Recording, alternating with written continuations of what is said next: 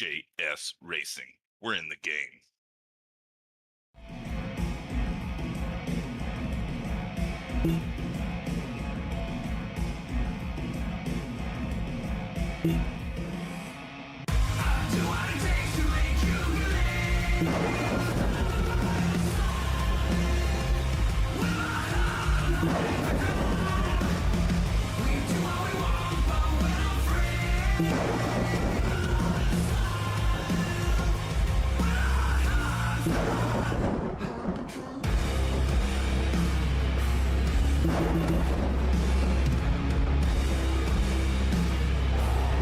Gentlemen, start your engine!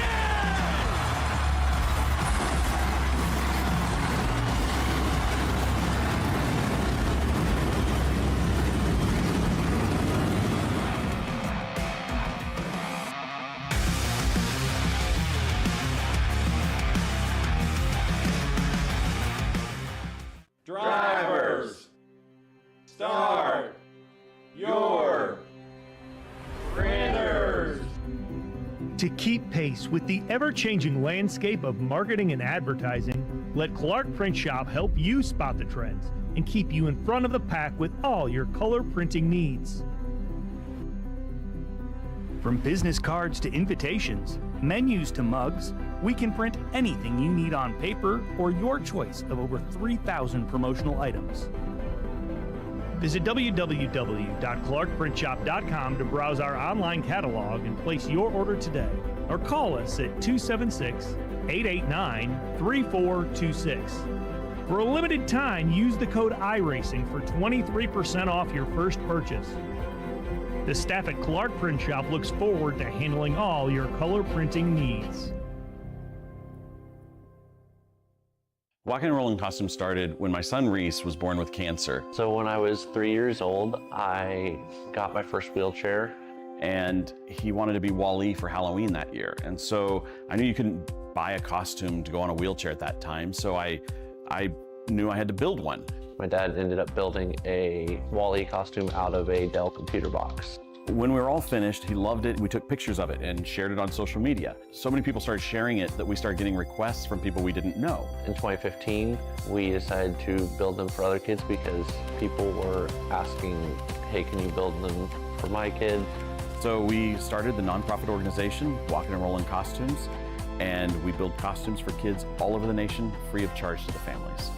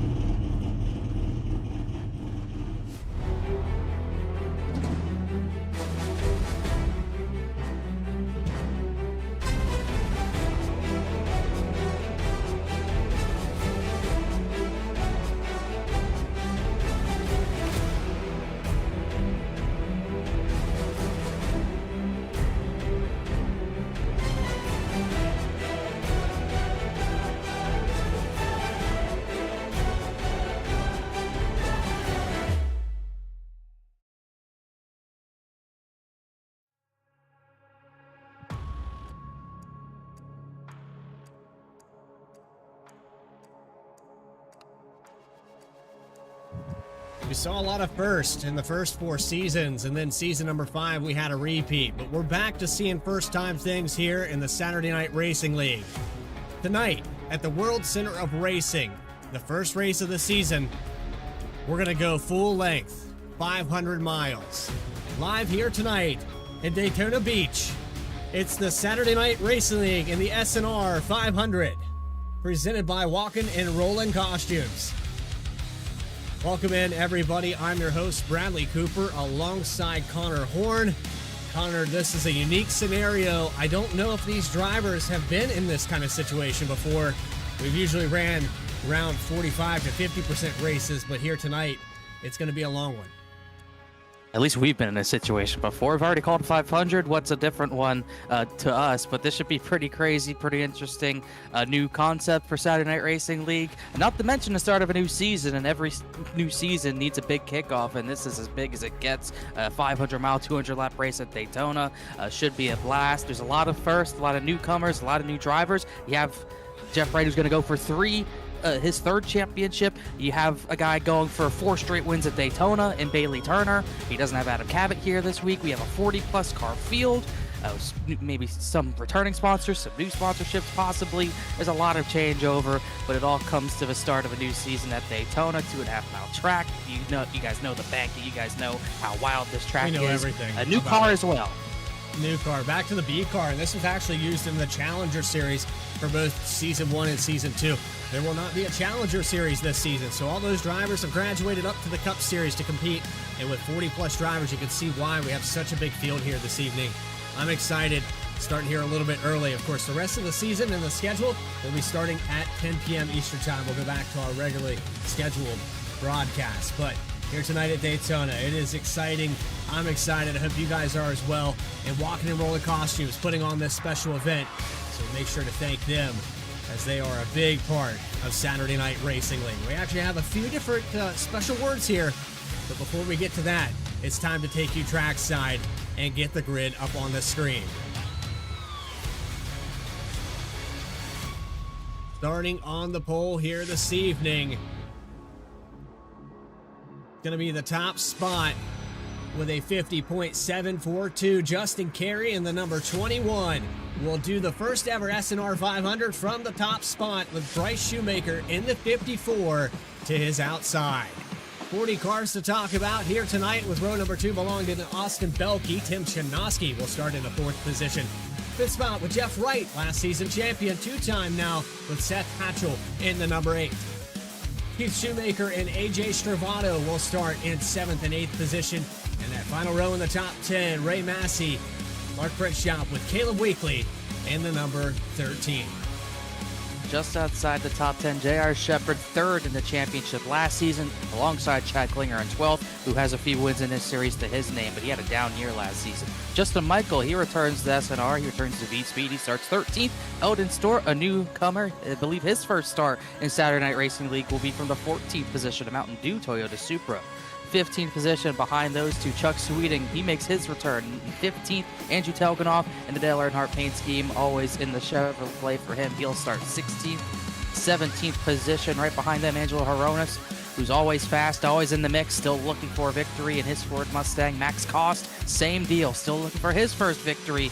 The driver who has almost the most starts in this series history. He is up there in starts. He starts 18th position, looking for his first victory. And rounding out the top half of the field, the man that we will be talking about tonight, Bailey Turner, looking for his 4th straight victory at the Road Center of Racing. He'll have to do it from 19th without teammate Adam Cabot to push him for the 3rd year in a row of going for his 4th. And Matt Chinoski in the 31, he's back this season. He starts 20th. 21st spot's going to go to Reggie Ortega. Ben Lafter will start in 22nd. The 23rd spot was Philip Brewer, champion over in the Challenger Series in the 44. Michael Jones will start 24th. And then you go back to Rob Hamp and Roderick Vaclavic for row 13. Justin Ritchie and Dakota Floyd, 27th and 28th. Then you go to Christopher Hodges. James Lehman will start 30th. And you round with 13 more cars here, or 11 more cars here, Connor. Noah Mahalski, one of them. He's back racing in the series. He starts 31st. Brandon Wallace will start 32nd as they roll off pit road for the first pace lap. 33rd position behind them, John Sanuti, 86, and Nathan Ferrata. Ferrata winner at Charlotte last year, and he'll start 34th in a new number, I believe, in the 77. He's going green this time by. 35th position, Logan Water, new to the series. He's in the 67. Joshua Banks starting way in the back, former series champion, 36th. 37th, Elliott Butler. Kenny Kibbe, runner-up in the points last season. Big year for him last season. He starts 38th. And then the final 3 starters, Mark McFadden, Brian Dane in the 20, and then Case Lakatos rounding out the field in the 41st position. So a big field here this evening. But a special thanks again out to Walking and Rolling Costumes. And before we get underway, we have a special word from our friend on Amazon Prime. What's up, everybody? It's Angel Dust here, coming at you live from the racetrack. You might know me from my show, Has Been Hotel, on Prime Video. And if you have absolutely no stinking clue who I am, that's all right. But, maybe check it out. You might like it. On behalf of Walking and Rolling Costumes, thank you for tuning in to the SNR 500, baby.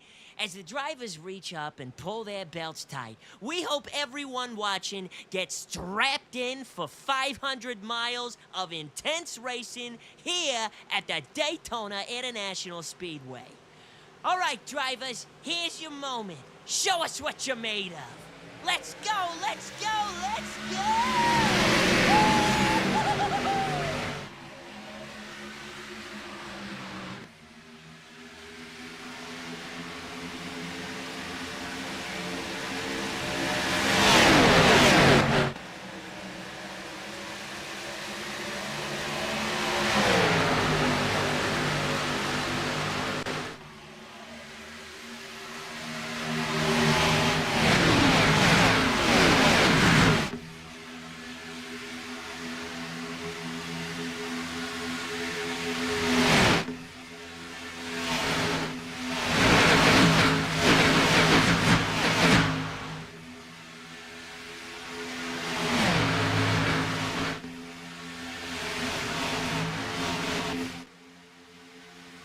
Combined a lead lap number 1 here for the first ever 500 on SNR's history books. Justin Carey gets the first lap led with Austin Belke, Jeff Wright on the inside line. Bryce Shoemaker left out to dry, loses a couple spots here, but it's going to get re-saturated on that outside. Looked like there were some problems there on the initial start, Connor.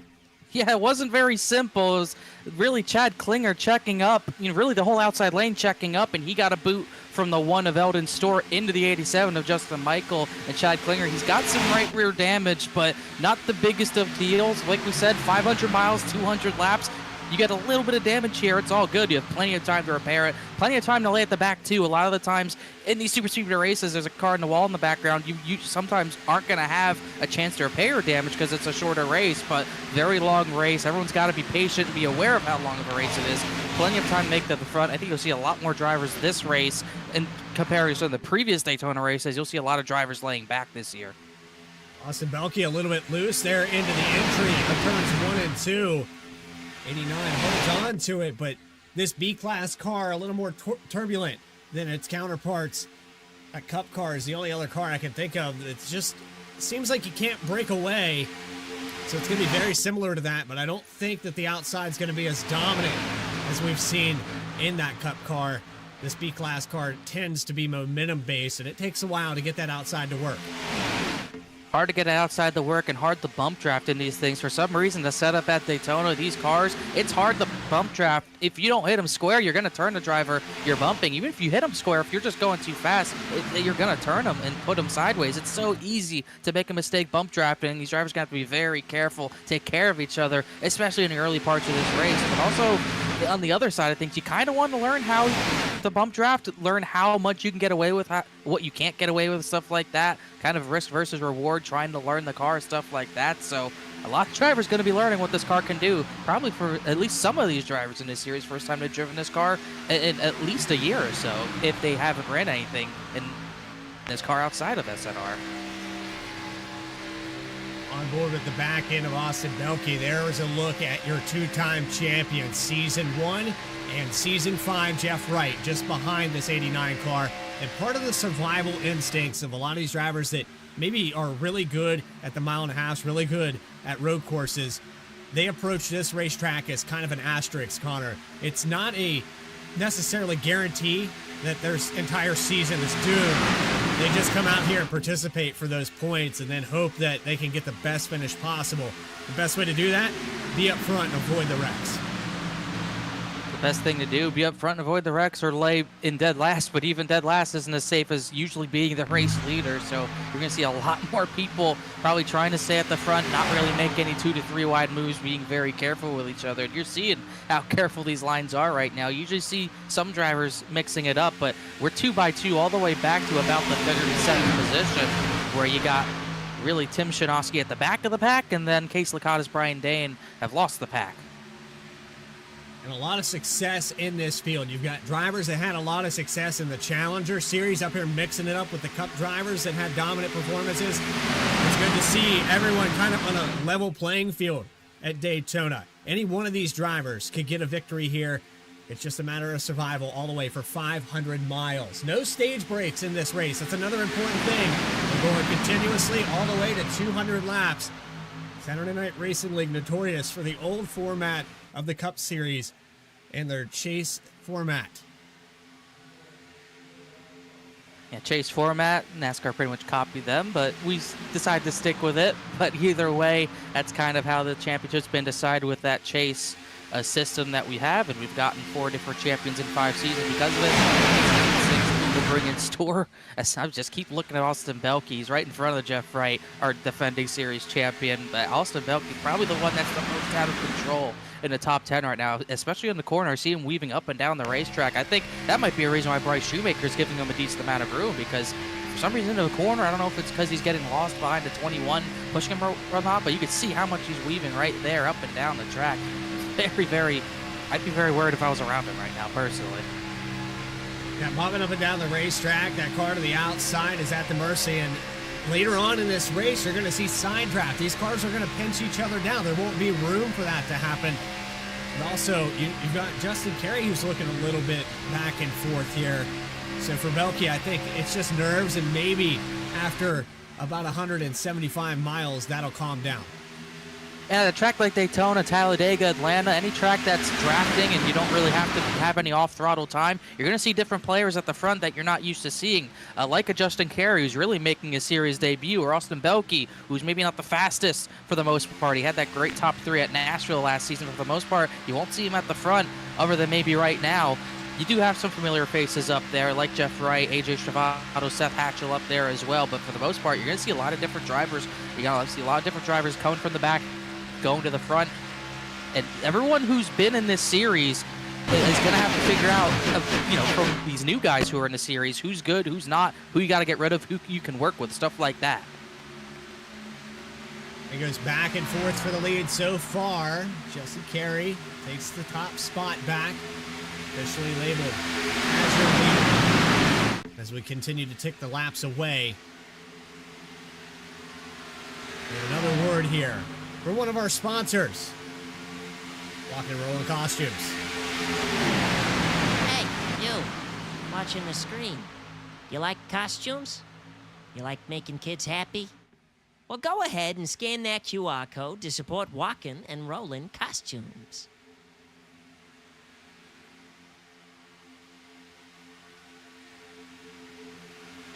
Justin Carey continuing to lead here as we go to 10 laps in.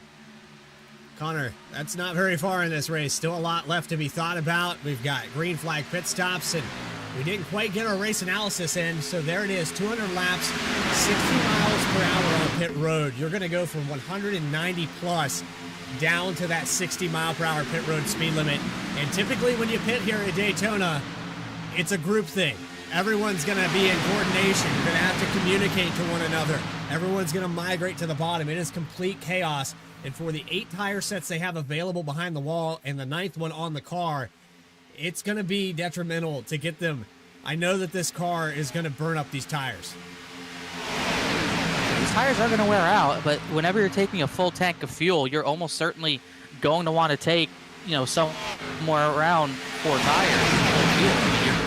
If you take a shorter tank of fuel, you'll probably take 2 tires, but depending on how far green we go, that's not going to quite be the case as we come up to lap James Lehman, who missed the start due to some internet issues, so he'll be the first driver 1 lap down, but you get so difficult to get down to pit speed with a group here. You really only want to pit with 6 to 8 cars, somewhere around there at a super speedway, just so you guys have room to navigate around one another. You got to be paying attention to where your pit stall is. If you qualified badly, you're going to be near the front of pit road. If you're near the pole, you got to get all the way to the right side of pit road. And like I said, those early stalls got to get all the way to the left. If you pit with a group too big, you're almost certainly going to have a crash happen. It's almost inevitable when we have green flag pit stops at these super speedways. Something's just eventually going to go wrong. Speaking of going wrong, all ready for the 05, a lap down. First car to do that in just 12 laps, so it's going to be a long recovery road. Plenty of time to do it, but if you're the 05 of James Lehman right now, something went wrong at the start of this race, and he's going to be behind the 8-ball. And lagged out of a session right as we were getting ready to roll. Thankfully, he's only gone 1 lap down. If this goes green long enough, we'll probably see drivers lose the draft due to having poor pit stops or pit road penalties. We might go green long enough. Case Lacatus, Brian Dane, who've lost the draft, they might get lapped, and he might need to be in a battle for that lucky dog spot eventually. Yeah, these two cars about 13 seconds back, 39th and 40th position battle. You can see the overall, it's 13, almost 14 seconds back from the closest car, Tim Shanowski. He is at the tail end of this group, and then it's a split all the way up here to the backstretch.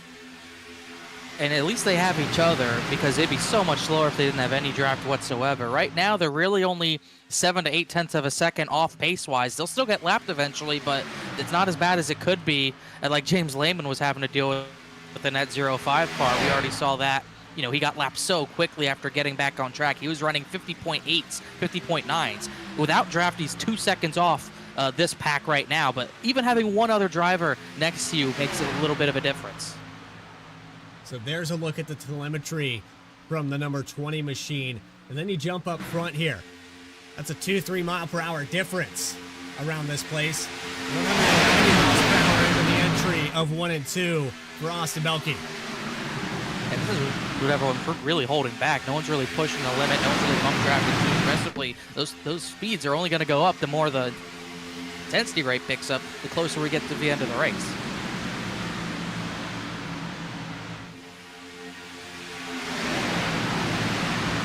So carrying on here with Justin Carey, and through your top 10, positions gained or lost on the left-hand side of your screen.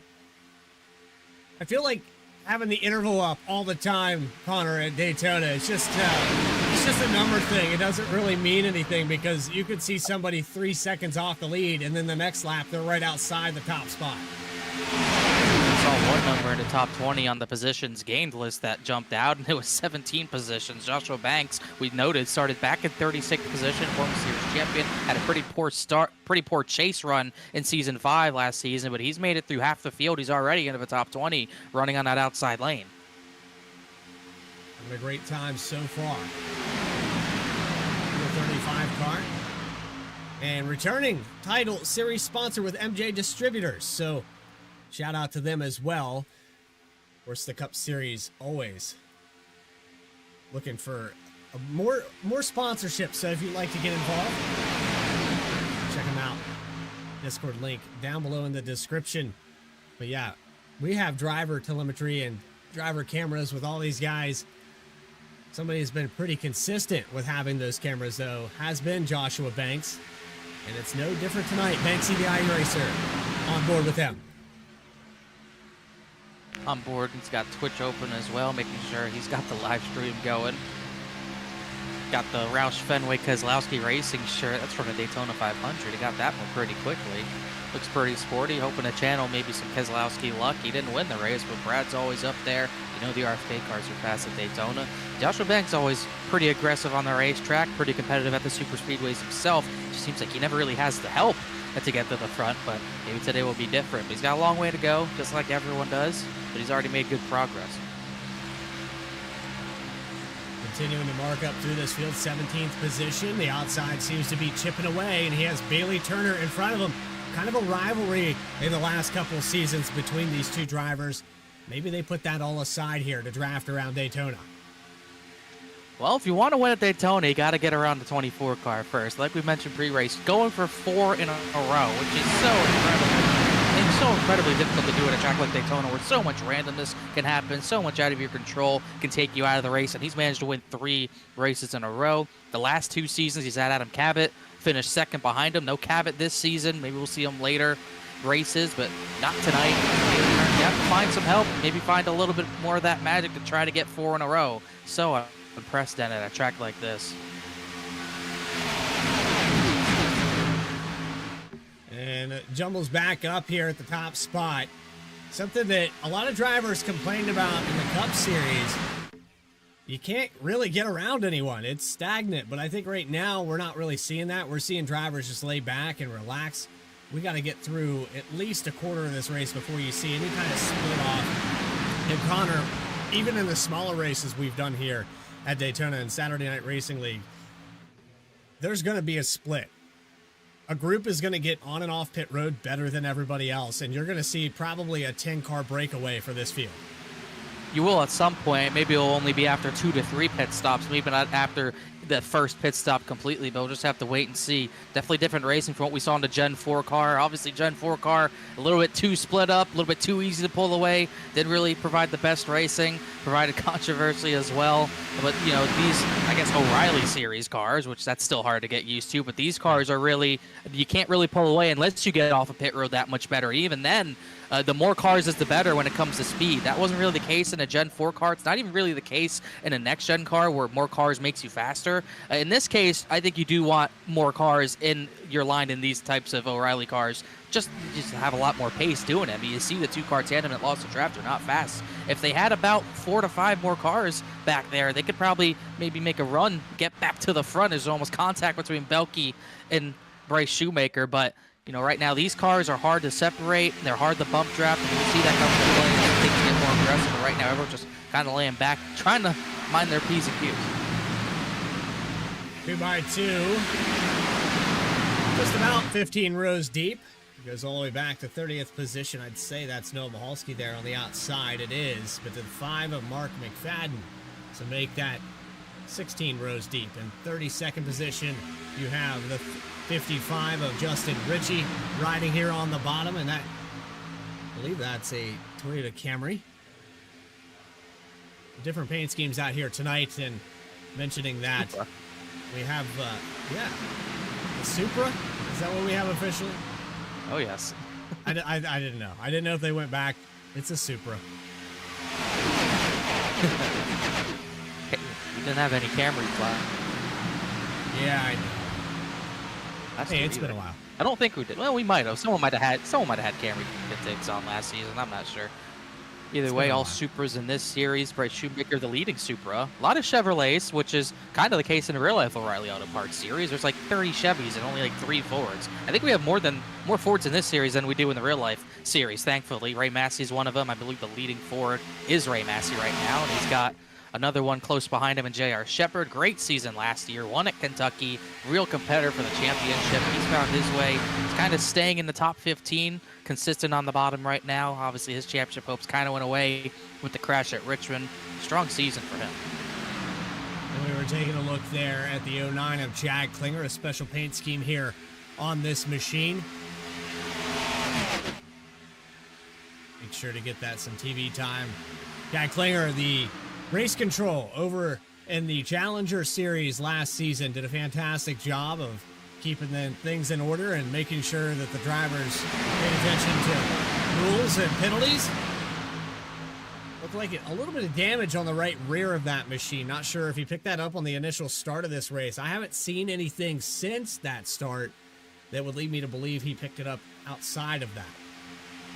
It was the initial start. That's what got him that right rear damage. Not affecting him too much. I think even later in the race when people start pushing, I don't think it would affect his speed as much, but you certainly don't want to push someone hard with a dinged up rear bumper. It deters people away from him. If he gets a yellow, you can repair that, but if this goes green a long ways, he's not going to have the chance to repair that, obviously, so he's just going to have to stick it out and hope people can be careful with his rear bumper and stuff like that. Coming up on the 20th lap led out of 23, Justin Carey getting used to the clean air in front of him. He's had Austin Belke behind him and Bryce Shoemaker to the right-hand side of him since the beginning of this race. He hasn't left this spot And a fantastic job as he comes by for his 20th lap lead. Belky, like you mentioned, he's been a little squirrely, but he's done just enough to keep that 21 car in front. And obviously, like we mentioned as well, Seth Hatchell not really being too aggressive on the rear bumper of Bryce Shoemaker. They're not trying to really get huge runs and go to the front immediately, so that's definitely playing a role in Kerry being able to lead all these laps. They're just kind of maintaining just enough where they're not stacking up that outside lane all the time. But good job by Belky, Jeff Wright, all those three on the bottom, those front three on the bottom, making sure they keep their track position. Awesome camera angles provided here by Dougie Beard. There's Connor Horn with me all season for the last 5 seasons and going on season number 6, the longest race we've done for Saturday Night Racing League. We got the statistics. We got all kinds of numbers. Connor's really good with that. I'm more of the guy that's pushing the buttons in the production truck, but he is the guy that if you have any questions in the chat, if you have a favorite driver, we'll get him on camera. And I'm sure Connor's got the stats somewhere. He's got folders and filing cabinets of nothing but SNR. And we had long races at Bristol and Martinsville. That was really due to yellows. We've had some longer races at Darlington. Iowa's had some long races. I can't pinpoint which one was necessarily the longest. I guess technically by default, that one Bristol race where I don't believe you were there. You might not have been there for that one, that Bristol race. But that would be my personal longest, where we had to restart the race or pick it up in the middle. Ended up being a crazy finish. I believe Ray Massey won that one after Banks and maybe Bailey Turner had some contact. But I think we might just trump that one today, which is why we started a little bit earlier than normal. Usually we'd be going green for the race in an hour or so, and I'd still be kind of setting up for the night, but a little bit earlier just to get this out of the way. Obviously, longer race needs an earlier start time, or else we'd be here until about 1:30 Eastern. Yeah, I'd still be D-ranking on Rocket League right now at this point. The side-by-side, though, that's the hardest part about this race, is anybody makes a bobble, makes a little mistake, we're tight here. All the way back to 32nd position. It's going to be difficult to avoid it, and we've seen it before. I don't like speaking things into existence, but at some point in this race, do not be surprised if we have 15 cars involved in an incident, if not more.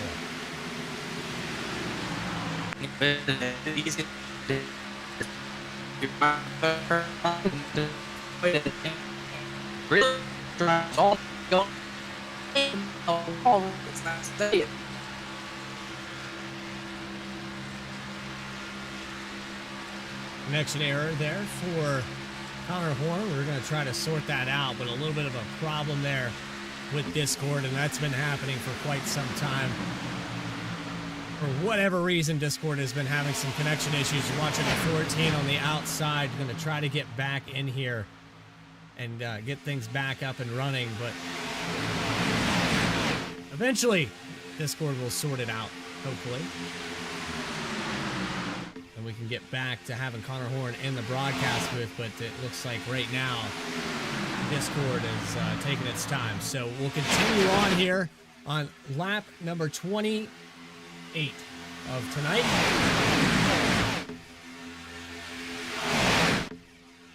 Side by side all the way through. And your leader, now Bryce Shoemaker on the outside.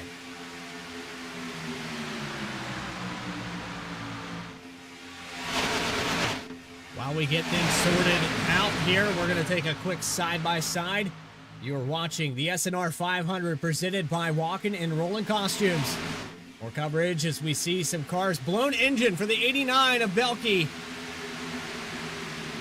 Behind the 21 for too long, and he has to bring it to pit road.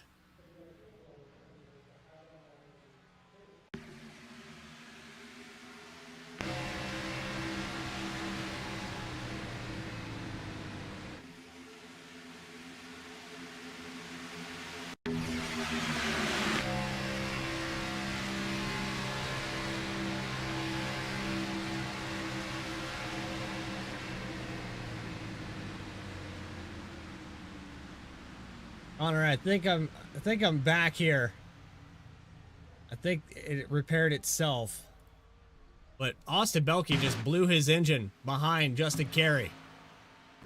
Yeah, I'm not sure what happened. I couldn't hear you for about a lap or two, so somehow we've gotten away with no yellow there, but I'm kind of surprised that that happened. I mean, Belke was not really pushing a 21 all that aggressively, but clearly the temps built up enough to the point where the 89 wasn't paying attention to those temps, ended up blowing his engine, and that's catastrophic. He was doing pretty well, running a good race, and unfortunately he's going to be the first driver out of this one.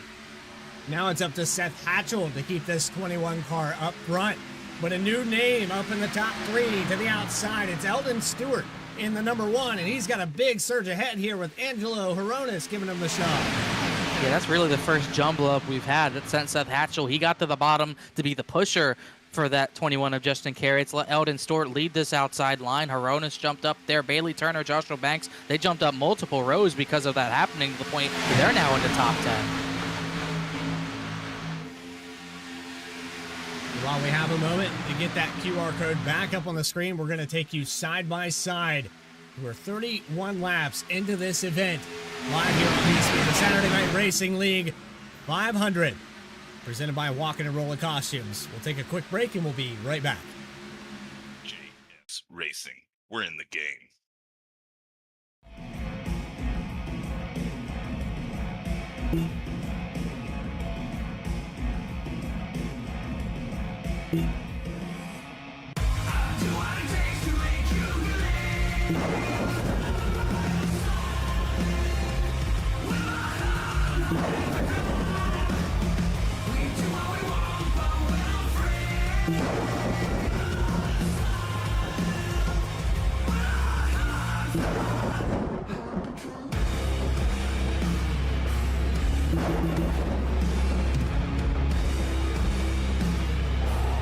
Gentlemen, start your engine!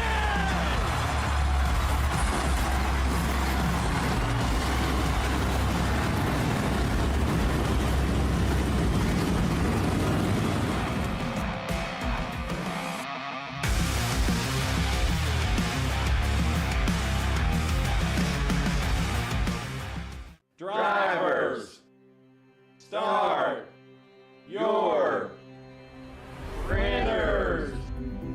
To keep pace with the ever-changing landscape of marketing and advertising, let Clark Print Shop help you spot the trends and keep you in front of the pack with all your color printing needs.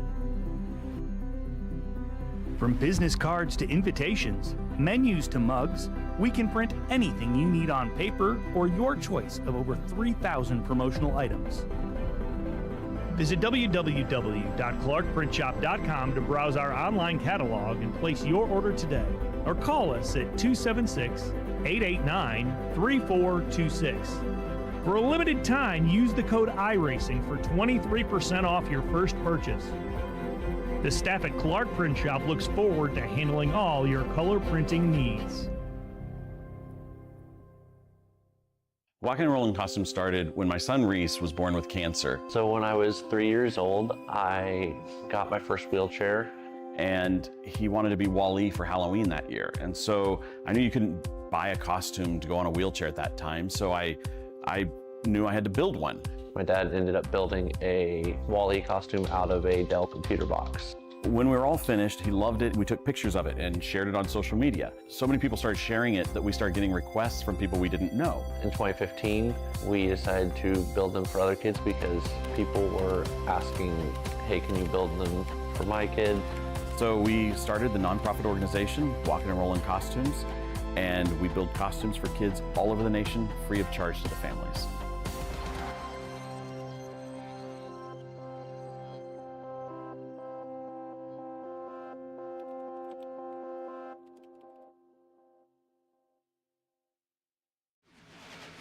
JS. Hey, you. While you're enjoying this high-octane, adrenaline-fueled race, why not take a moment to make the world a better place? You like that? A little poetry for you. This year, the SNR500 is presented by Walking and Rolling Costumes, a non-profit organization based out of Olathe, Kansas. Created by Reese and Lon Davis, Walking and Rolling Costumes and their beautiful team of engineers work together to design and build amazing costumes for children in walkers and wheelchairs all over the nation, free of charge to their families. Because everyone deserves to dress up for Halloween. Now, they are working tirelessly on these costumes all year round and could certainly use any amount of help you would be willing to give them. If that sounds like something you want to support, scan that QR code on the screen to donate and learn more about walking and rolling costumes. Now, back to the race.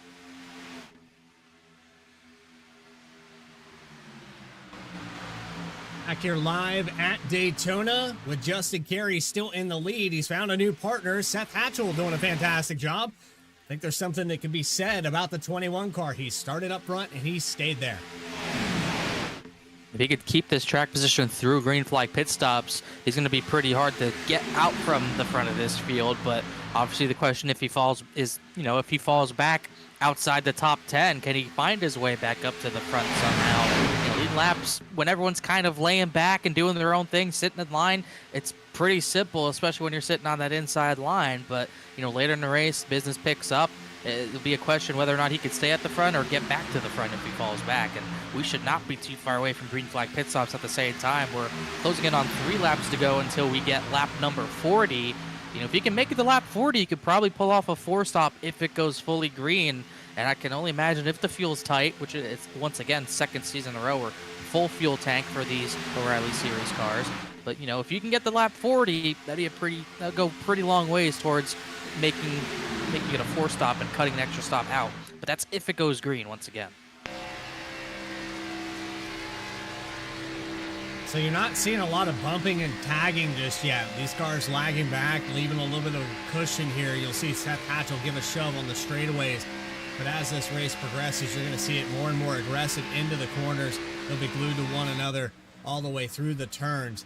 And, forbid that we get a late race caution, Connor. That pretty much signs on that you're pushing from that green flag all the way to the checker.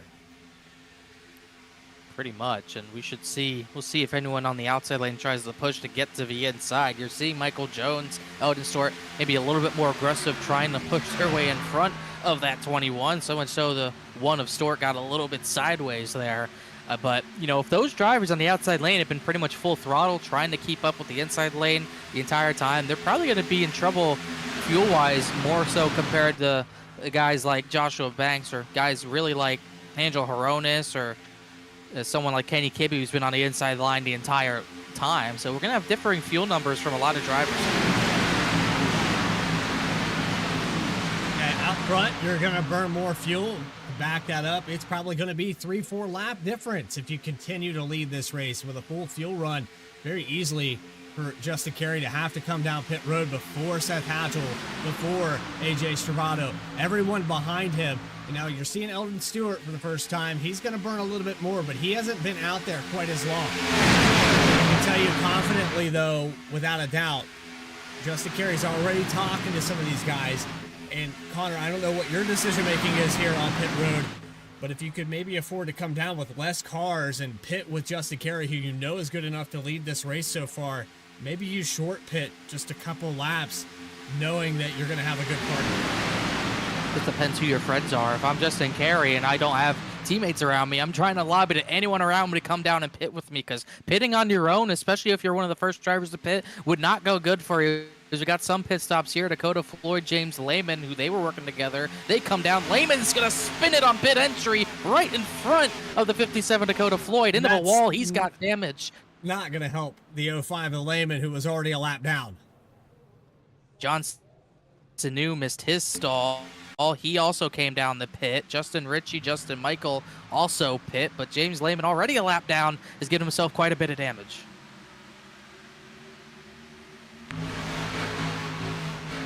Locks it up there on the Just outside. Locked it up right there.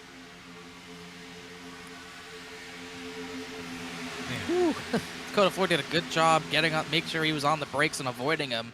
I don't believe Lehman got a penalty to my count, but it's going to take him out of contention even more. He might go 2 laps down, as there's Justin Ritchie alive as we see Lehman slide right in front of Dakota Floyd.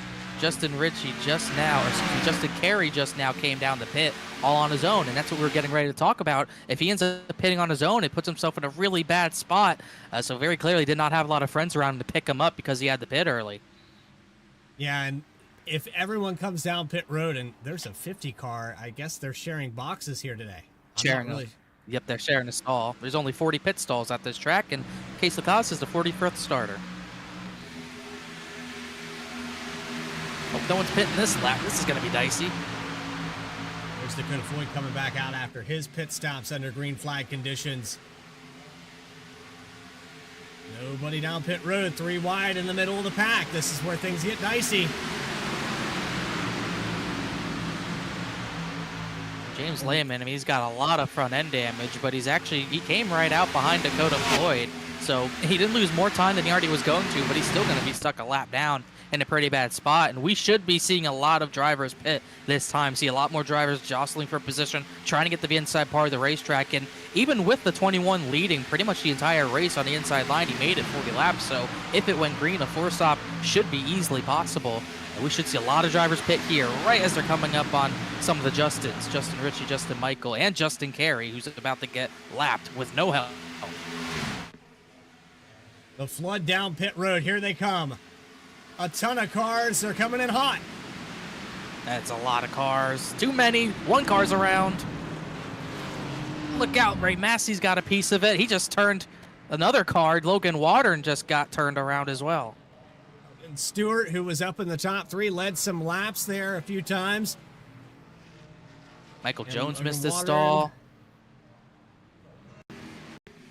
That's what happens. You pit with too many cars. Something that can easily happen and slow you down. You cannot pit with too many cars. Something like this is bound to happen out of your control sometimes for some drivers. The 1 car just spun on his own, and then Ray Massey has nowhere to go. Then he turns Watern, one of the newcomers of a series, and then you have people missing their stalls on their own. All sorts of chaos as more front runners came down. Noah Mahalski's leading them live. And it looks like that group of cars came down cleanly. So very, very cautious there on that second group, that massive group. Oh, Mahalski, I think, missed a stall big time, actually. Yeah, he's too far to the left. He's going to have to back it up. He's probably going to keep with the tail end of this group. Wow. Chad Klinger, J.R. Shepard, multiple drivers missing their stall in this pack. And this is what This is what jumbles up the field when you get 3 to 4 different packs around the track after green flag pit stops. This is how it happens. Now, who is next to come down? Elliott Butler. Pretty much everyone's pit, so Elliott Butler has cycled things out. I don't think he actually made it to his stall. He missed the stall, if he doesn't have enough fuel, he might really be in trouble here. Here's a look at the replay again. This is where the 6 car misses the box. 03 misses a stall. There's he's already blown by it at this point, I think. He's still looking for one. Oh, that's why J.R. Shepard missed his stall, because he was too worried about hitting Elliott Butler. And now the other thing is just rejoining. All these packs might rejoin with each other. And, you got some drivers who played it well, some drivers who didn't. And Seth Patrick, Bailey Turner, AJ Travato, Angelo Horonis, no surprise those 4 work together extremely well. They should be the ones leading after this cycle's out. And remember what I mentioned about the 10-car breakaways? Just about. Maybe about 7. I think Chad Klinger can get back up here, but Harada might be too far back with Chuck Sweeting. You've got Philip Brewer, so 11th back is pretty much out of reach of this group. A lot of big losers on that cycle. John Sanu, Logan Watern, Eldon Stewart, who was leading. He's really one of the big losers. He's going to be back in the 35th position. Obviously, Elliott Butler having to go around again. He's going to be at risk of going a lap down. But, these 10 or so drivers who are able to stay in one line have really been the big winners here.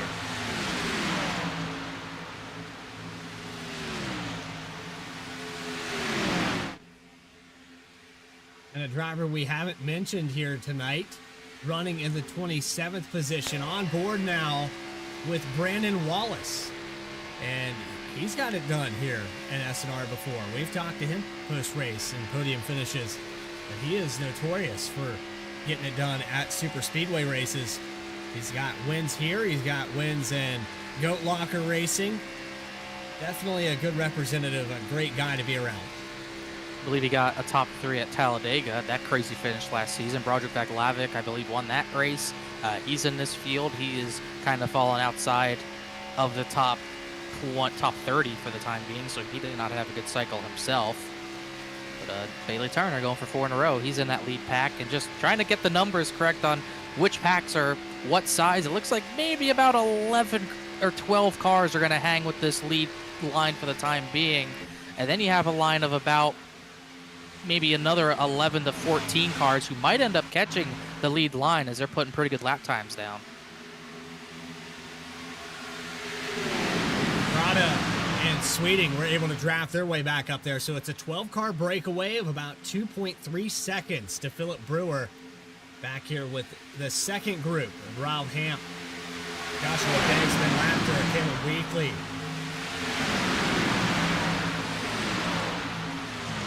Caleb Weekly back there.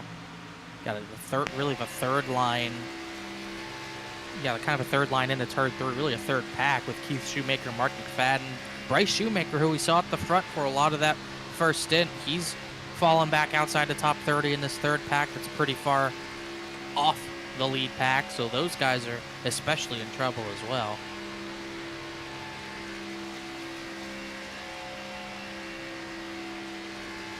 Riding on board here with the 13 of Caleb Weekly, and you can see the tail end of that pack just in front of him, that group of the top 12 slowly chipping away here to catch back up to them. But they got him. I would say it's not chipping away. They have a huge run. 194 in the turn number 3. That was the speed Philip Brewer hit, because not only did he have that push from Rob Hamp, who we haven't talked about enough tonight, or not talked about yet tonight, he had all that draft from that line in the front. Now he's going to go to the outside because it's just too big of a run not to at least take. He won't really be able to go anywhere with it. He's got some lap traffic kind of occupying that second lane. I think pull the draft from that lap traffic and see if you can pick up a few more spots. They're going to probably have that down the backstretch. You give him the shove. Now it's just a matter of either trying to get the lead away, trying to clear that inside line, or maybe find a hold of the inside and maybe get back in line and just maintain that track position. You saw some drivers in that second line that caught this lead pack were able to end up just kind of sitting in the back, just wanting to ride a little bit more. And that was the 18 of Rob Hamp that pushed that 44 all the way up there. Seth Hatchell, now your leader. He's going to get his laps led with the 24 of Bailey Turner on the back bumper. 3 wide with the 35 of Banks. Banks is not being patient this run. Immediately went to the middle, got to the inside of Rob Hamp, and barely got to the left rear of Philip Brewer to make this third lane go, and no one's blocking him. Everyone's just pretty much giving him the middle line. 20 car, we'll see if he can commit to that block. That's a tight window for Joshua Banks to get to, but now he's got the push from Philip Brewer. He's got the lap traffic out of that second lane, and now he's going to the front inside the top 5, just that easy.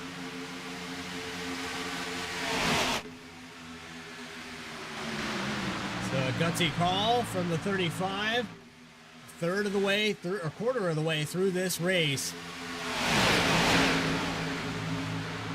And Joshua Banks up to the second spot, to the outside of Seth Hatchell. We're going to see a natural lead change here as the 35 and 44 continue to push. Here goes Banks to the top spot. I didn't notice it, but he's also got some left front damage. I think when he tried to get into his own pit stall, he actually hit the inside pit wall. So he's got a little left front fender damage, not hurting him too much.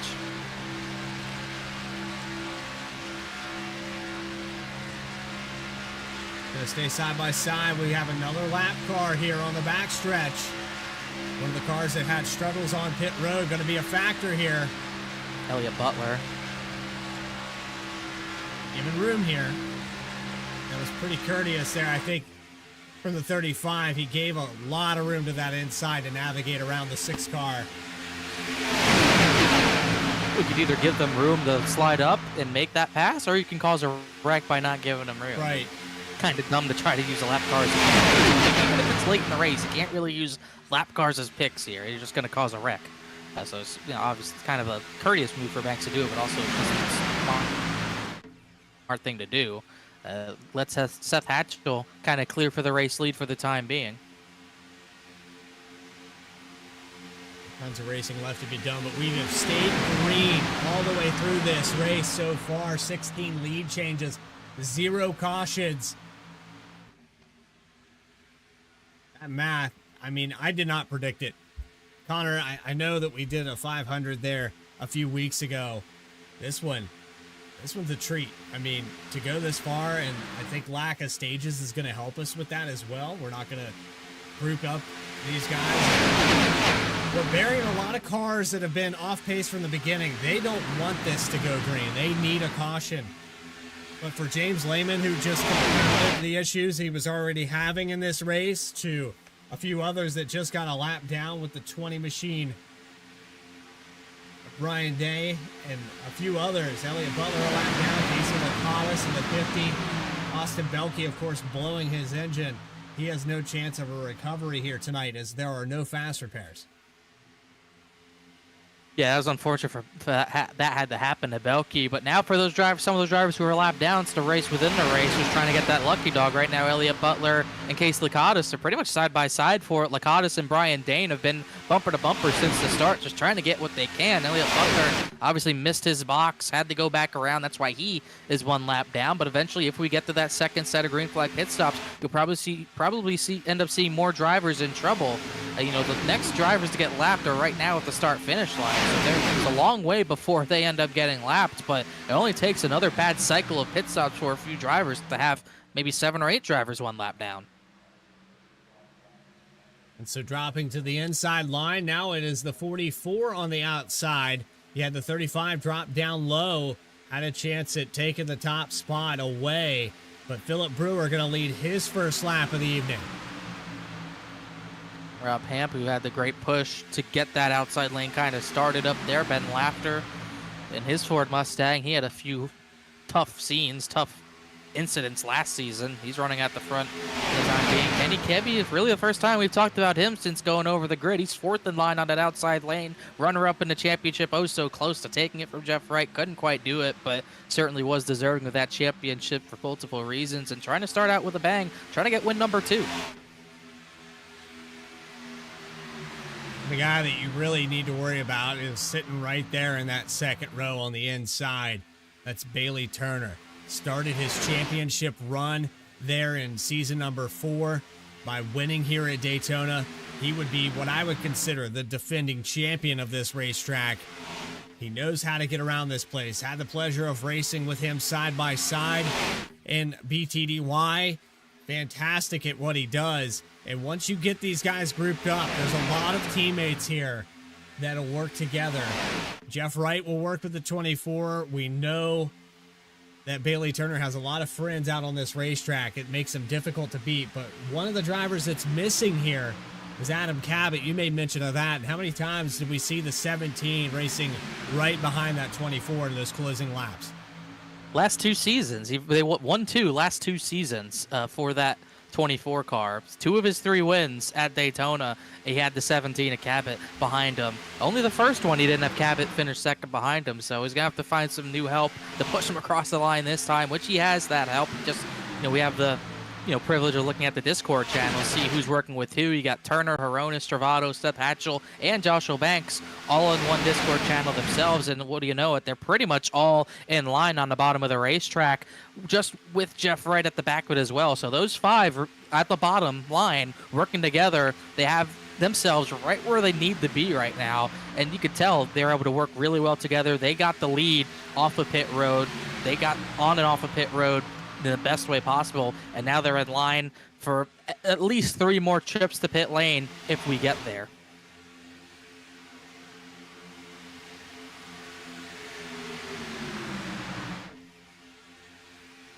We'll carry on here for lap 59. 2x2, and half this pack has caught up. About 23 cars, 24 cars, part of this group. You see the 15 mixed into this as well. I believe that car is a lap down. No, that's Chris Hodges. He is on the lead lap, but in 25th position. Brandon Wallace at the tail end of this group. So 26 cars. Then you have Keith Shoemaker back here pushing the 88 machine. The 88. That's Bryce. That's Bryce pushing Keith. Yeah, that's where I got confused. Both the Shoemakers working together from 27th, 28th.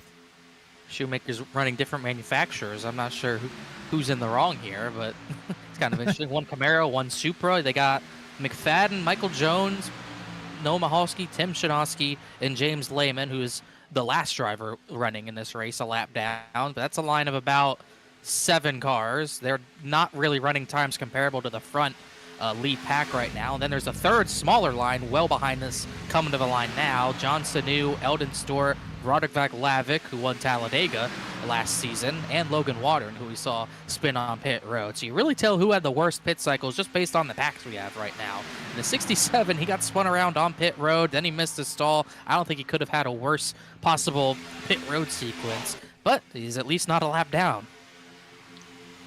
So far on the lead lap, Seth Hatchell and Philip Brewer back and forth here for the top spot. That time across the line by about 2/300ths of a second.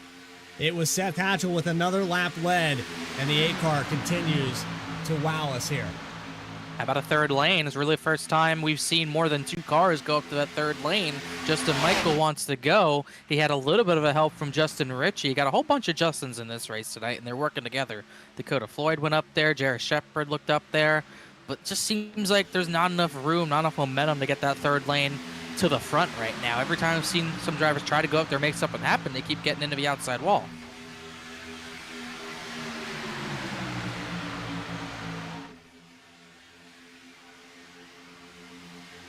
A quick reminder here, Rock and Rolling Costumes, if you would like to make a donation to their cause, and they are completely nonprofit, building costumes for disabled children in wheelchairs, and I think a little cosplay in there as well.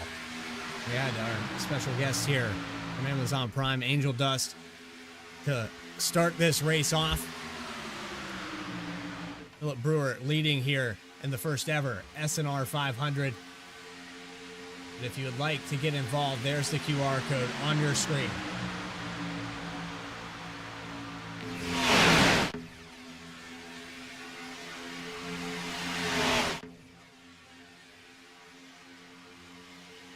So the laps ticking away. We saw green flag pit stops. We've seen a variety of everything with the lead changes, the new names, and a breakaway pack for just a moment there. But every time you shed a little bit, I would call it shedding the weight. You have those drivers that don't execute pit road. And if you come to Daytona, Crash big at the wreck back. in the back. That's the 57 of Floyd. Matt Shinosky got big damage out of that too. All of a sudden, they just wrecking at the back. Now, I was seeing that third lane. I was talking about people getting in the wall, and I wonder if someone made a mistake in the third lane, because I know Dakota Floyd was one of those cars flirting, trying to get that outside lane going. He's got some rear end damage. Shinosky's got the front end damage. And yeah, it looks like might not have been Floyd. It might have been Ritchie, the car I in think. front of him, Justin Ritchie. Yeah, I think he got the wall, and Floyd couldn't check up, hit him down the track, right into the path of oncoming traffic. Right there, 55 in the wall. Floyd kind of gets into him, can't really do much about it. Came down right in front of another car. Shinosky came in late, really hard hit. But there's a few other cars I think that ended up getting damage out of that. Just trying to look at it myself. I think Jared Shepard got a piece of that. Right there, he got a little bit of contact. It looks like Max Koss has also got big damage out of it, 63 car.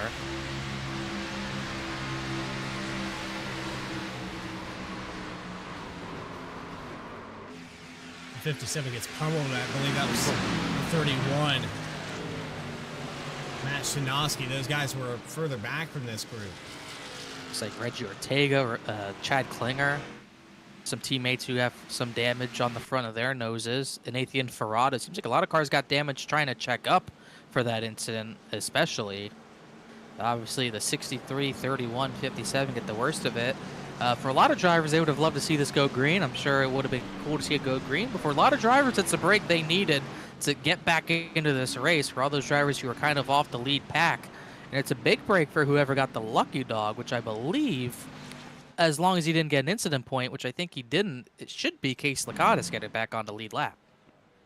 Also cuts a green flag pit stop out of it, which I'm sure a lot of drivers are happy about. Lakatos will most likely get that free pass position. We go up here with Philip Brewer as we come down pit road. Actually, I believe, if my math is correct now, I think we do still have 3 pit stops to go before the end of this race, so not so fast. Didn't cut out any pit stops, actually.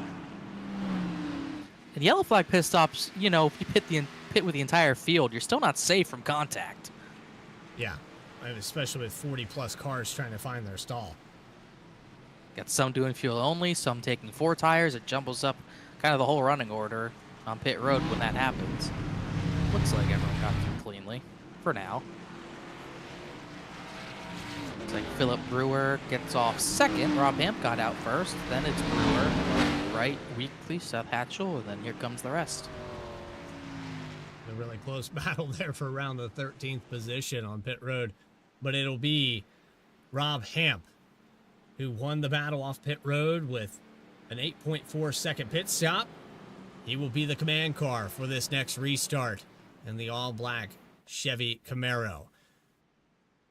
Well, we're going to take another moment here on VSPEED and get another word from our sponsors, but you are watching the first ever Saturday Night Racing League 500 presented by Walkin' and Rollin' Costumes. Back with more on VSPEED in just a moment. JS Racing. We're in the game.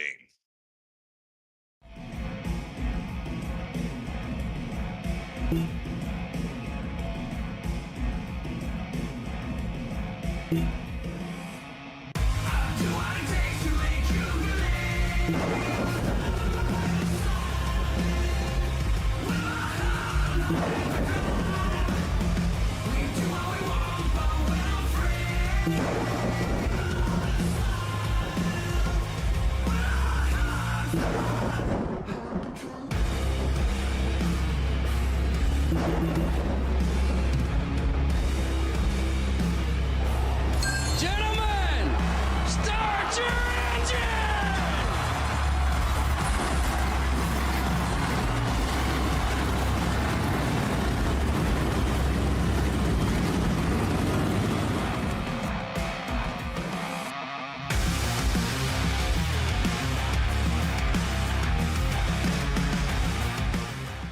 Drivers, start your printers.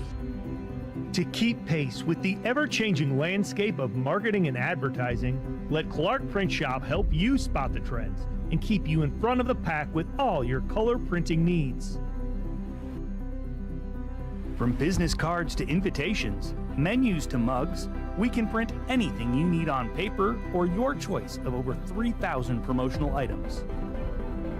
Visit www.clarkprintshop.com to browse our online catalog and place your order today, or call us at 276-889-3426. For a limited time, use the code iRacing for 23% off your first purchase.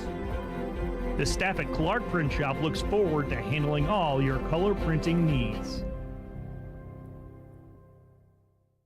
Walking and Rolling Costumes started when my son Reese was born with cancer. So when I was 3 years old, I got my first wheelchair. And he wanted to be Wall-E for Halloween that year. And so I knew you couldn't buy a costume to go on a wheelchair at that time, so I knew I had to build one. My dad ended up building a Wall-E costume out of a Dell computer box. When we were all finished, he loved it. We took pictures of it and shared it on social media. So many people started sharing it that we started getting requests from people we didn't know. In 2015, we decided to build them for other kids because people were asking, hey, can you build them for my kid? So we started the nonprofit organization, Walking and Rolling Costumes, and we build costumes for kids all over the nation, free of charge to the families.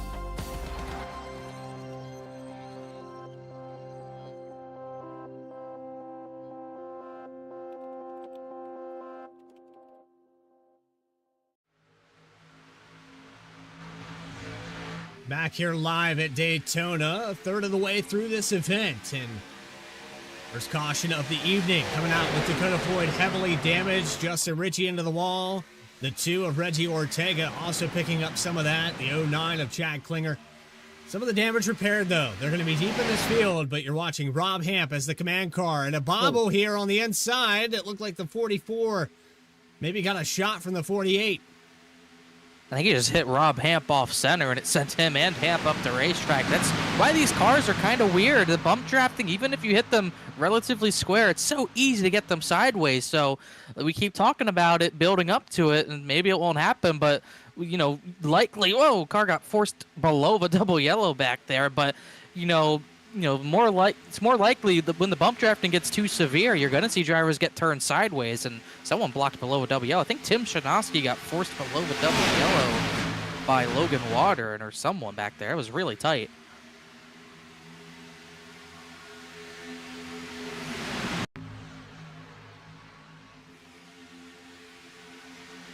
Maybe back up a little bit here. I'm not sure. Here, number 4. Is it back a turn here? Might have been, I think it was before this, lap before for sure. We can go back and take a look at that. No, if you get penalized for forcing people below a double yellow this early, but I think if they were looking at it, it probably would be. It looked like Tim Shanoski was the one who got forced below. Matt Shanoski just got back on track. He'll be multiple laps down. See right here. Nope, well, not him. Yeah. Shanoski just now getting back out on the racetrack here. Still trying to get some of that damage repaired. Couldn't quite find what you were looking for there, Connor, and I think mainly it just had to do with session events. It's one of those penalties off track. It doesn't really show up, and it's a little hard to hunt for it, but I think I saw where you were talking about it. We did have a little bit of a break apart here in the middle of the pack when that all went down.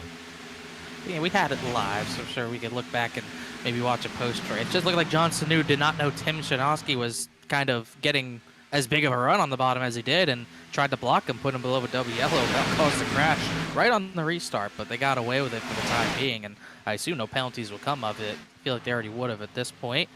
Justin Michael leads, Caleb Weekly second, Chuck Sweeting, Rob Hamp side by side for that third position, and kind of what we saw at the start of the race. Once again, 2x2 and not much aggression on the bumpers of one another. Justin Michael in the 87. Haven't mentioned his name other than the grid here today. Started in 13th, quiet until now. Third lap led with what appears to be a hard-charging 75 car. Chuck Sweeting now up 13 positions. Biggest mover of the race, it's going to be the 14 of Kenny Kibbe. Look at the stats on this guy. 14 car started back in 38th spot, 31 positions gained.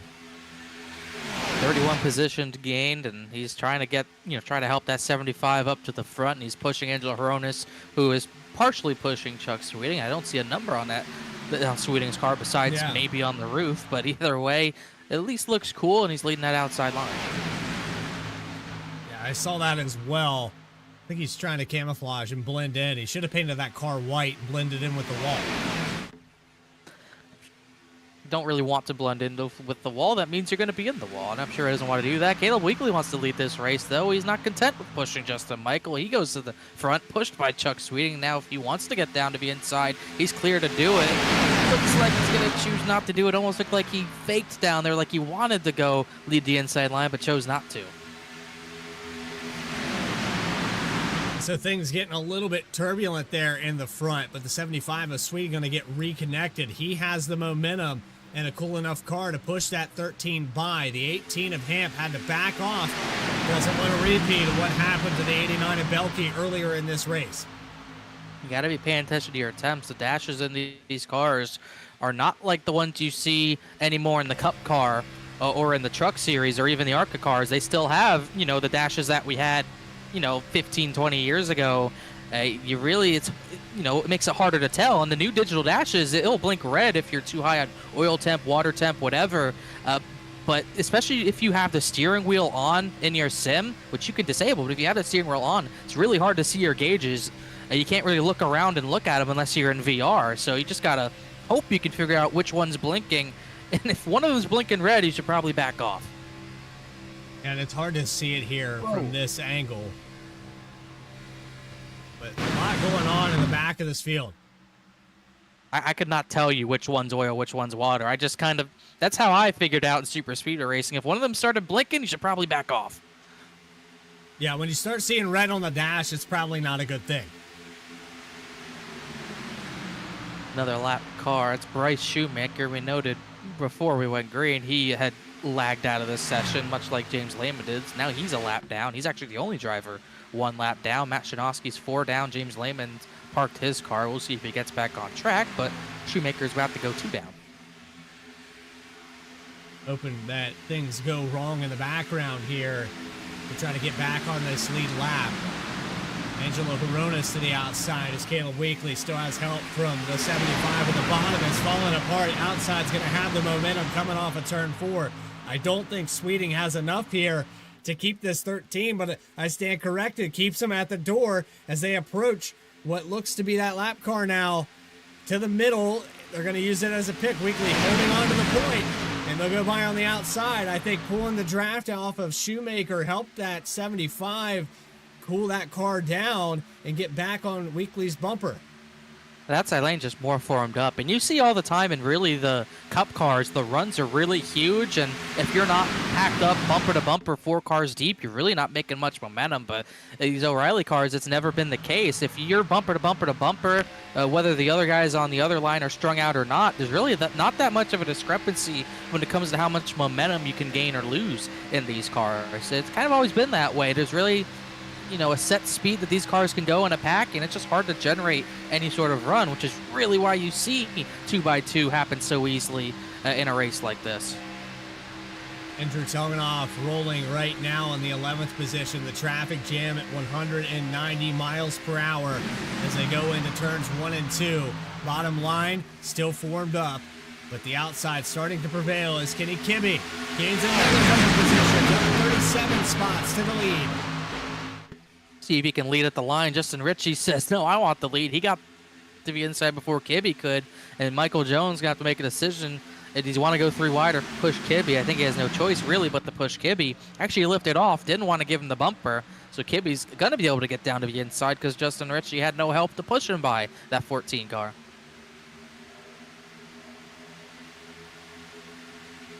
Going to be enough though for the 55. It will not be, and across the line, Kibbe going to lead this time by 55 on the back bumper. Inside row. Disorganized again. Here comes the 7 of Broderick Vaclavic. Had problems on pit road earlier in this race. Missed his stall. Has recovered nicely. There's Logan Watering, who got turned on pit road. Completely the wrong direction. He has reversed it to second, third position.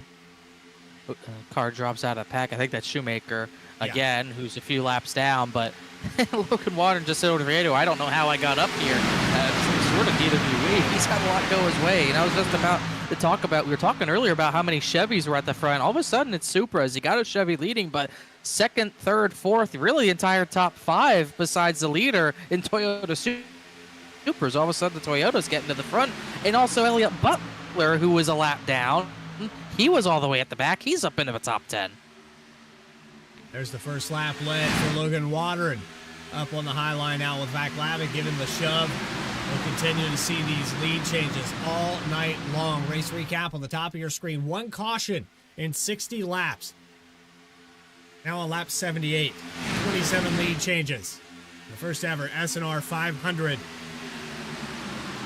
And please consider subscribing to VSPEED. You'll never miss a single race. This is season 6 of Saturday Night Racing League. And I think they're starting it off just the right way. Pretty much caution-free. Hasn't been any big incidents. Hasn't been a lot of bumping and banging here tonight.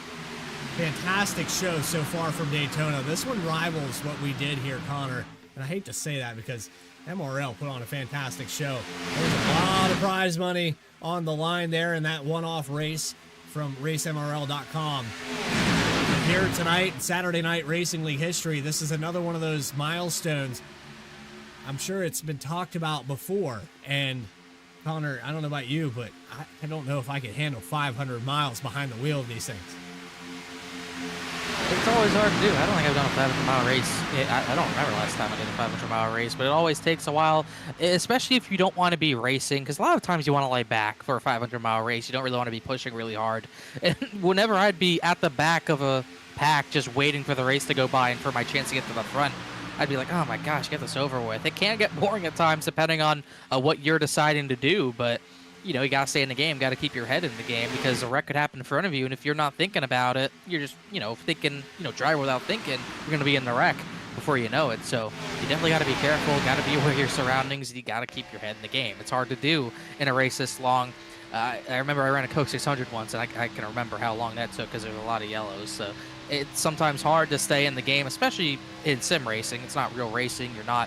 It is real racing. It's just you're not actually in the car, you know, sweating a lot, you know, stuff like that. I don't know about that, man. It's hard to stay in the game, but you got it. I got that temperature, that climate-controlled room. It's sealed off, and by the end of one of these, it would probably be close to 95 degrees in this room with the heat from the computer and the insulation, the soundproofing. I have lack of ventilation, Connor, so I like full immersion. I want to be in a 150-degree stock car. I'm trying to accomplish that. They got AC units in the cars. I mean, you don't need to do all that. I got a fan under.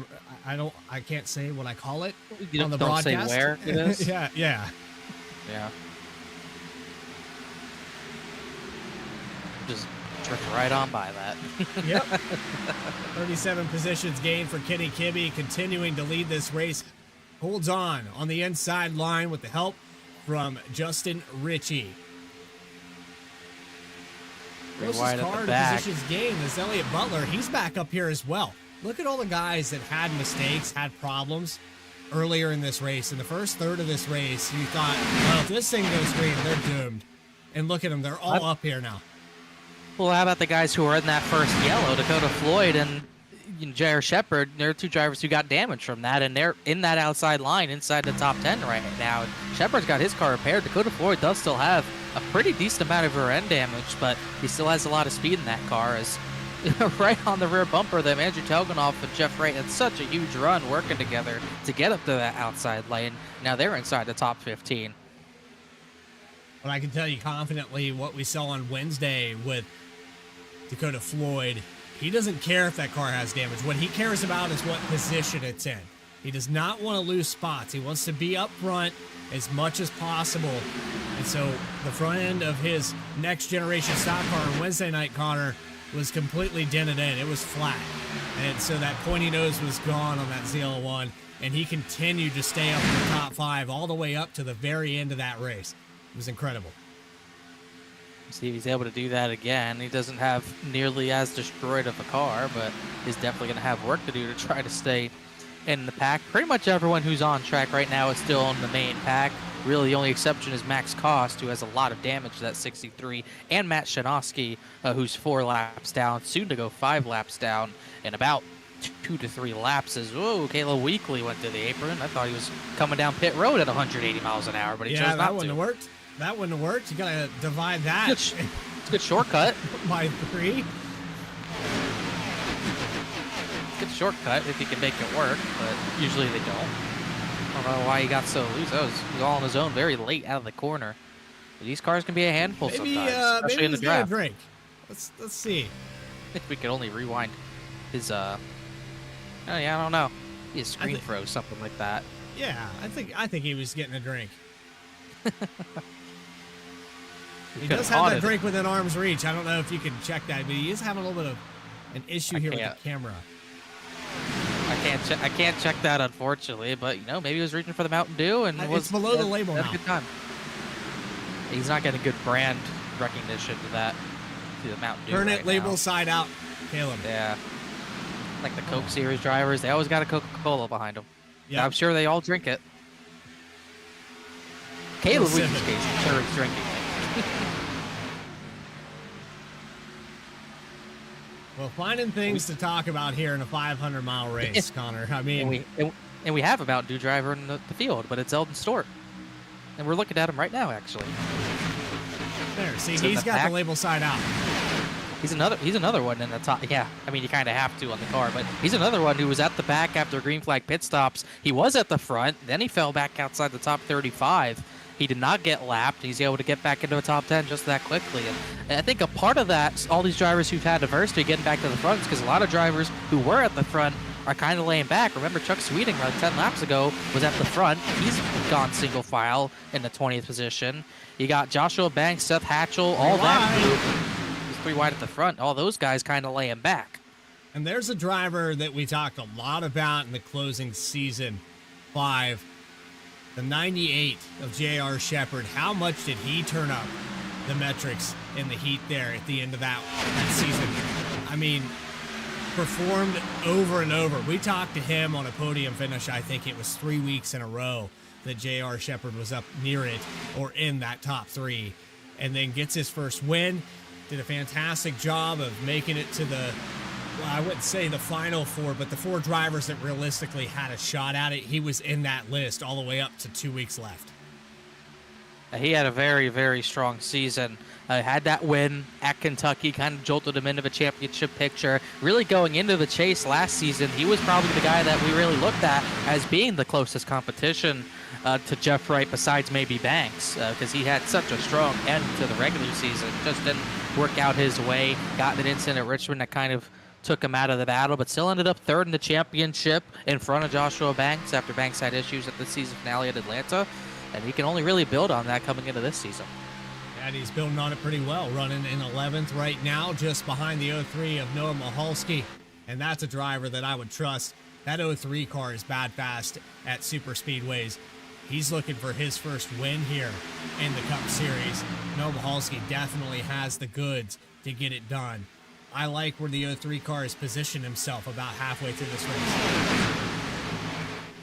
Well, now setting yourself up for that final run as Shinovsky exits the pits. So really right now, I would say it does, but it doesn't matter where you are right now. It matters to be in a good spot for the next round of green flag pit stops, be near the front of the field, and have a decent amount of fuel to make sure you can pit a little later than everyone else. And I think really right now, with where that first yellow was positioned, it's kind of put us in a situation where it didn't cut out a trip to pit lane, but you don't really have to stretch the fuel as far as you would need to. Really, if this goes green to the end, you might be, for that third stop, you really might only be 10 laps short on fuel somewhere around there. So now, instead of taking 4 tires and fuel on all the remaining 3 pit stops, that third pit stop, you might end up taking fuel only. You might only take 2 tires, which would really come into play exiting the pit lane on the apron. So saving fuel still matters right now, just to take the least amount of fuel possible at the end of the race if we went green to that point.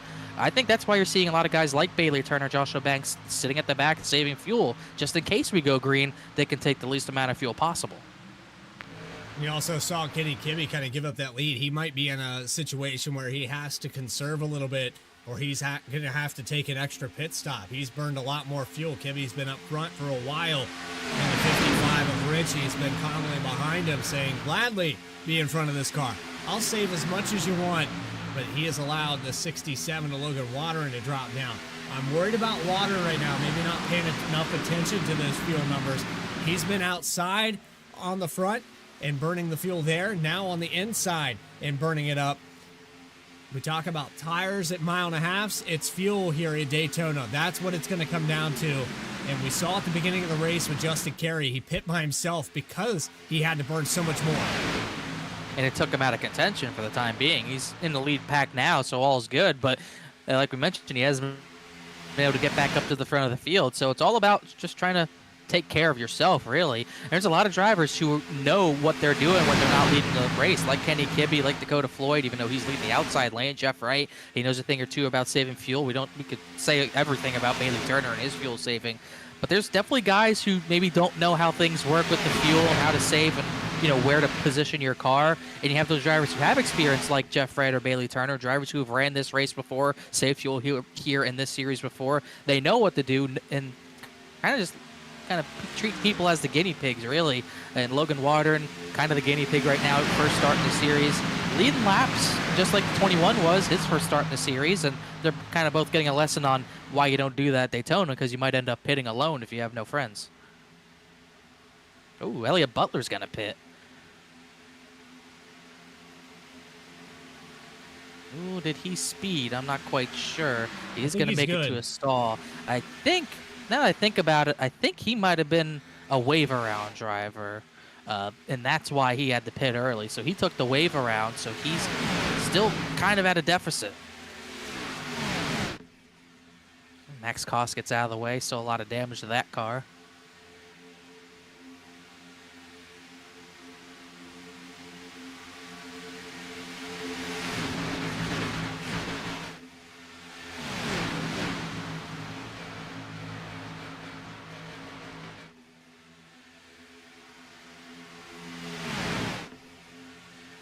22 laps in, starting to see them single file out towards the bottom. That tells me very soon we're coming down for green flag pit stops. That wave around can be confirmed there for Elliott Butler. He was one of the cars, I think, on that first caution. They got that wave around. Saw last run, we saw cars go 41 to 45 laps on fuel. The race leader went about 41. Everyone else could go 2 to 3 laps longer.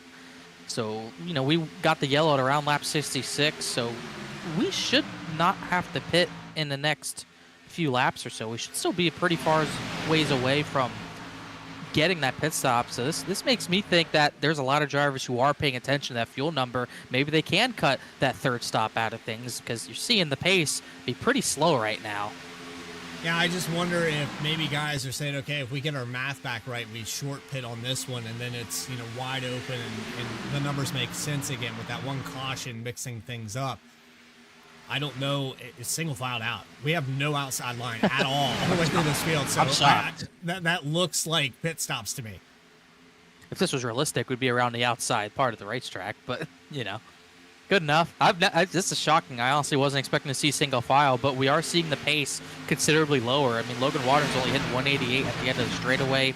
He's running 48 flats. We saw early in the race when the pack was really going, we were about, you know, a full second slope faster than that usually. So I gotta think there's drivers thinking that maybe cutting that third stop out of it is possible, and we're seeing the pace really slow up because of it. And, you know, usually when you get a single file line like this, you see a lot of checkups. That's my concern, because we're gonna have about 35 cars single file. Checkups can happen so easily, so drivers got to be on their toes.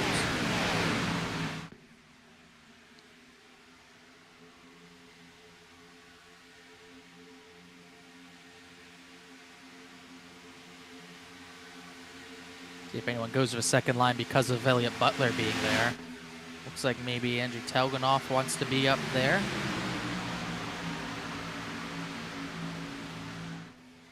Got Jimmy Johnson pushing Dale Earnhardt. Looks like Telganoff's actually going to force his way to the bottom. I think Jeff Wright wants to get down. I think Elliott Butler is going to make sure he does get to the bottom. Now Noah Mahalski, Michael Jones, a few others kind of going to be stuck at the top. We're seeing that second line develop.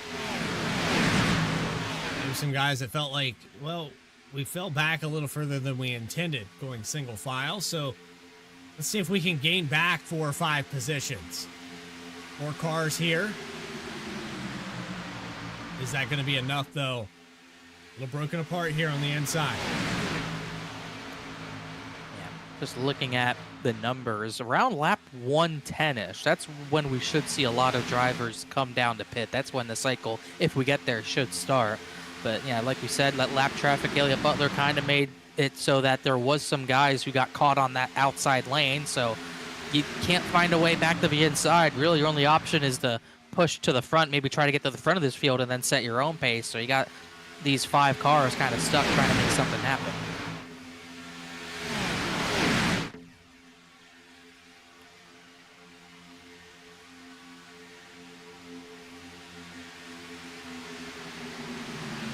So right around that halfway mark with Logan Watering leading this pack. I think it's a prime opportunity here. Connor, what do you think?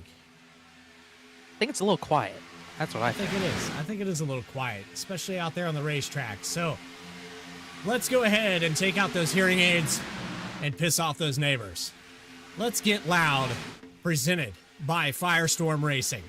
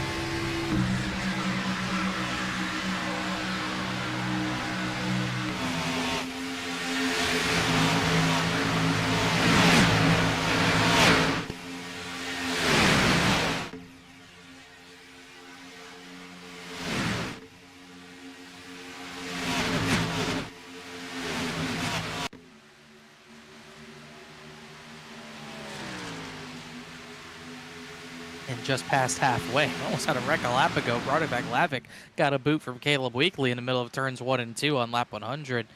Looks like Lavic's gotten away with it. He settled back to about 26th, but could have been really bad. But either way, Mahalski up to the front right as we pass halfway. Thought about getting to the inside line, but couldn't quite do it. Just like that, first lap led, and the 03 falls back to the second spot. Logan Water going to take it back over. Outside lane, about 7 or 8 cars deep. A pinch down there from the 22 of Michael Jones. We'll stay side by side as you see Max Koss dive it down to the apron to let this pack by. Just hoping for the yellows to start flying at some point, but it's just not happening. He's now 2 down. Bryce Shoemaker will pass him for position, and he's going to get buried more and more by drivers who are going to go probably 1 lap down, and drivers who already are 1 lap down at this point in the race. And the one thing that hasn't come into play yet is that outside line pinching. We talked about maybe that happens later in the race, but look at all the run, all the room that's kind of being given from that middle line. That's more than you're usually going to get near the end of a race. As I say that, they kind of got close. But right there's almost a lane to that middle lane, to the middle of between those 2 lanes right now. You can almost get there. There's going to be a point as Mahalski gets clear to the inside. There's going to be a point in that race where either you're going to see that outside lane pinch the inside lane to the point where that's not a thing, or you're going to see drivers try to go for that middle lane. That's when you can start seeing chaos. That's when you're going to see crashes happen, when they start trying to close that middle lane up and start trying to dart to that lane. Eventually, you just can't give that much room to the middle. Put a front on the outside that time. That's been Laughter up there on the outside. 64 looking really fast here. How many times have we talked about Ben Laughter and top 10 races that he's been a part of? But he's just not found that recipe yet to finish out when he's having a good run. There's a few drivers that kind of fit that criteria as he takes over the lead here into 1 and 2. But absolutely one of the nicest guys I've talked to in Saturday Night Racing League. I wish he could just have that luck, you know? Nice guys finish last. It doesn't bode well. That's just how it works sometimes. You can be a nice guy, and at this place, you can be a nice guy all you want, but as soon as you make a friend with somebody, then now you're dedicated to pushing them to a victory. I hope that he doesn't put himself in that boat.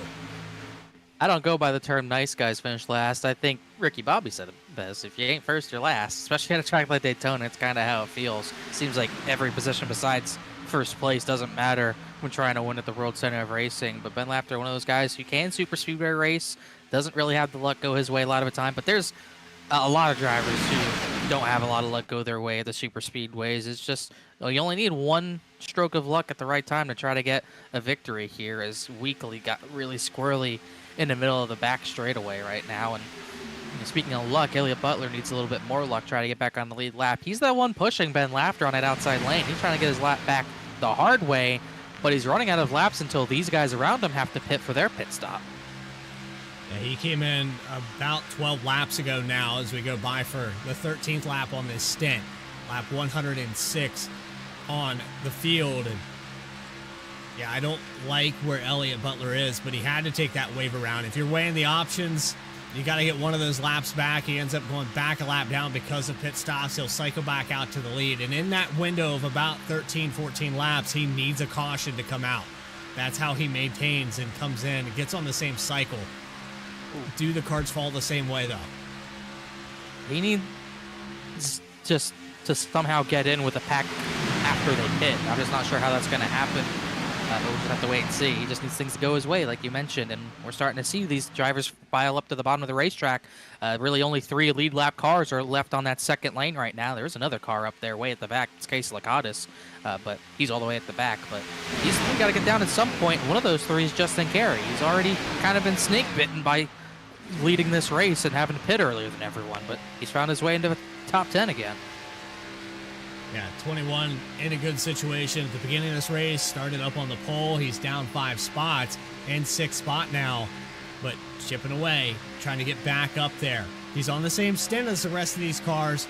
Hopefully he made a note of pitting by himself, leading all those laps. So sitting back here in the draft, definitely a contrast to what we saw in the first third of this race. Justin Carey definitely learned his lesson here. Will he pit with a group? And who is it going to be? Top here. Here we go. Logan Watern, Justin Michael, Dakota Floyd. Watern Watern's going to spin. Look out. Oh, right into the back of him goes Justin Ritchie, and that front end of the 55's It's done. totaled. That's about the third. That's about the third stop, the third wreck we've seen on pit road. Dakota Floyd missed his stall by a mile. Justin Michael's going to get away with it, but he's going to have no friends after this. Pretty much everyone he was around had issues besides John Sanu. There's a Richie's lockup. gonna have to, yeah, I mean, just locked it up. Same thing we saw with Dakota Floyd earlier, and Richie just, there's nowhere he could go. He's come out of his stall. He's going to have a really not fun time getting back up to speed as here comes more pit stops. Ben Lafter leads a whole bunch of cars on the pit lane. Can these guys get on the pit lane cleanly? It looks like they got on the pit lane cleanly. Can they get to their stalls cleanly? Kenny Kibbe pit, Eldon Stewart, J.R. Shepard, Weekly, Massey, Vaklavic, Tim Shinosky. Looks like that pack did their jobs.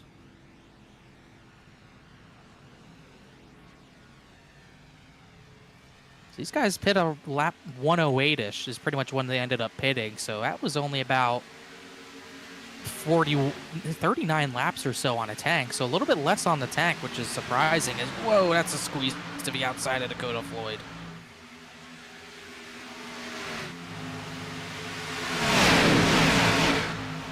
Looks like no one else is pitting this time by. Oh, there comes Chad Klinger all on his own. A little surprised to see him pit alone. Did he speed a little speedy on entry? It looks like he's gotten away with it, but not great.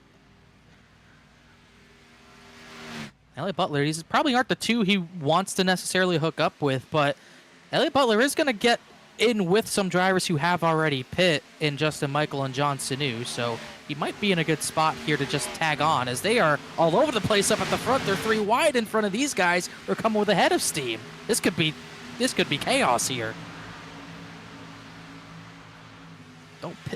Don't pit from the middle lane, guys. Oh, Talkenoff and Jeff Wright cut across the lane of traffic to get the pit lane. Wow, that was dicey. And look at all the cars. We probably had 16, 17 cars come down pit road just now. Bailey Turner, Joshua Banks, Philip Brewer's in. I believe Rob Hampson there, a number of others, but they got through cleanly except Bailey Turner missed his stall. If anyone else maybe misses their stall, very easy to do on old tires. Looks like Stravato made it in. Looks like Shoemaker has to back up, Keith Shoemaker. Now, who else is left to pit? Looks like Chris Hodges in the 15. He's going to have to come down. He's all on his own, so this hasn't worked out for him, even though he's gone the longest on fuel. He was the only one to go that extra lap.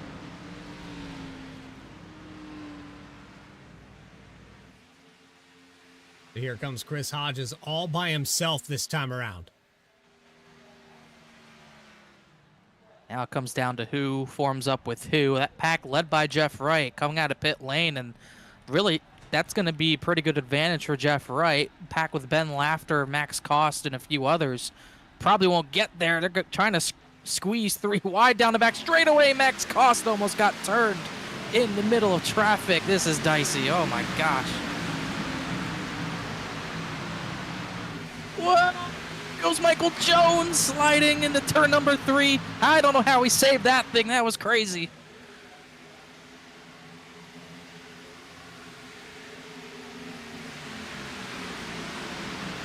Wow, I can't believe they didn't wreck there. Max Cost right here, I think he swerved just to get out of the way. I thought he got turned, but he just swerved to get out of the way of those lead lap cars. And right here, Michael Jones, he made a move to the outside and got himself loose and just lost the handle of the car. And it's kind of like the apron saved him there. And what that's kind of done, it's allowed about the top 9 to maybe break away a little bit. But I don't think they're far away enough to the point where Michael Jones and the pack behind him can't catch up to them. There's the 15 of Hodges, who came back out on the racetrack by himself, not up to speed. He'll fall back to around the 20th position now. Might continue to hemorrhage these spots all the way back to around 27th, 28th. I got to say, that did work out for Elliott Butler. He got in with some guys who pit a little early, and he's able to stay for time being until he has his next stop on the lead lap. Oh, stack up, spinner, slider. They haven't wrecked yet. That was Seth Hatchell who made a great save.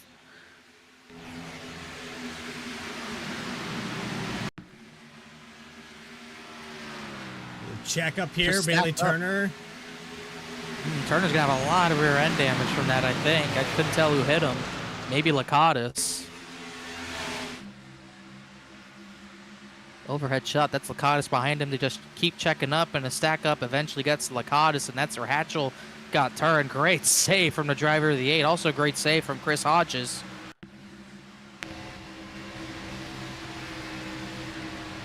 There's another checkup on the bottom lane. Oh, now they're crashing. There they go. Eldon Stort's in it. Michael Jones is in it. Mark McFadden. Joshua Banks.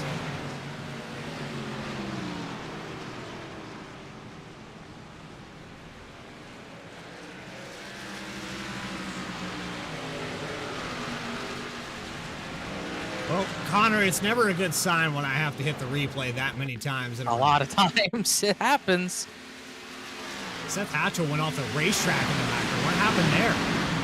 I'm not sure what that was. I think that was after what we were looking at. Yeah. Back this up and Sure. try to figure that out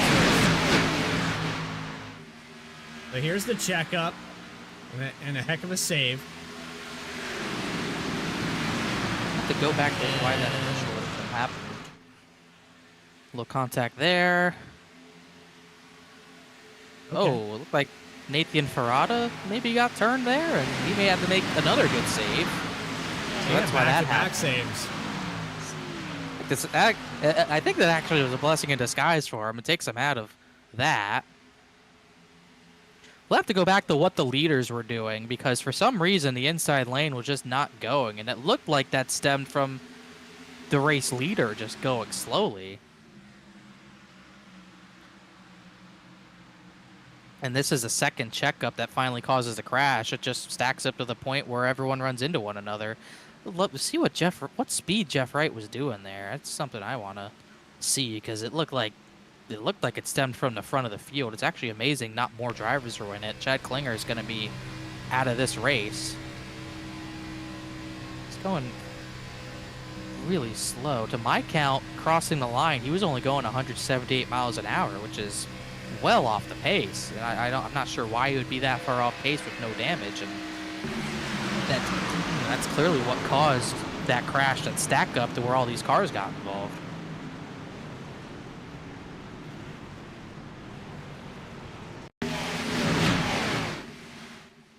See all these cars that get big damage. Klinger's out of the race. Banks gets big damage. Ray Massey, wow, he just got by it. Just used speed to get by it.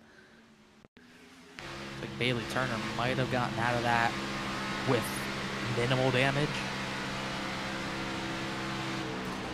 Whoa, man. Yeah, Eddie's glad he was on the loud pedal. Yeah, that's a close call there for Ray Massey and quite a few drivers. I can't explain what was going on there with Jeff Wright. I don't know why he was down so much. I mean, we're talking about almost a 10-mile-per-hour difference there. He had Andrew Toganoff on the back end, and I'm not sure if maybe he was trying to get reconnected to Toganoff, dragging the brake a little bit. But yeah, into turn one, that caused a huge check up there on the inside. And Christopher Hodges, who cycled that pit stop, he's going to stay out here 4 laps on this stint. He pit by himself. He's now the leader 116 laps into this race.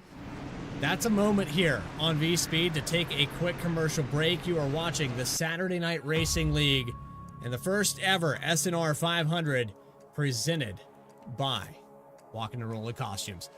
We're going to take a quick break here on VSPEED. When we come back, second half of this race continues right after this.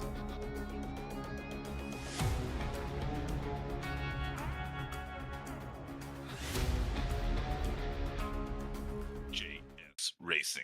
We're in the game.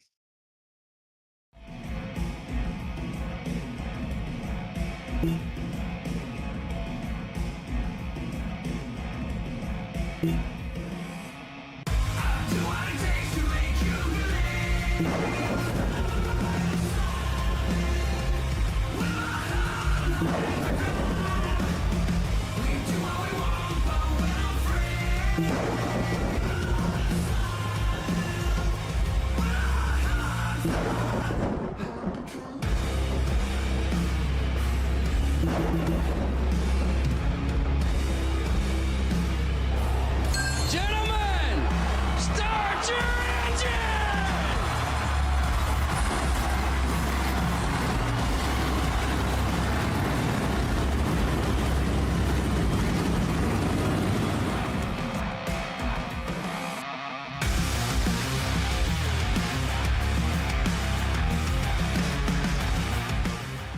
Drivers, start your printers. To keep pace with the ever-changing landscape of marketing and advertising, let Clark Print Shop help you spot the trends and keep you in front of the pack with all your color printing needs. From business cards to invitations, menus to mugs, we can print anything you need on paper or your choice of over 3,000 promotional items. Visit www.clarkprintshop.com to browse our online catalog and place your order today, or call us at 276-889-3426. For a limited time, use the code iRacing for 23% off your first purchase. The staff at Clark Print Shop looks forward to handling all your color printing needs. Walking and Rolling Costumes started when my son Reese was born with cancer. So when I was 3 years old, I got my first wheelchair. And he wanted to be Wall-E for Halloween that year. And so I knew you couldn't buy a costume to go on a wheelchair at that time, so I knew I had to build one.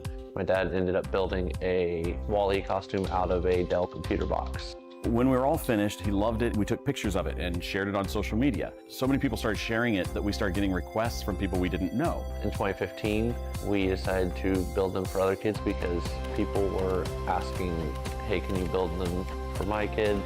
So we started the nonprofit organization, Walking and Rolling Costumes, and we build costumes for kids all over the nation, free of charge to the families.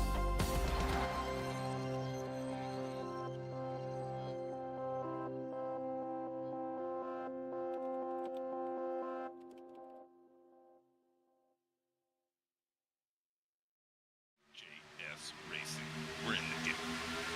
Hey, you, watching the screen. You like costumes? You like making kids happy? Well, go ahead and scan that QR code to support Walking and Rolling Costumes. Welcome back to our coverage at Daytona with Christopher Hodges leading this race.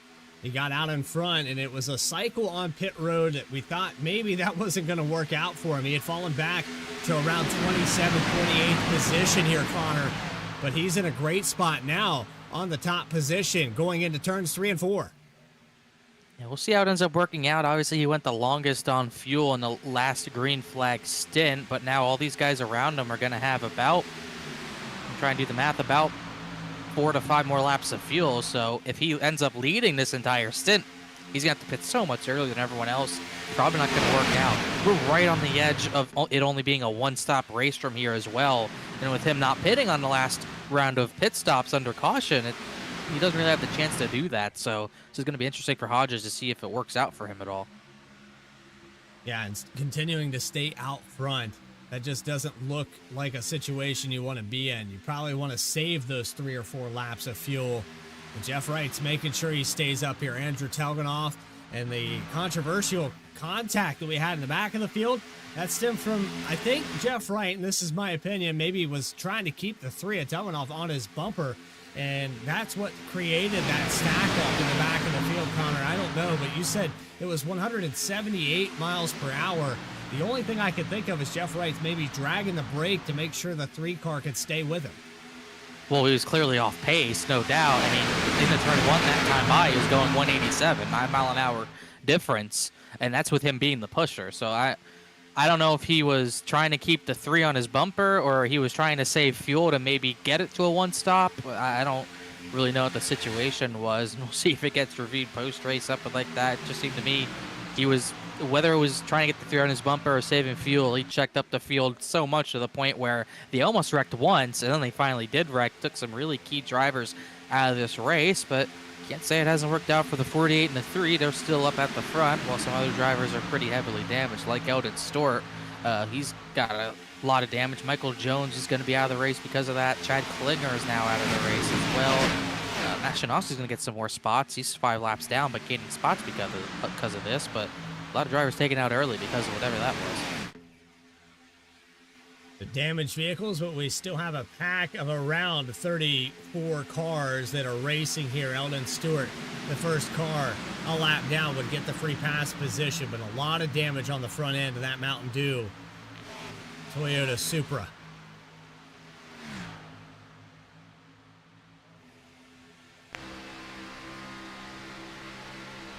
And this is what it looks like from the tail end of this pack. 189 miles per hour roughly there, coming off of turn 4. Riding behind Brandon Wallace on board with Mark McFadden. And this is the patience game. You're in the second half of this race. You know it's go time very soon, especially if you're back here. What is your decision making, Connor, to get through this field? Well, I think it has to do with how much fuel's in your car right now. If you pit under the last yellow, it means you pit on lap 116, and then we went green on lap 118, which gives us about 83 laps to the end. We've seen some drivers go about 42 laps on fuel, so you know, put 2 and 2 together, we're right on the edge of a one-stop race from here. So if I know the situation as a driver, I'm saving fuel, making sure I can make this a one-stop if it goes fully green. If the yellow comes out, that's out the window, whatever. But right now, you need to make sure you can get home with only one stop. Rewind here going into turns 1 and 2 on the outside. The 86 of John Snow. Reggie Ortega stuck in the middle here. This is going to get turbulent. This is around the 13th position as Ortega's now down on the bottom. And what that also did, that yellow actually brought Elliott Butler back into it. Remember, he took the wave around on the first yellow. He ends up getting the yellow to keep himself on the lead lap. And now he's up into the top 10 naturally. This is completely cycled out to be perfect for him.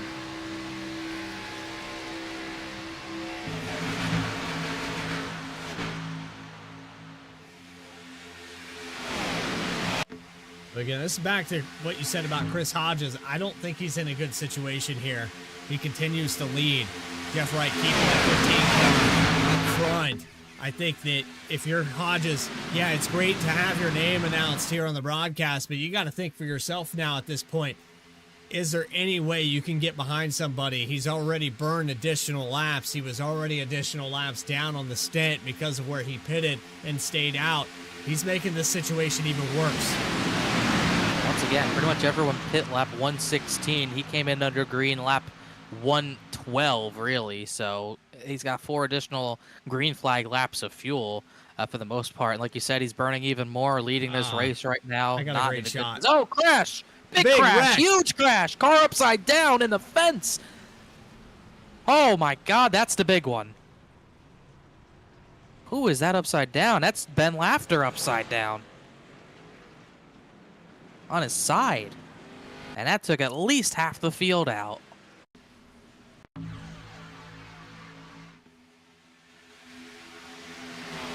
Holy cow, that was a huge one. Someone got turned from the outside lane and just set all that off and blocked the track. Wow.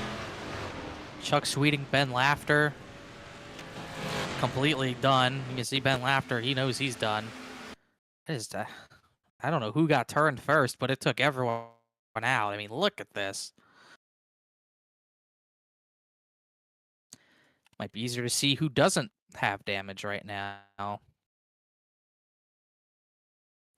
see, Reggie Ortega's got damage. Elliott Butler. AJ Stravato. I still don't know what caused this. Where? Philip Brewer, Seth Hatchell. Bailey Turner's got big damage. Joshua Banks has big damage. Tim Shanowski. Yeah, it's definitely easier to see who doesn't. have damage from this crash. I still don't know where this happens. But once it happened, look how quickly the track got blocked. Max Cost getting away with all that. Right there. It looked like John Sinu, the 86, might have gotten into Ben Lafter, might have gotten into someone else, but someone got hit down to the bottom of the racetrack and set all that off, and Lafter ended up in the fence. There, it looked like Sanu hit Lafter in the right rear bumper, which sent Lafter down the track and just set all this off. What a crash. We were clean and green for a while. That's gone. See right here, this will be probably the best shot we have of seeing what happened.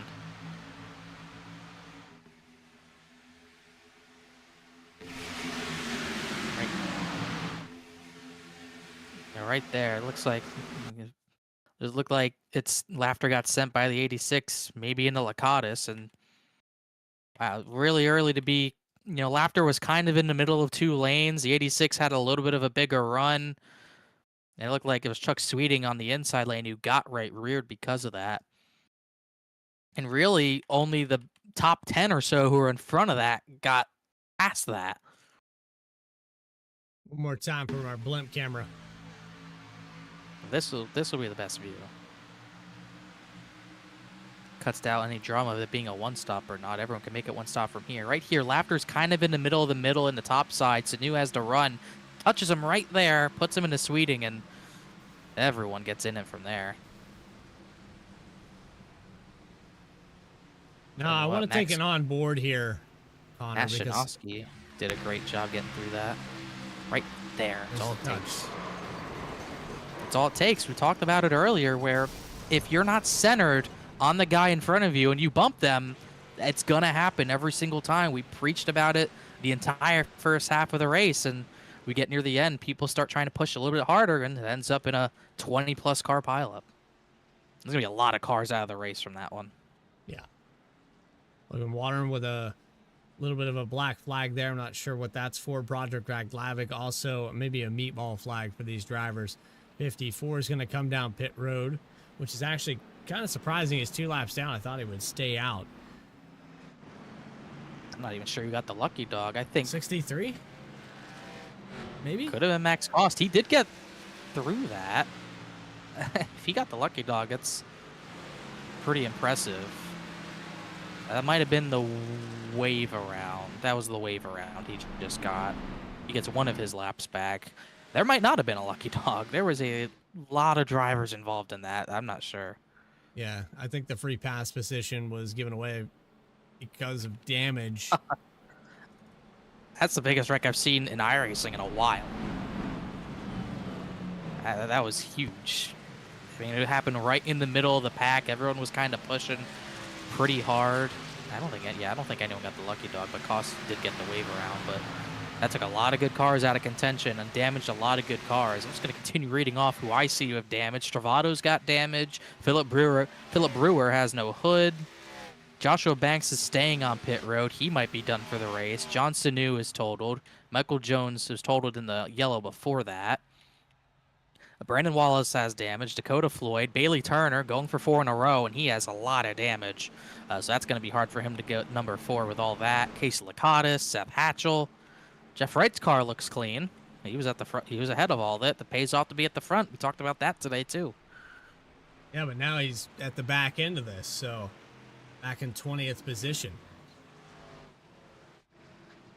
You know what this is going to do? It's going to be a whole new group of cars at the front controlling the front of this field. Christopher Hodges, it worked out for him. He's able to keep the lead, and Nathan Ferrada is now second. We haven't talked about him really all day, as we're going to get an extension of the yellow, so we'll go around another time. And something else here, Connor, that we haven't really touched on. We're talking about 5 seasons, and to get a win here in Saturday Night Racing League, it means a lot. Now, to win the first ever 500 in Saturday Night Racing League's history, I think that's even more special. Not just a race win in the series, in the league, in 6 seasons, but to do something that no one else has ever done before. I think we just did something we haven't done yet. That might be the biggest wreck in SNR history. We'll have to go back into past streams, but that's going to be up there. I mean, that was at least 20 cars, over half the field we had starting this race, to the point where we only have about 28, 29 cars left on the lead lap from that, and a lot of those guys are damaged. Looking at the camera work there with Banksy, the iRacer, and I think he's checking the steering right now to see if that car is even manageable. Picked up a lot of damage. Bailey Turner. We've got a lot of cars off this racetrack now, with Johnson New out of the race, Joshua Banks in pit road, Max Cost, who got the wave around, coming back to the tail end of this field, but he is still 3 laps down. Chuck Sweeting, Ben Lafter, all out of this race. Matt Shinosky, Michael Jones, Chad Klinger, James Lehman, and Austin Belke, who had the problems in the first 20 laps of this race. The blown engine here this evening. 41 cars started it. We've got about 29 of them left. 31 competitive. Lynn Stewart a lap down as well. I'll say Max Cost taking the wave around. I can't count him out of getting his first career victory the way things are going. This is what happens at Daytona most of the time. Maybe not so much with the next-gen car because of how easy it is to repair that thing. These things can get fully repaired too, but you can kind of destroy these things a lot easier in that sense, to the point where the attrition rate can be much higher in this car than it is in most other stock cars. So that attrition rate's going to pick up more and more because we're still only 1 pit stop away from being done. Into the restart zone, back underway at Daytona.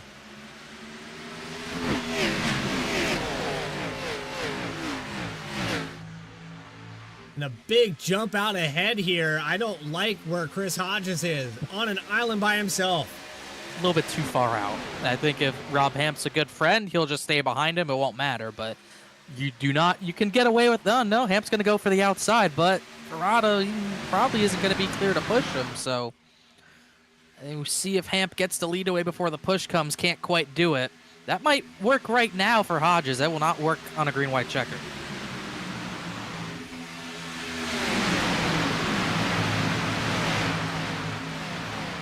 So Hamp holding it there on the outside. The 03 and Mahalski would be pushing the 18. Tried to make a move there to take away the lead. Hodges, I thought for sure would lose the lead off of that. I thought everybody was going to go to the outside.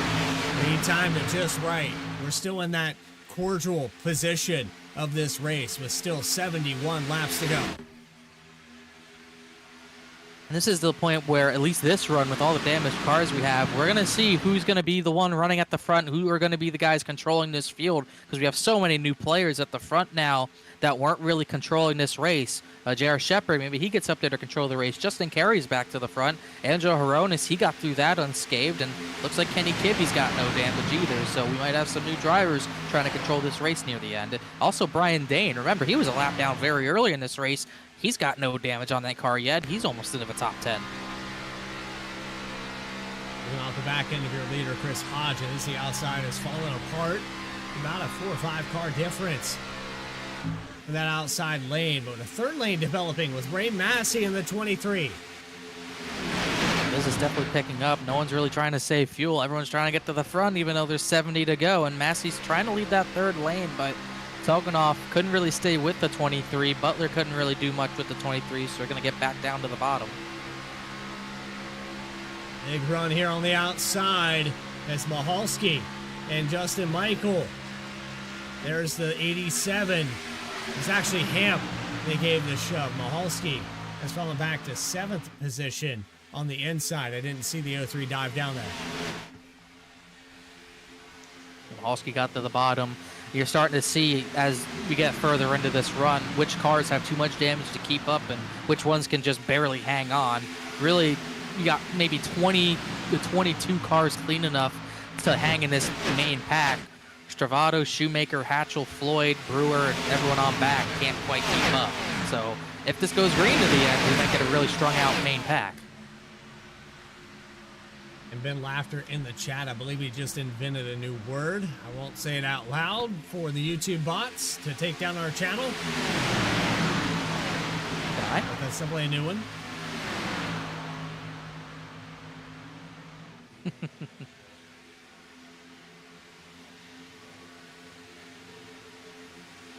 Ray Massey he doesn't even need any help on the outside. He'll just go do it on his own. He's almost side by side for the 4th position in doing that.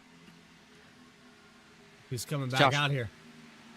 Yeah, Banks will get back on track, multiple laps down, just try to maybe salvage a few positions. Gonna come up onto the track. Yep, I'm about to say he thought better of it. Wouldn't do that. Oh, Cardinal. Yeah, I don't think I would come back up here either. Look at this. 3 wide all the way through this field. Yeah, Reggie Ortega tried to give a bump to Jeff Wright. The 48 kind of slapped the wall a little bit, but you could see kind of some of those teammates token off Ortega, almost trying to get back up to the front. There was almost contact with Hampton Hodges that almost went awry there.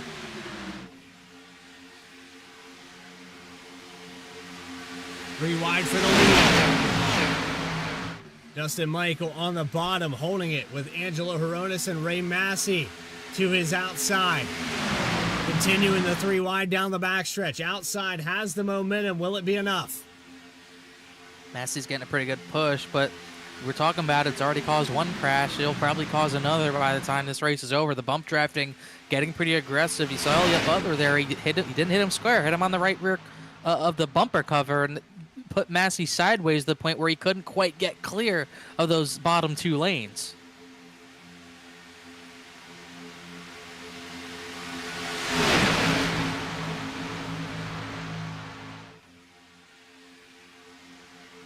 Now, Positions. all of a sudden, the 3rd lane kind of died. Now Massey's on his own again. I'm going to show the positions gained or lost. Elliott Butler back up to 31 spots gained. Kibbe back up to 34. Still our biggest mover for the Clark Print Shop Biggest Mover Award. Kibbe has held that for most of this race, and that's impressive here at Daytona.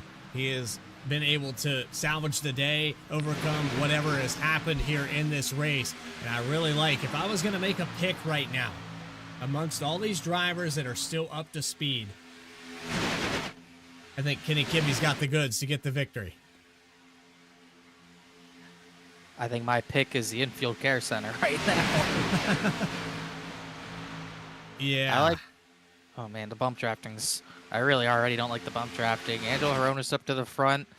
This could be his day. A lot of drivers that would be in contention kind of taken out. He might be one of the more experienced drivers that are left in this race at this point. I like his chances personally. Jarrett Shepard, he can get it done. He's still in this one. Reggie Ortega, we talk about Bailey Turner going for 4 in a row. Reggie Ortega's still in this race. He's won here before. He won here season 2 of this series.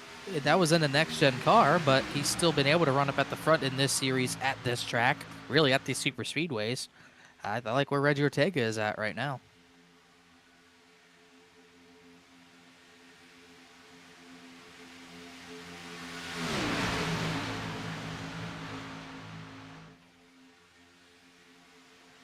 So that's your pick. You're going with the 2? I like Richard. I like where he's at right now.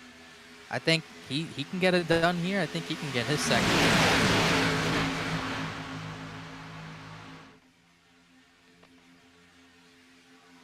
Wiggle there on the front. Not a good bump there. I don't know what upset the 87 so bad. It looked like a pretty square push there. It doesn't matter. It's what we were talking about. It does not matter if you're even square on the bumper. If you are a little bit faster at a rate of speed than the driver you try to push, you can easily get them sideways, and that's what happened there. It let Horonis get clear to the bottom.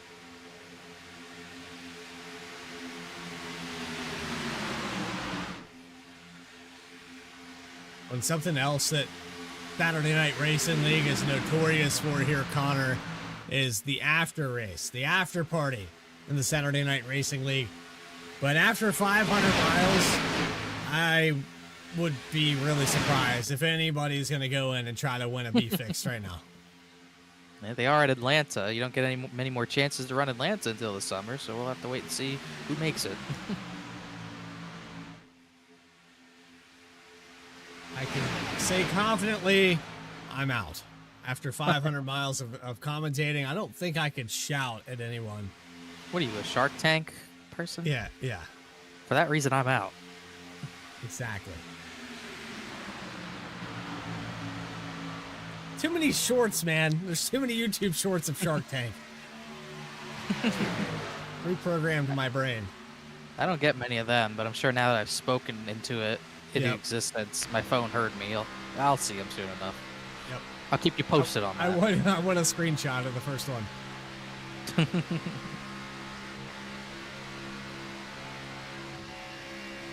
Looking off the back end of this front row, and it's problems connection issue here in the middle of the pack. Or, well, I say middle, but it's the middle of this group.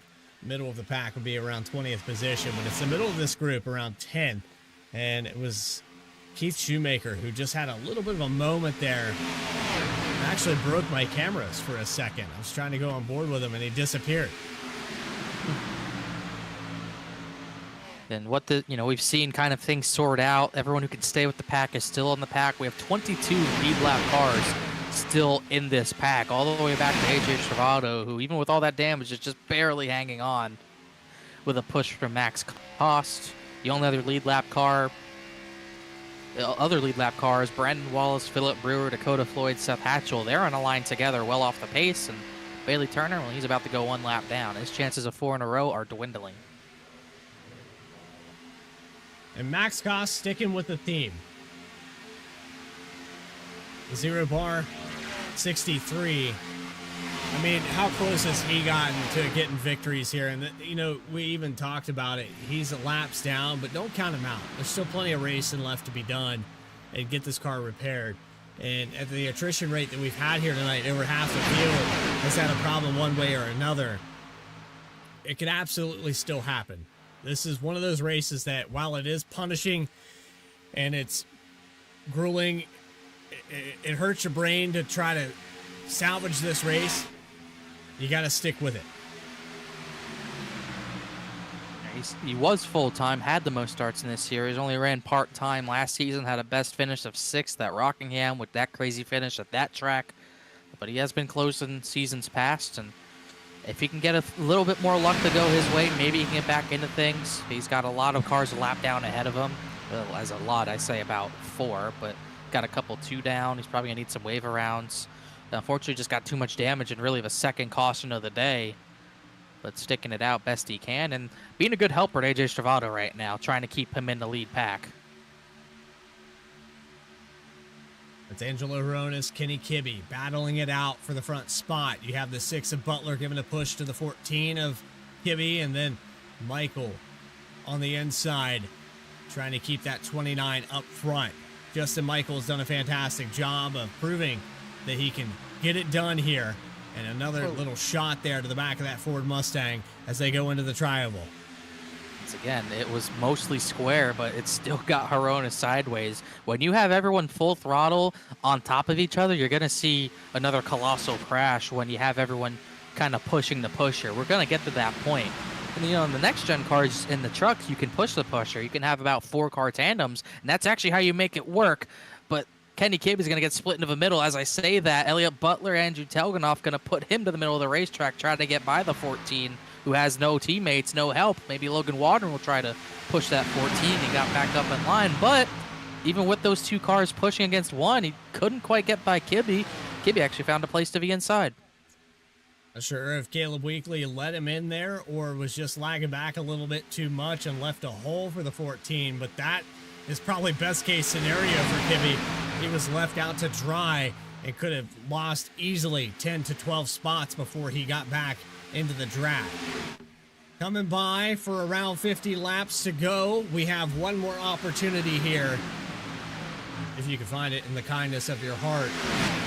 This race presented here live by Walking and Rolling Costumes. On the right-hand side of your screen, you can scan that QR code. If you're watching this on your smart device, that's probably the easiest way. We don't have it linked up, but we do have a description link down below. You can click on that as well. You can also use your smartphone to take a picture of this QR code on the right-hand side of your screen. If you'd like to make a donation, get involved and learn more as they're getting involved here in the middle of the pack. There was a jumble there, and lap traffic going to be a factor going into one. They're all over the place. I'm not sure why Horonis, he moved up to the middle lane, and Justin Michael was able to get those inside. And then when Butler tried to make that move on Horonis, he kind of blocked it and still stunted the momentum a little bit as they're going to get by Broderick Vaclavic. He's going to go, I think, another lap down himself. So he's going to be 2 laps down, but really weird. I'm not sure why Hronis did that, but it's going to work out okay for him and puts Kenny Kibbe back leading that middle line. And brings Weekly up a couple spots in the inside with the momentum. Kibbe back to the outside. I like that move. I guess officially my pick. Going to go to the lead here in just a moment. He's got a lot of momentum with Angelo Hronis. Speed's 190 into turn number 1. Business definitely picking up at the front, much faster than the 178 we saw in the turn 1. That caused the first big crash that we saw tonight. Really, no one's lifting at this point. No one's really laying back. Pretty much everyone who's single file at the back are cars with a pretty big amount of damage. So this is go time, and this is going to be the final pit stop we come up on in about 15 to 25 laps. So you're going to want to be up at the front for green flag pit stops to try to cycle out as high up as possible. But you're still going to be taking mostly a full tank, so you're probably still taking tires. You might see drivers take 2 tires, trying to cut as much time out possible, but for that exit of pit lane on the flat of the apron, 4 tires might still be the move.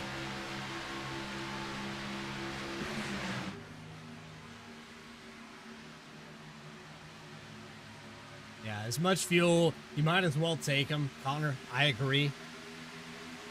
Especially when we saw that move earlier in the race where the check up there on the inside and someone tried to make a move and got loose. It was a heck of a save. The apron ended up saving that car, but it's because they took fuel only on one of those green flag pit stops. So, you know, contrast to the first half of this race versus the second half of the race, I want to try to mitigate anything that can go wrong. That's the whole point of this race, is to survive to the end. And if you have something like old tires and someone gives you a shot not knowing that, and they're on 4 fresh ones, I think it spells trouble for you. It's already hard enough to hold on to this car.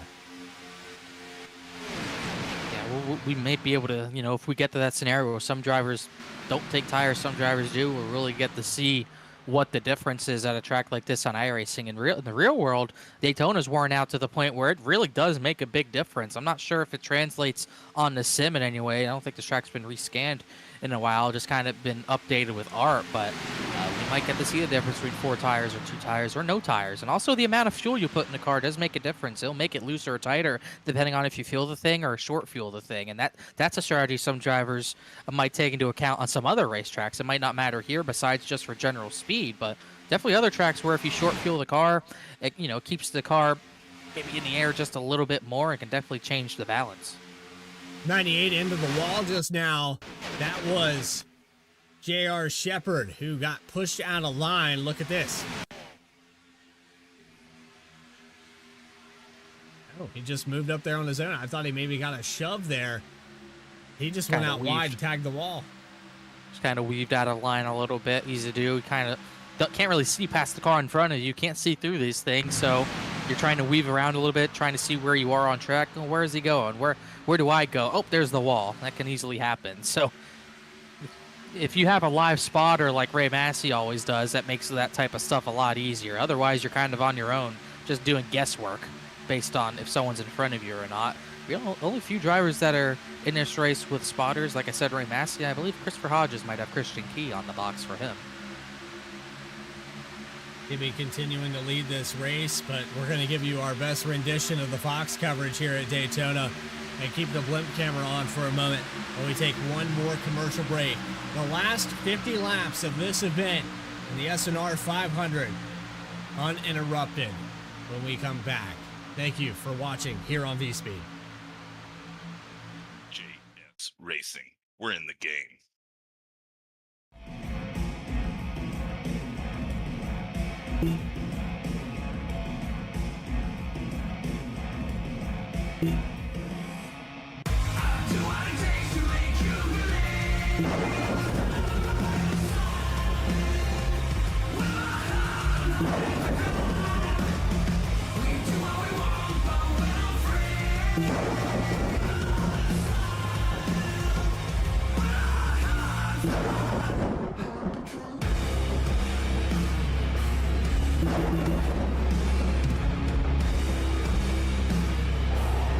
Gentlemen,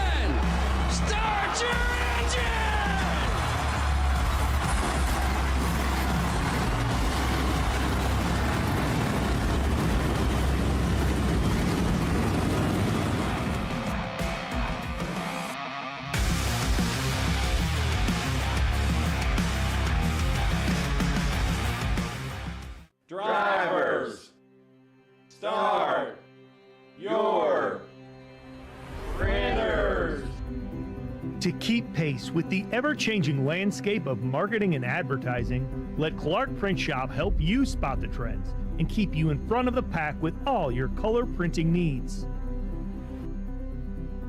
From business cards to invitations, menus to mugs, we can print anything you need on paper or your choice of over 3,000 promotional items.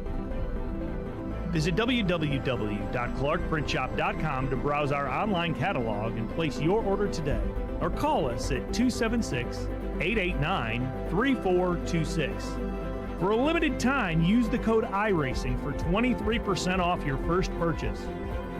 The staff at Clark Print Shop looks forward to handling all your color printing needs. Walking and rolling costumes started when my son Reese was born with cancer. So when I was 3 years old, I got my first wheelchair. And he wanted to be Wall-E for Halloween that year. And so I knew you couldn't buy a costume to go on a wheelchair at that time. So I knew I had to build one. My dad ended up building a Wall-E costume out of a Dell computer box. When we were all finished, he loved it. We took pictures of it and shared it on social media. So many people started sharing it that we started getting requests from people we didn't know. In 2015, we decided to build them for other kids because people were asking, hey, can you build them for my kid? So we started the nonprofit organization, Walking and Rolling Costumes, and we build costumes for kids all over the nation, free of charge to the families.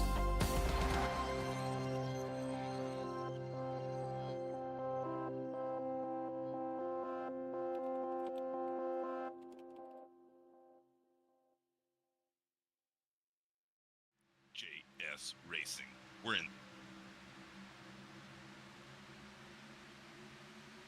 Hey, you. While you're enjoying this high-octane, adrenaline-fueled race, why not take a moment to make the world a better place? You like that? A little poetry for you.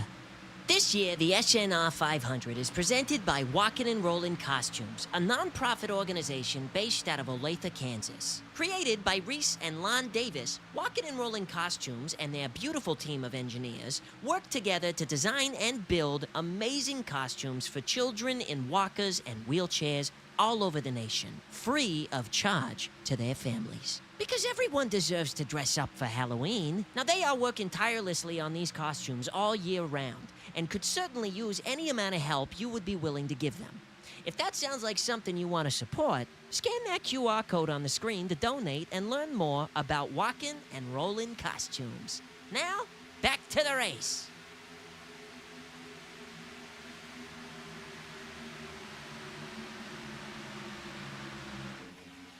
"45 laps to go here from Daytona. Kimmy still your leader. But a lot of turbulence there. Angela Horonis into the wall in the 3 wide through 1 and 2. Horonis bounces the wall, and here comes Jeff Wright up through the middle. It's go time for the rest of this pack. Even with those lap cars as damaged as they are, they're fast enough to the point where they're kind of going to stay in this lead pack and jumble things up a little bit. So it's really mixed up the pack as Horonis and Brandon Wallace almost had contact, and that really killed the track position for Horonis. He's going to start falling back a little bit more here. It really broke apart that outside line when Horonis hit the wall. I thought the third lane was going to develop there and push past the rest of these guys. But Kibbe, somehow, he figures out a way to stay up there. Oh, crash! Cars on the wall. 21's around. Ray Massey's around. Is another big crash. Broderick Vakalavic, J.R. Shepard's in it. Lacotta's in it. Keith Shoemaker damaged. And that's the back half with the 20-plus cars. I mean, roughly 22 cars we had running in this.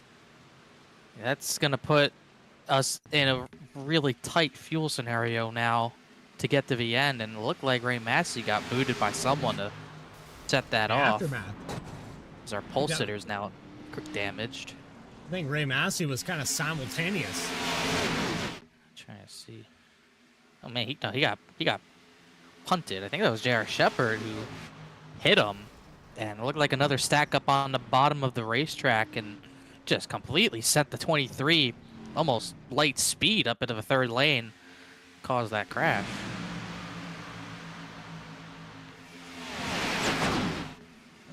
really odd scenario. Just stacks things up behind. Keith Shoemaker can't check up for Lakatos. Vaglavic pounded the wall. No, Mahalski got a lot of damage out of that too. Happened really right behind the 3-car of Telganov. You could see things right there from that view, how things kind of slinky back together in the turn number 1, and all that. Just like we saw 2 crashes like that already. All that energy, it's too difficult for drivers most of the time to be able to check up fully for something like that, and eventually it's gonna cause a crash. And that's 3 times in the turn number 1 it's happened.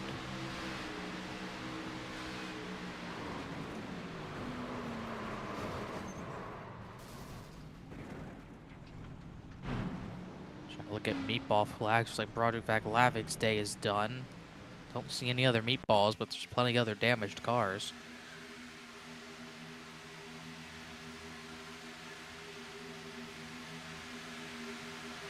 That's pinned a lot of cars a lap down. All those guys who just got lapped just got pinned, besides one of them. Yeah, just Jared Shepard wasn't ready for the checkup.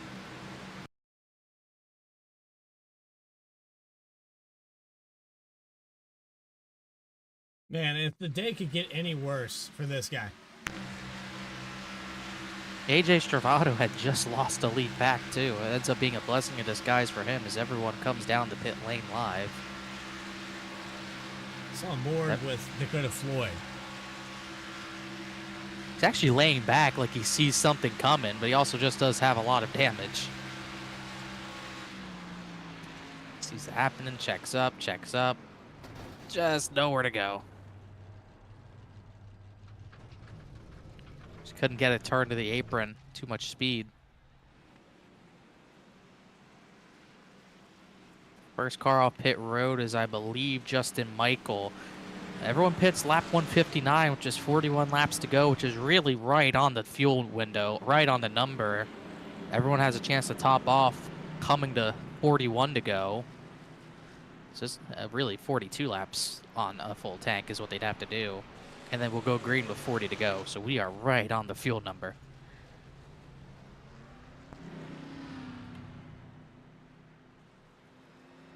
Also trying to see who got the lucky dog there out of all those. We saw a bunch of cars go a lap down.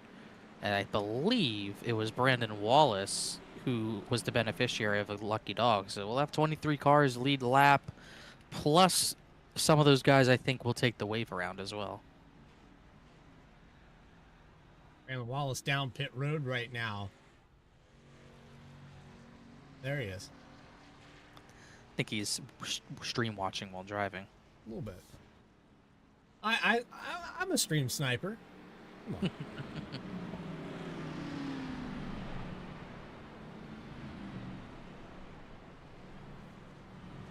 Christian Key getting up to take a break. I believe he's out here for the 15 of Chris Hodges, so could be wrong on that. It could be Logan Watering, but I want to say it's Hodges here tonight in the 15 car.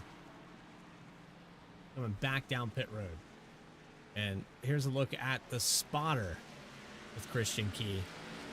That's where he is right now, trying to evaluate the situation, and he is very adamant about something. It's sign language right now, telling Hodges what to do.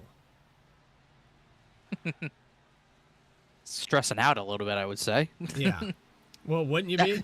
That's the stance of a man that's too stressed out about the situation. I've been there. There's a way When you're from him spotting as well. someone, crew chiefing someone in a long race, it's really not. It's stressful. It's sometimes more stressful than actually racing yourself because you feel in control. And at least for me, I feel in control when I'm in the car racing. I was like, all right, I got this. I'm watching someone else trying to, get them to make good moves and tell them how to drive, pit strategy, some spotting, all that. It's stressful. Very much.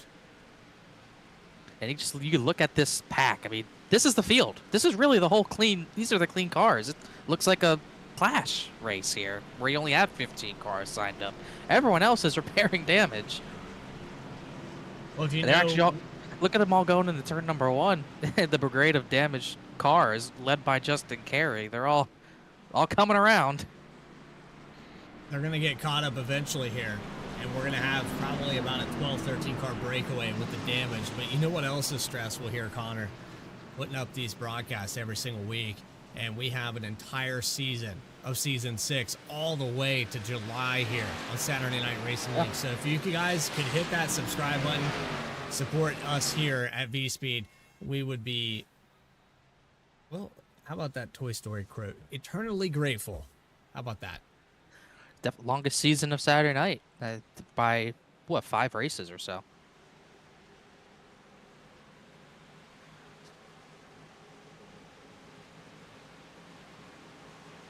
Back underway here at Daytona.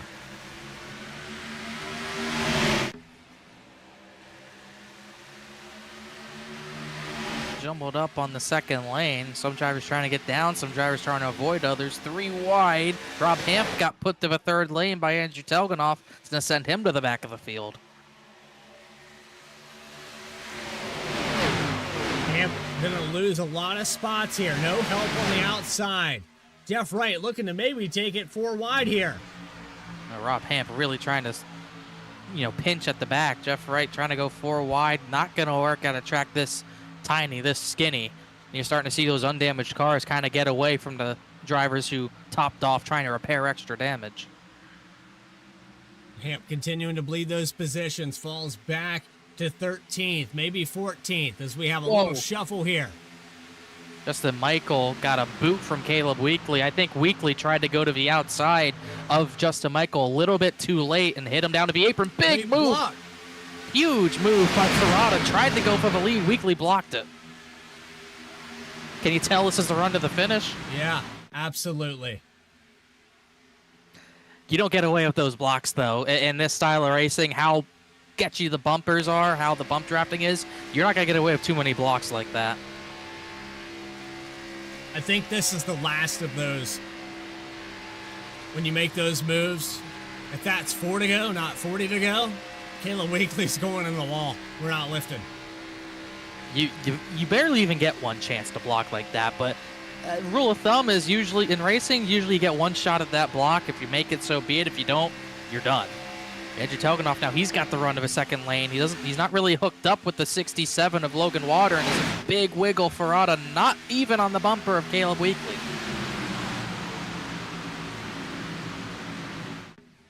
Well, when a block happens like that, I don't think I want to push him either. You kind of have to. You don't really have a choice, but I guarantee you Ferrata does not want to help Caleb Weekly win the race after a block like that. But sometimes, the drivers you work with are just the guys who are around you.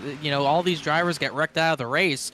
All the plans, all the deals you had with other drivers goes out the window. Your friends are who's around you at this point. You don't really get to choose. Doing what they do best here. It's Saturday Night Racing League. And the SNR 500 presented by Walking and Rolling Costumes and Nathan Ferrata. In second spot, just behind Caleb Weekly, who is your leader in the closing laps. Could this be Weekly's first super speedway win? Just Justin Michael, Andrew Telganoff, any one of these cars with a very diminished field have a chance here. The 2-time champion in 6th with 3 wide here.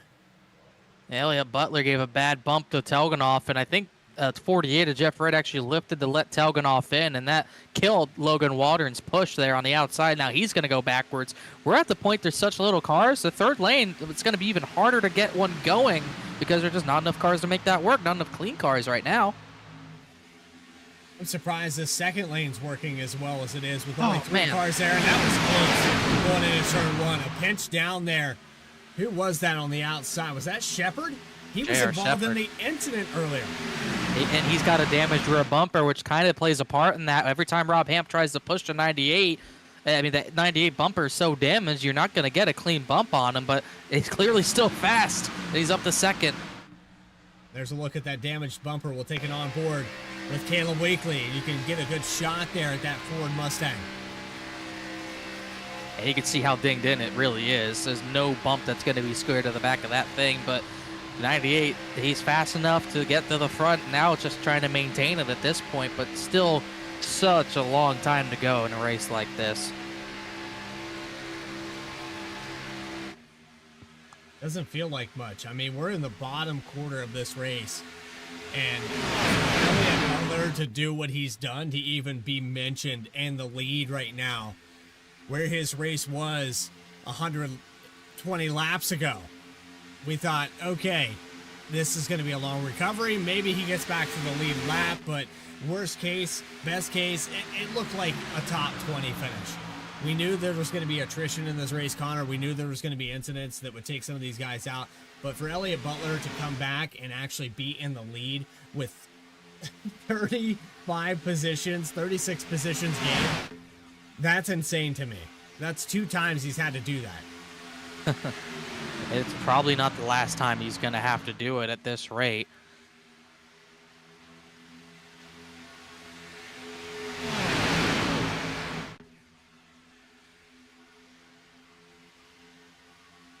Saxony Mobile. Well, I can't even read all of the names you have in the chat. Graphics are pretty cool.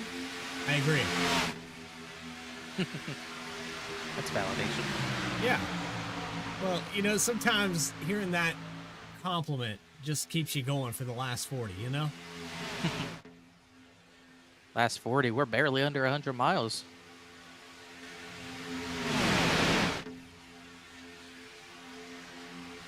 Also, shout out to the admin team for moving this race up. It's basically the same time it would be if it was 2 in the morning.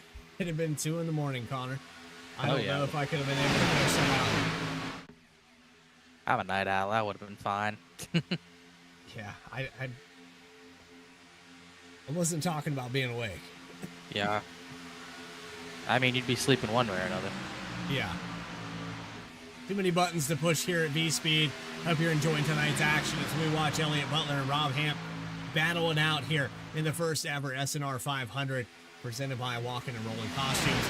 I'm your host, Bradley Cooper, alongside Connor Horn all season long. Normal broadcasts at 10 p.m. This is a one-off here. It started at 8:30. We are now 2 hours and 47 minutes into this broadcasted show. If you like what you see, hit the subscribe button, and you'll see it all season long, all the way to July. We have a moment here to bring the schedule up on the screen. There all the way it to is. August. All the way to August, yeah. Yeah, the 8th of August. I thought it was July. My wife is going to love to hear that. It's scheduled Darlington very early in the season, Rockingham, Echo Park. I don't know if that's old or new. We'll see when we get there. Go back to Texas. Atlanta's actually on the schedule, so that is the new Atlanta. So that will be a new experience. I don't believe we've gone there yet. Didn't we wrap up the season at the Classic Atlanta? Well, we go to both, so we'll see. We haven't seen this car. We haven't seen the series, I don't believe, at the new version. So that'll be different, unless that was wrong. No, April 25th, we go to Echo Park. Well, I mean, Echo Park is officially what it's called now on iRacing for both tracks. So, well, one says 2008. Well, there you One go. doesn't. That confirms it. That'll be interesting. I don't believe the series has gone there yet. We'll go there in Xfinity car, which might be the most unstable cars that you could run there. So that'll be a treat. On top of that, I know that Talladega. I know that iRacing supports it limitedly, but these cars, by the time we get to that point, might not have a good setup for that racetrack at the Classic Atlanta. But I personally don't care.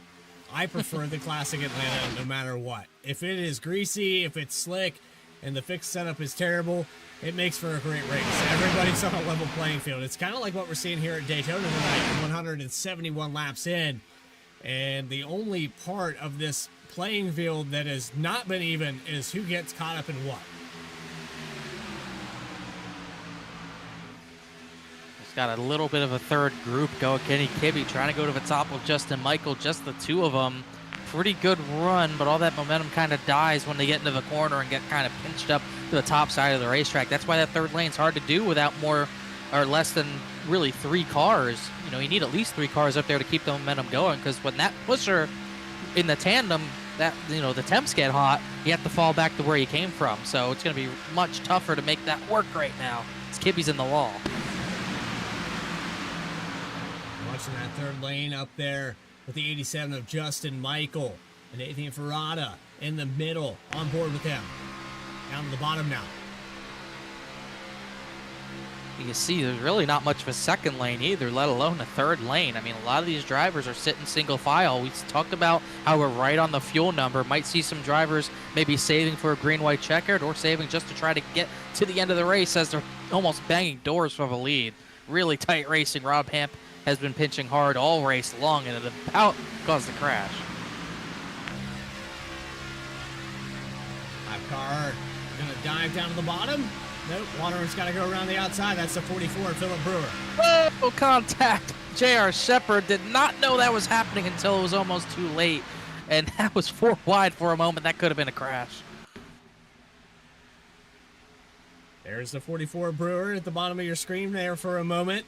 Watch this going into turn 1. Pretty tight. You know, the reason why this becomes hairy is because the 67 kind of darts out from behind him a little late. And Jared Shepard right here kind of makes a split-second decision to go 4 wide into the side of Caleb Weekly, and it almost caused the crash.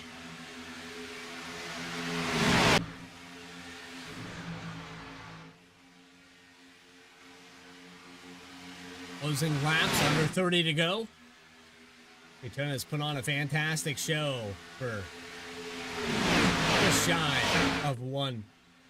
What do we have here, Connor? 426 miles? I don't know the math here. Give me the math. What about 10 laps? Or let's see, 10 laps is about 25 miles. So we're right about 62.5 miles to go next time by, I believe.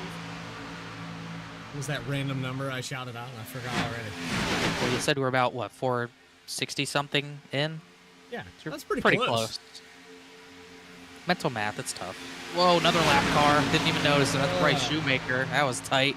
He's got no damage, but he just has not been able to get these laps back to the point where he's going to go, I believe, a second lap down. Oh, car in the wall. Mark McFadden, maybe? Yeah, Mark McFadden into the wall. He's a lot of laps down. He's 11 laps down. He just gets out of the way. Might have gotten booted, though.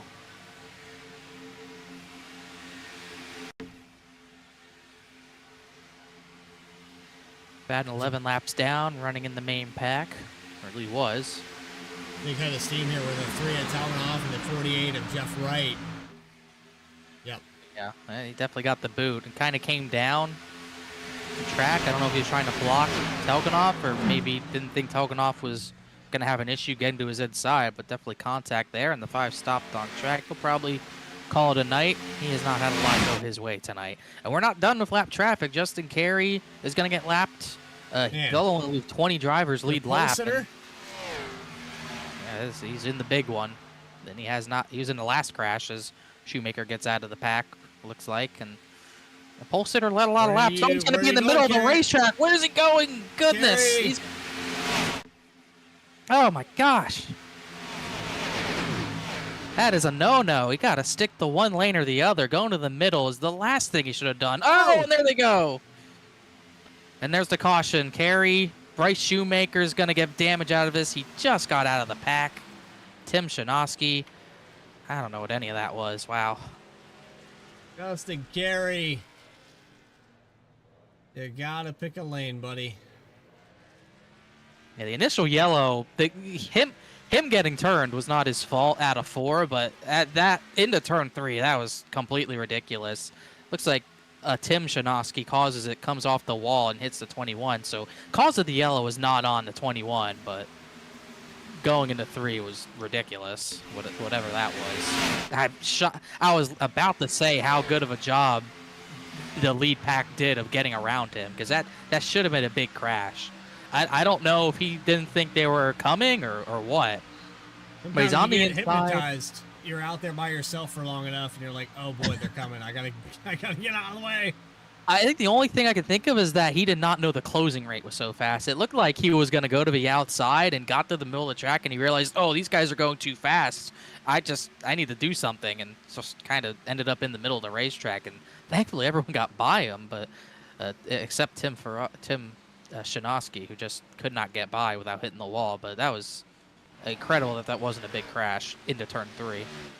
That's shame for Bryce Shoemaker. He just got out of the pack, and he ends up in the crash. It's another one who has not had the luck tonight. I mean, he gets out of the way and ends up junked. Doesn't look like we have any takers down pit road. Maybe one car. That's the 03 of Mahalski leading in.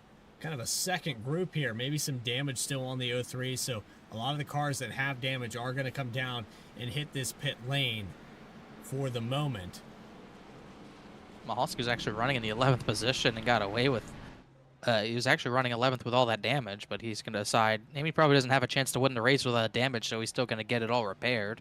Philip Brewer is going to be the lucky dog in 21st, so at least, at most, 21 drivers lead lap. Don't think anyone will be eligible for the wave around.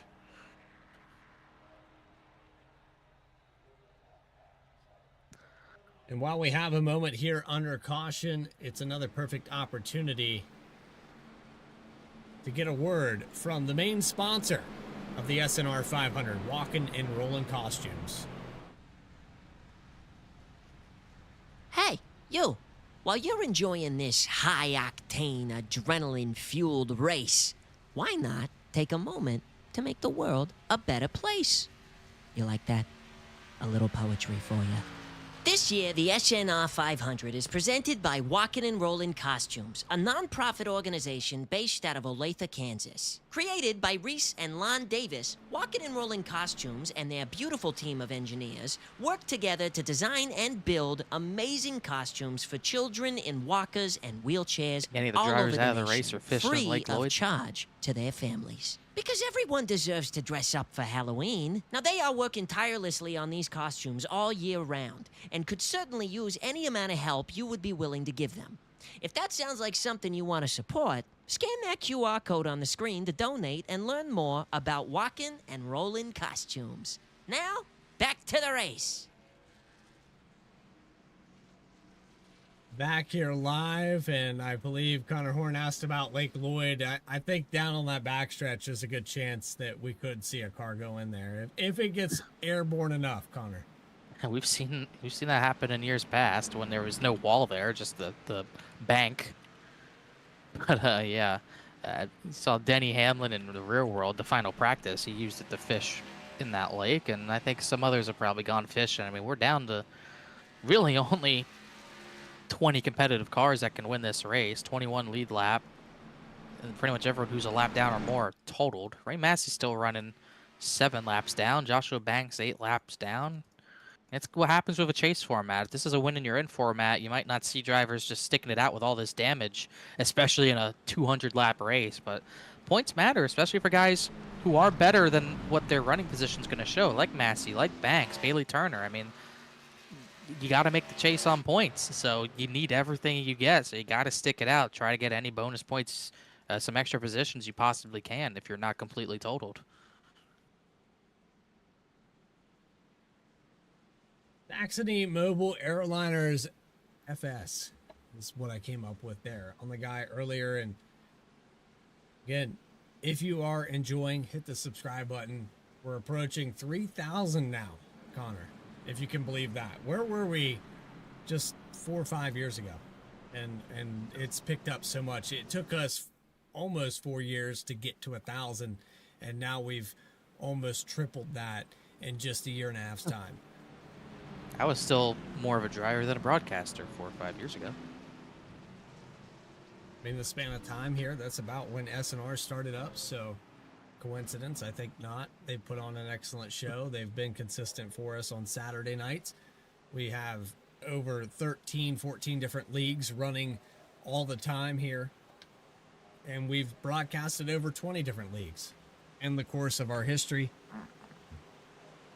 Definitely a long road of history here on VSPEED with Saturday Night Racing League. But back underway with Rob Ham, Justin Michael on the outside.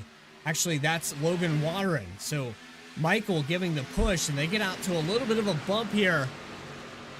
We saw that earlier with the 15. I think they're going to be okay, but the 98 into the wall. I don't know what happened there. I think it like the same thing that happened on the first lap of the race. They checked up in the outside lane, and someone didn't check up for J.R. Shepherd, and it's going to really jumble up this front pack.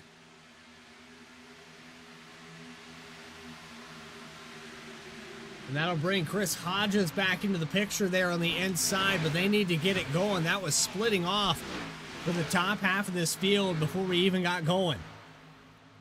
Mahalski in the back half of this. And you're going to see a lot of maybe inexperienced moves here. A lot of drivers are going to be at the front of this race for the finish are not guys we probably would have picked at the beginning of this race, besides maybe a few names like Kibbe, like Telganoff. But a lot of drivers, like Reggie Ortega's in the top 10, but a lot of drivers you wouldn't expect at the front. A lot of drivers trying to get their first win. This is the best chance a lot of these drivers are going to get, so you might see a lot of crazy moves. And pulling on to the lead, Telganoff taking a little bit of a breather there.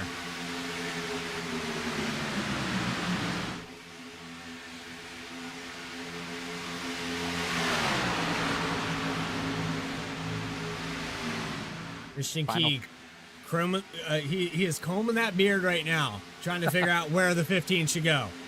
Final 50 miles, it's all down to this. There's not many. Whoa, Elliott Butler in the grass. Didn't see how he got down there, but he's trying to save it, keep it on the bottom. He's able to do that.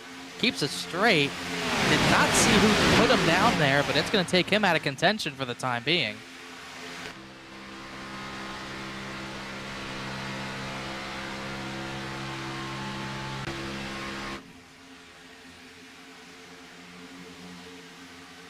Made mention of Andrew Luck the last time we talked, I do believe.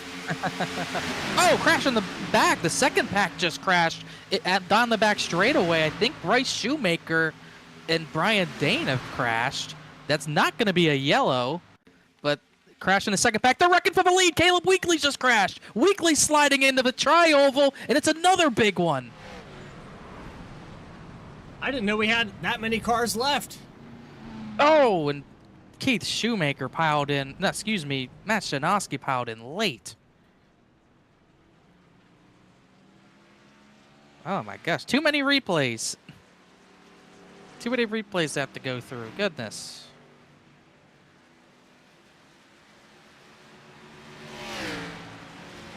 Well, let's say we take it back to what happened with the 54 first. Everyone wants to win this race too badly, I guess.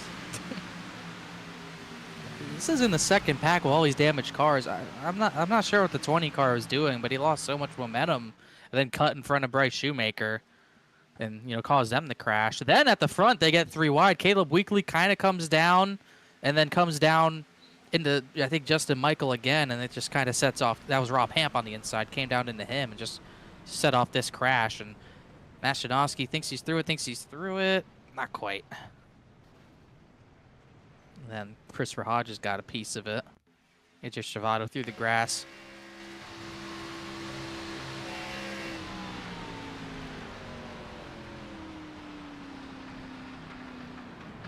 And gets by that one, thinks he's good, and just did not see Ferrata, I guess. Out into the left rear of him pretty hard. Heard Caleb Weekly on the radio, not happy. He said that was stupid. I'm not sure if he was mad at Hamp or Telganoff or who. It just looked like it got 3 wide tight and Weekly couldn't quite hang on to it. They get really tight behind him there. And I guess Hamp maybe was up the track a little bit, but it just seemed like Weekly... Could be talking to the 67 there, Water. And could be talking about the 67. The 67 has no doubt been pinching pretty hard into the corners, really the whole night, and definitely maybe wasn't getting enough room. I think the 67 wasn't pitching that much to the point where it was bad there. I don't know, just frustration. You're up there trying to win your first race in the biggest event in series history, and could come undone just that quickly. Caleb Weekly actually didn't get too much damage, but damage to the point where they're going to have to come from the back. It's another one that jumbles up the field, puts us in looks like a 15 lap to go restart. Rob Hamp still leading, but now you're starting to get some of those teammates back up there. Andrew Telganoff's up there. He's with Reggie Ortega.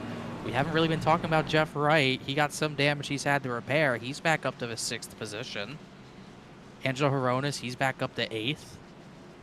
So there's some guys who have been fast majority of this race trying to get back to the front. And Connor, I'm going to rewind here, and let me ask you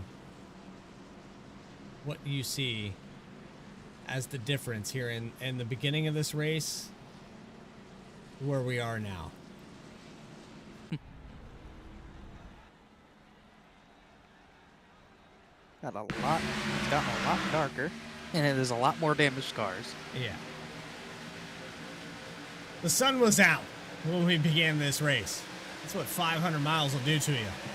Remember the no day-night transitions? I remember that. Perfect ending time for this in the sunset. I think we might have full sunset by the time we get this done. It might end up being pretty close. You know what else is a contrast? There was a lot more cars on this racetrack, and they were driving a lot softer. The attrition rate has definitely picked up since the big one on lap 123. Lights are on here at Daytona. In the closing laps, we're going to have a round 10 to go here. We're doubling back up. It'll be 15 laps left with Rob Hamp, Justin Michael on the front row.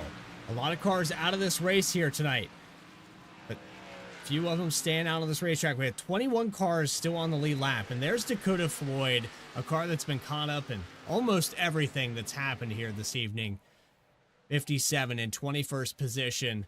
Last car on the lead lap. Seth Hatchell trying to recover his race. He was 3-4 laps down at one point. Still some damage on that car, but has a chance here to get mid-pack 22nd spot. He'll be the lucky pass if we get another yellow. And it's Bailey Turner. He's back out there. I believe he sent you a text message. I'm having fun. This is fun. Yeah, a lot of fun with 11 minutes of optional repairs. He's at least able to recover some points by staying on track, but not competitive at all. Like you mentioned, Dakota Floyd was the lucky dog. He's now lead lapped, so we stay at 21 drivers lead lap. One of them is an Nathan Ferrada, whose car is crab walking really badly after Matt Shinosky hit him in the left rear, so I bent the whole suspension in that thing to the point where it looks like it's drifting, but not quite.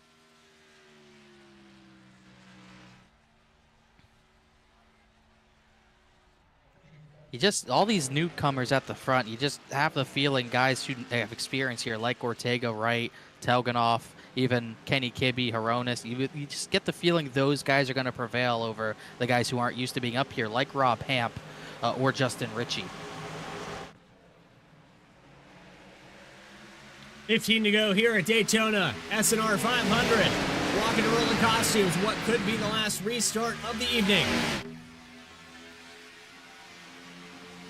Rob Hamp into turn 1.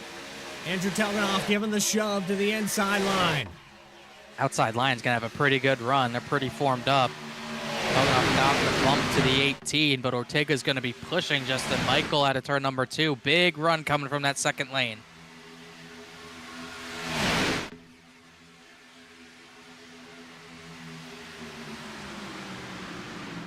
'87 and Michael takes the lead going into 3 and 4. Will he leave his partner? Your pick there on the outside. My pick in Kibbe is back in 12th.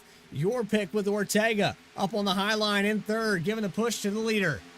Oh, He's Ortega middle. thought he was going to go to the middle. I don't know if he meant to do that or just got a little bit sideways across the bumper of the 87, but kind of stunted their momentum a little bit.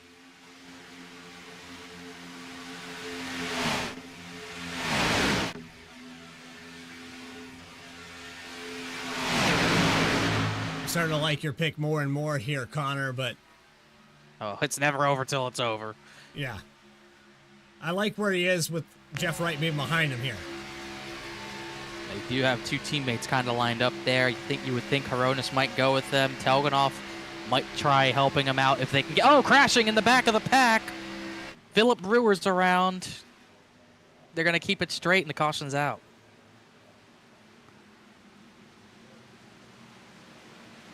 Logan Watering. Not sure that's enough damage to park that car.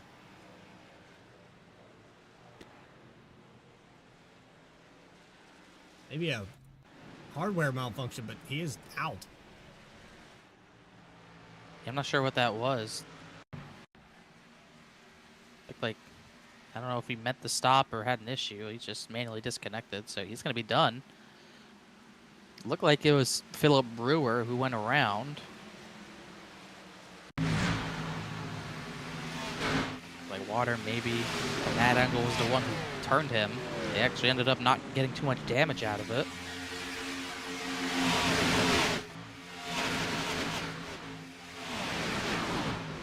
Quite see how it formed. It did look like the 67 came up into Brewer. Yeah, right here, Overhead angle. Brewer's got a little bit of damage here, but he also, Water takes it. Water goes. Oh yeah, he went to the middle from the inside, and then he came up into the 44's left rear and ended up turning him there. Another car got damaged. I think Tim Shinosky got actually the biggest piece of damage out of that, possibly. And Justin Michael, Rob Hampton are able to stay 1-2 and continue to lead.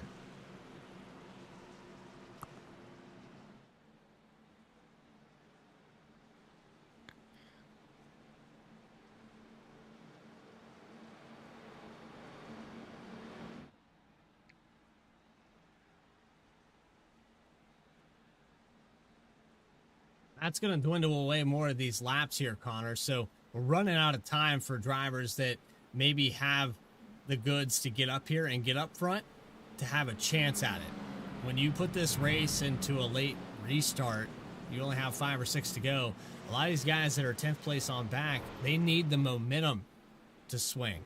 They need the speed to build up to even have a shot. But if you're up front, you're loving what you're seeing. You want the least amount of laps possible. On the flip side of that, I don't think I want to be Justin Michael right now with the lead. If we get another caution, he's going to be on a late race restart, possibly a green-white checkered. And statistically here on VSPEED, let me give you the number here, Connor. Let's get it.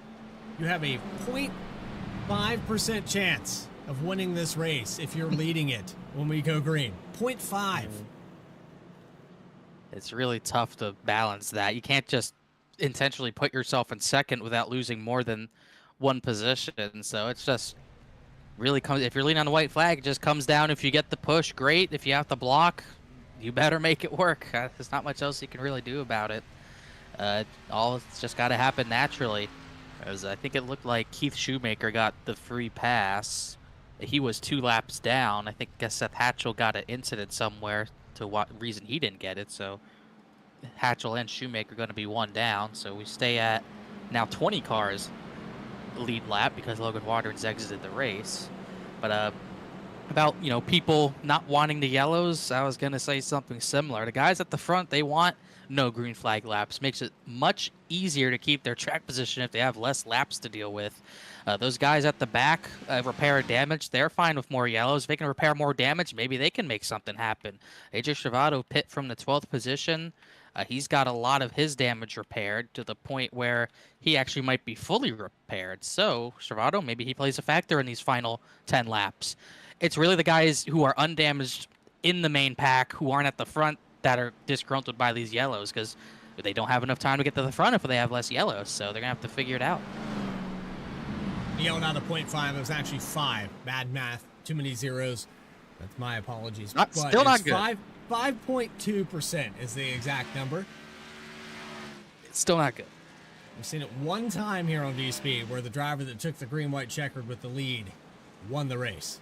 And it was only because he blocked just right. And I believe you were there for that, Connor. He blocked just right.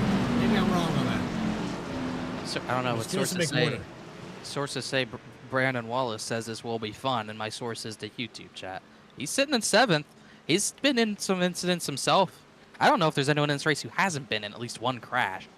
But Brandon Wallace, he's got that thing repaired. He's got damage. He's got some damage from somewhere. But Brandon Wallace, he's got that thing fully repaired. He's looking for his first win. He's up to 7th. Kenny Kibbe, maybe he hasn't been in anything. That car's been clean for a long time.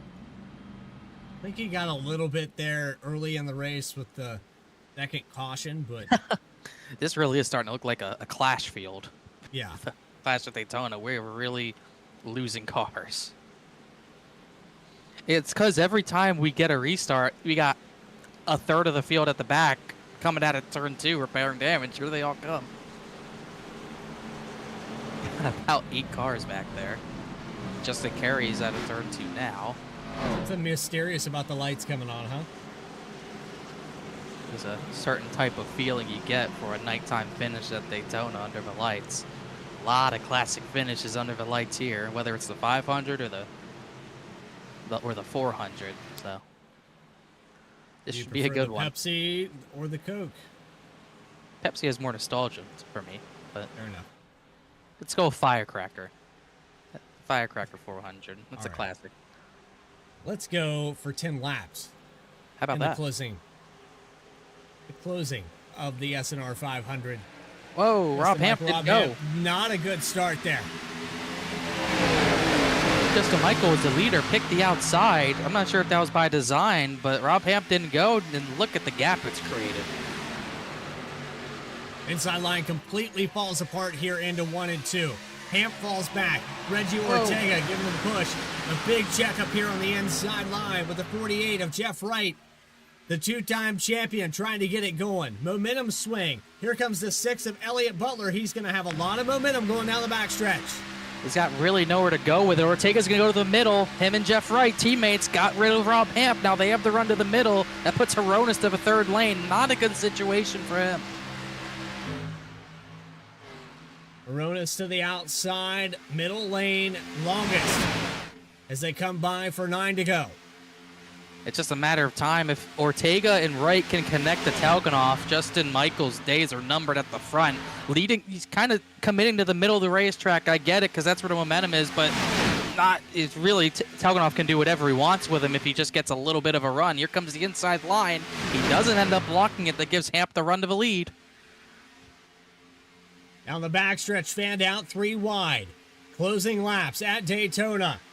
Justin Michael, Rob Hamp, Andrew Telganoff.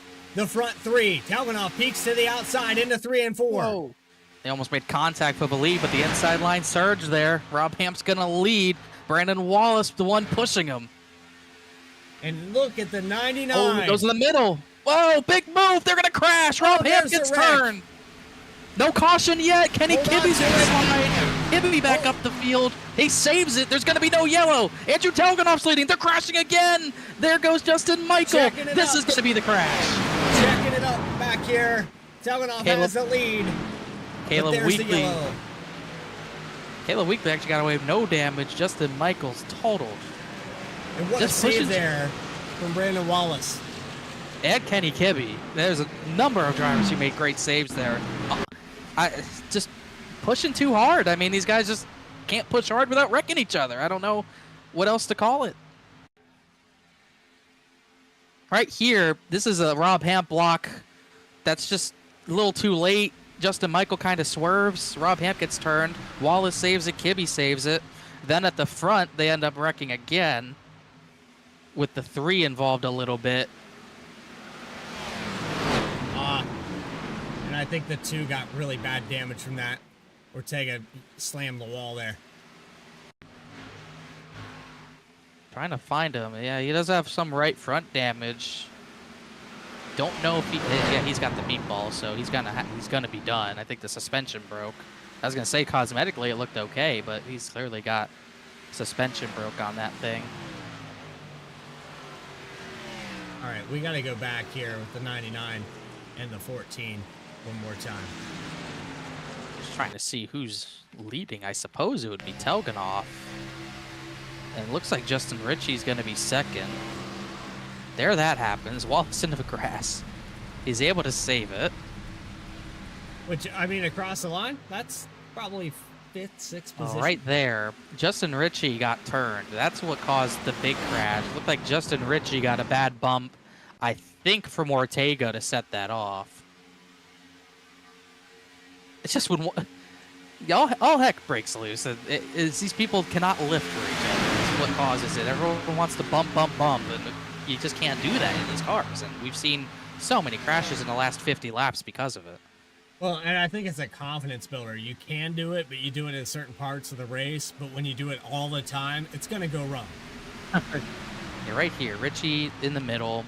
Reggie Ortega has a run right there, hits him sideways into Hronis and just sets all this off. Richie gets away with it. Ortega does not, and Justin Michael gets the worst of it. Mahalski's going to be third. Dakota Floyd's going to be fourth out of all this. Actually, maybe not. He might be fifth, but still, top 5, pretty unbelievable. Mahalski's got some damage. Wright's got damage. Dakota Floyd's car looks clean, and AJ Stravato's car looked totaled after the lap 123 crash. There's been so many yellows. He's going to restart with 4 to go in 7th, and AJ Stravato can get it done here for sure. My pick's out. My secondary pick, which doesn't count, I like Stravato's chances, personally. As it looks like Seth Hatchell is going to be the guy getting a lucky dog this time, so another one back on the lead lap.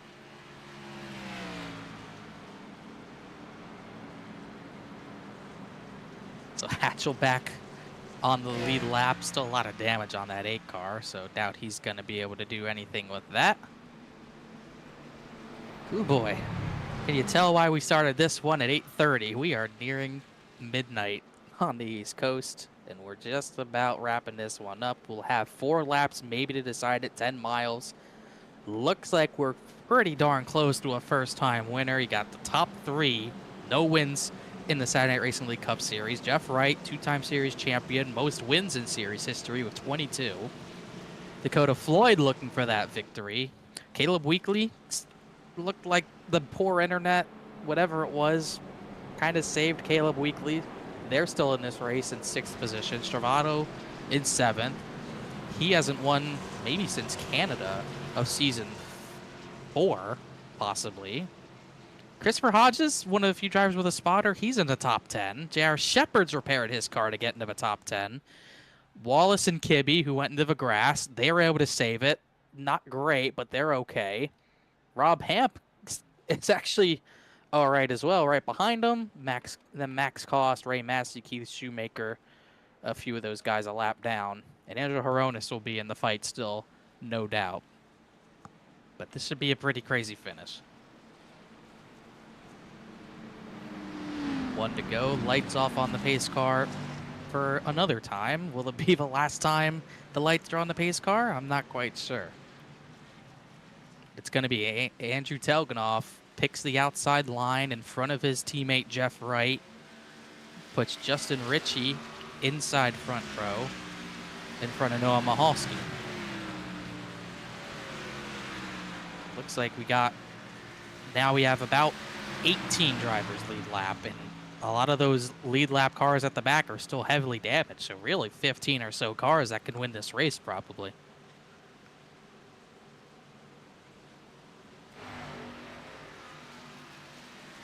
Good wrench number 3. Haven't seen it in victory lane in a while. Something about a good wrench 3 at Daytona. It's found his way to the front. And he's got 4 laps with a teammate in Jeff Wright to try to get the victory lane for the first time in his Saturday Night Racing League career. While we have a moment before the final laps, we'll have 4 laps to go here at Daytona. Let's bring it up one more time with our friend from Amazon Prime, Angel Dust. Hey, you. While you're enjoying this high-octane, adrenaline-fueled race, why not take a moment to make the world a better place? You like that? A little poetry for you. This year, the SNR500 is presented by Walkin' and Rollin' Costumes, a non-profit organization based out of Olathe, Kansas. Created by Reese and Lon Davis, Walkin' and Rollin' Costumes and their beautiful team of engineers work together to design and build amazing costumes for children in walkers and wheelchairs all over the nation, free of charge to their families. Because everyone deserves to dress up for Halloween. Now, they are working tirelessly on these costumes all year round, and could certainly use any amount of help you would be willing to give them. If that sounds like something you want to support, scan that QR code on the screen to donate and learn more about Walkin' and Rollin' Costumes. Now, back to the race. Green flag back underway with 4 laps to go. Andrew Telganoff has help from Jeff Wright on the outside. There's the 03 on Noah Mahalski in 5th position. The 57 of Dakota Floyd, who's been involved in almost everything here tonight as we go 3 wide with Rob Hamp trying to rebound. 13 of Caleb Weekly jumps to the outside for the third lane. It's not enough momentum to make that work yet, but they have no choice. Coming at 3 to go, they got to go for it. Inside line's got a little more momentum than the outside, but that outside lane is pinching hard. Floyd just got a door from the 3-car of Telganoff, but Richie's going to lead across the line. Richie just barely there by a few hundredths of a second. There's the 15 of Hodges with an elevator. He had a little bit of momentum. They still got to push a little bit harder in that third lane, but that inside lane, once again, through the corners, a little bit better. So Justin Ritchie's clear. If he wants to block, they door again for second. Is it going to be enough here down the backstretch? Big run here the for third the 15. lane. Oh, there they go. Telgan. Oh, Bravado turned into the wall. Caution's out. And we'll go to green-white checkered territory here at Daytona. Once again, bumper-to-bumper contact. These drivers just can't handle it. It came from the third lane, and poor Stravado spent all race getting it repaired just for it to get junked again. They were doing what they had to do in the third lane. They were pushing. They had such a big run here, but eventually Weekly has to check up off Hodges a little bit here, and Rob Hamp hits him wrong there. It sends Hamp down into Mahalski into Stravado. And then right there, Caleb Weekly, or excuse me, not Caleb Weekly. Look at Keith Shoemaker drove a few people into that. Got a few more drivers involved. And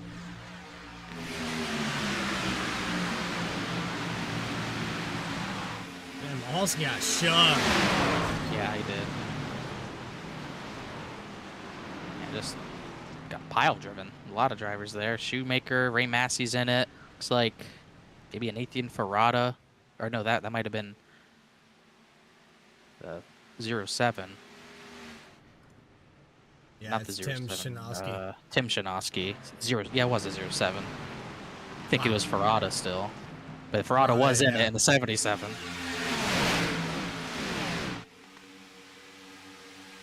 And these cars are way back from this. Yeah. It's really... Let's see. I'm not sure. We'll see. Someone got in the back of Ferrata, but I don't think he's missing that, by the way. Yeah, that's Shinosky, but I think it was Keith Shoemaker who got into the back.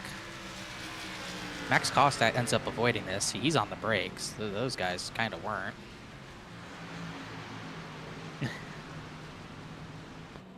I feel so bad for Stravado. He spent 60 laps or so repairing that car. It just got completely junked again.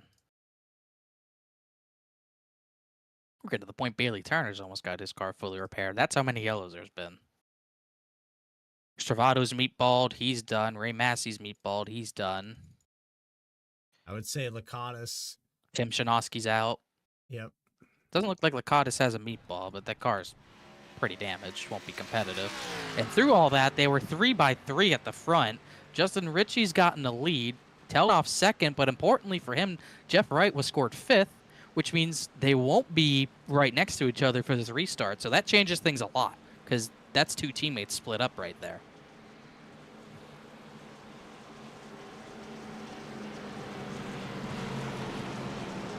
Is it going the exact way that you thought it would go?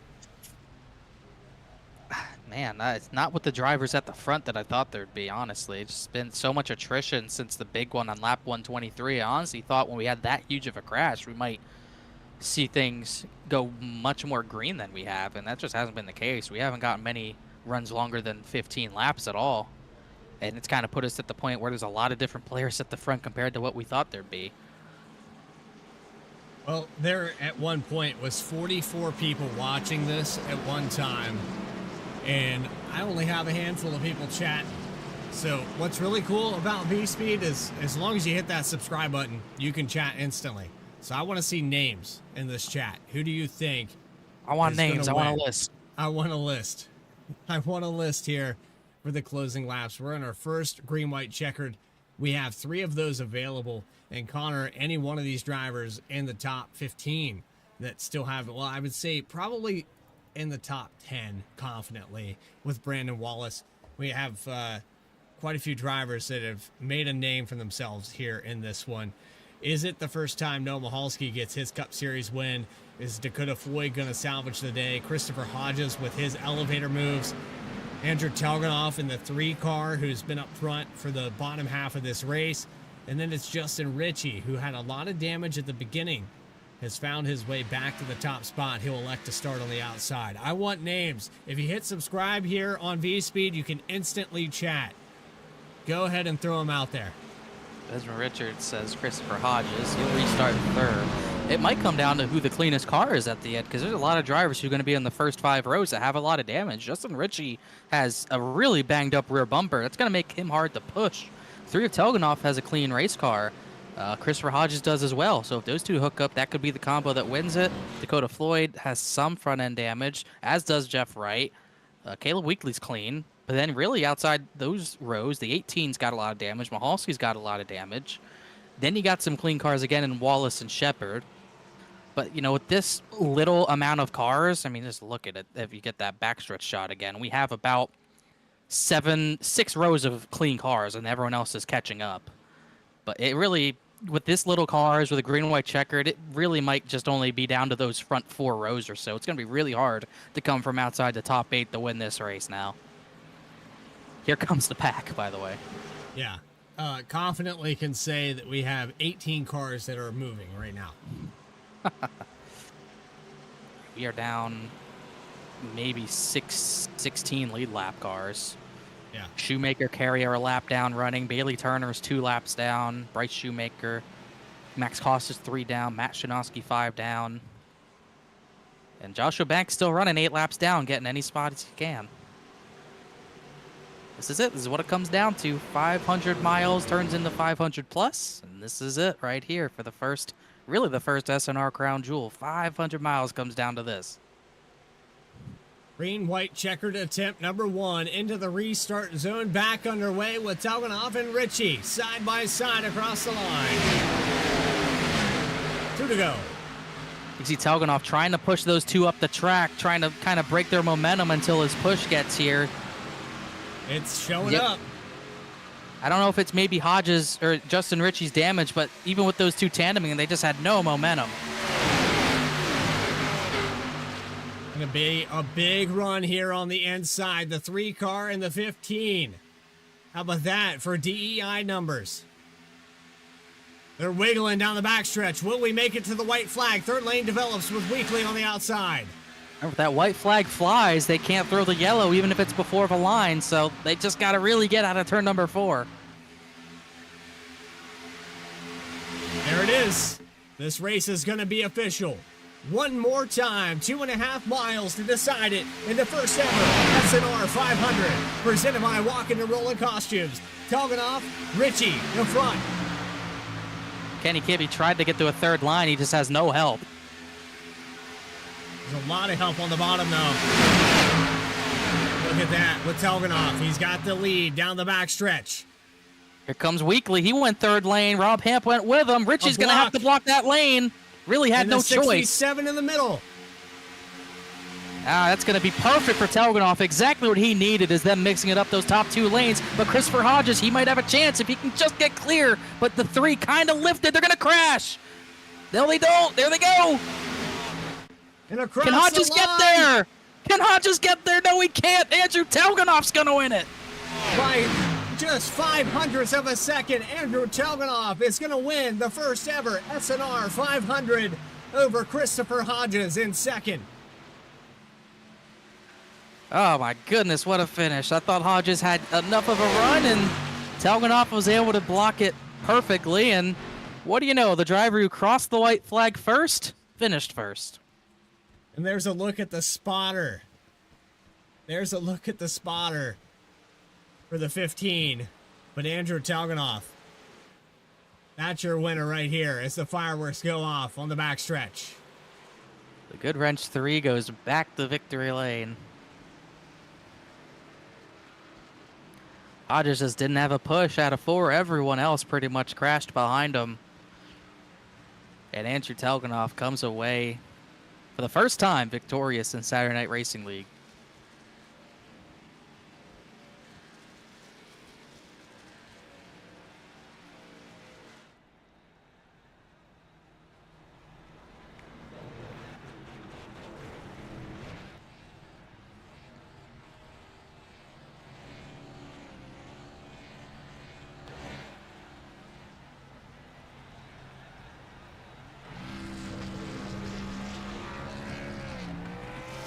The 27th different winner in Saturday Night Cup history.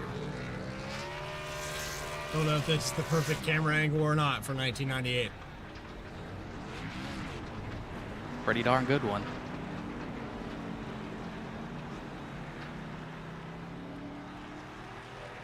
Now we need the entire backstretch or front stretch crew to come running out onto the grass. Well, this is one of those tracks you could drive at the victory lane. Does Telganov know that? I don't think it is one, unfortunately. I'd still try to go there. How about a Polish victory lap? At least a little bit of one. Post-race interviews with your top three. We're going to go back and review that start and those final laps in just a moment's time. But you are watching the first ever SNR 500 presented by M&J Distributors and Walking and Rolling Costumes. Back with more coverage on VSPEED in just a moment.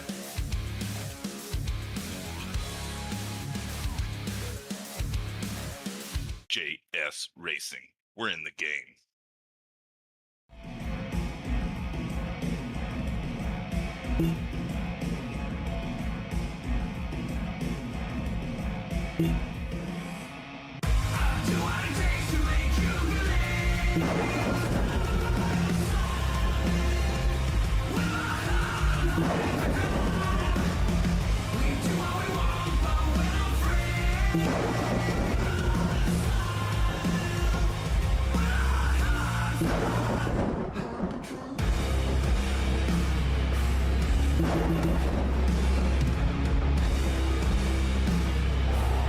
Gentlemen, start your engine!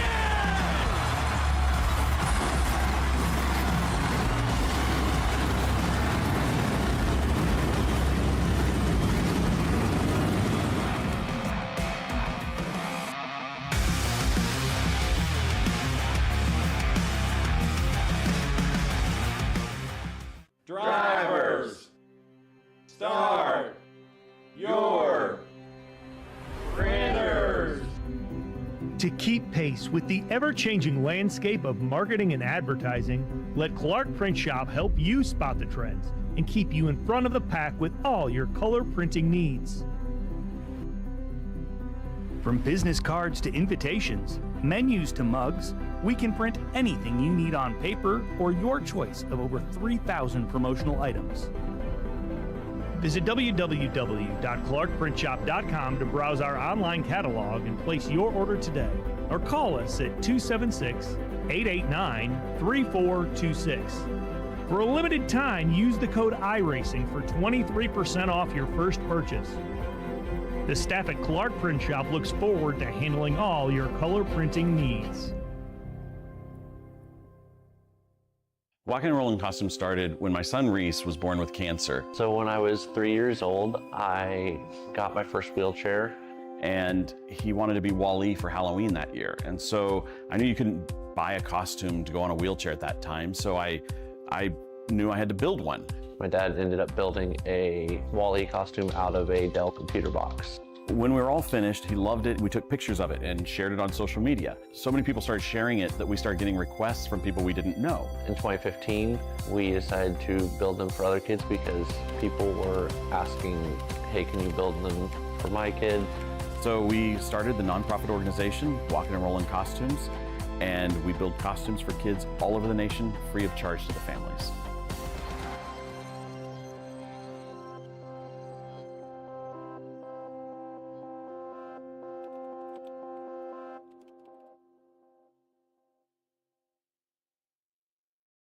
JS Welcome back to the SNR 500, where we're back on replay mode to watch the final laps that unfolded before us. Green-white checkered attempt number 1.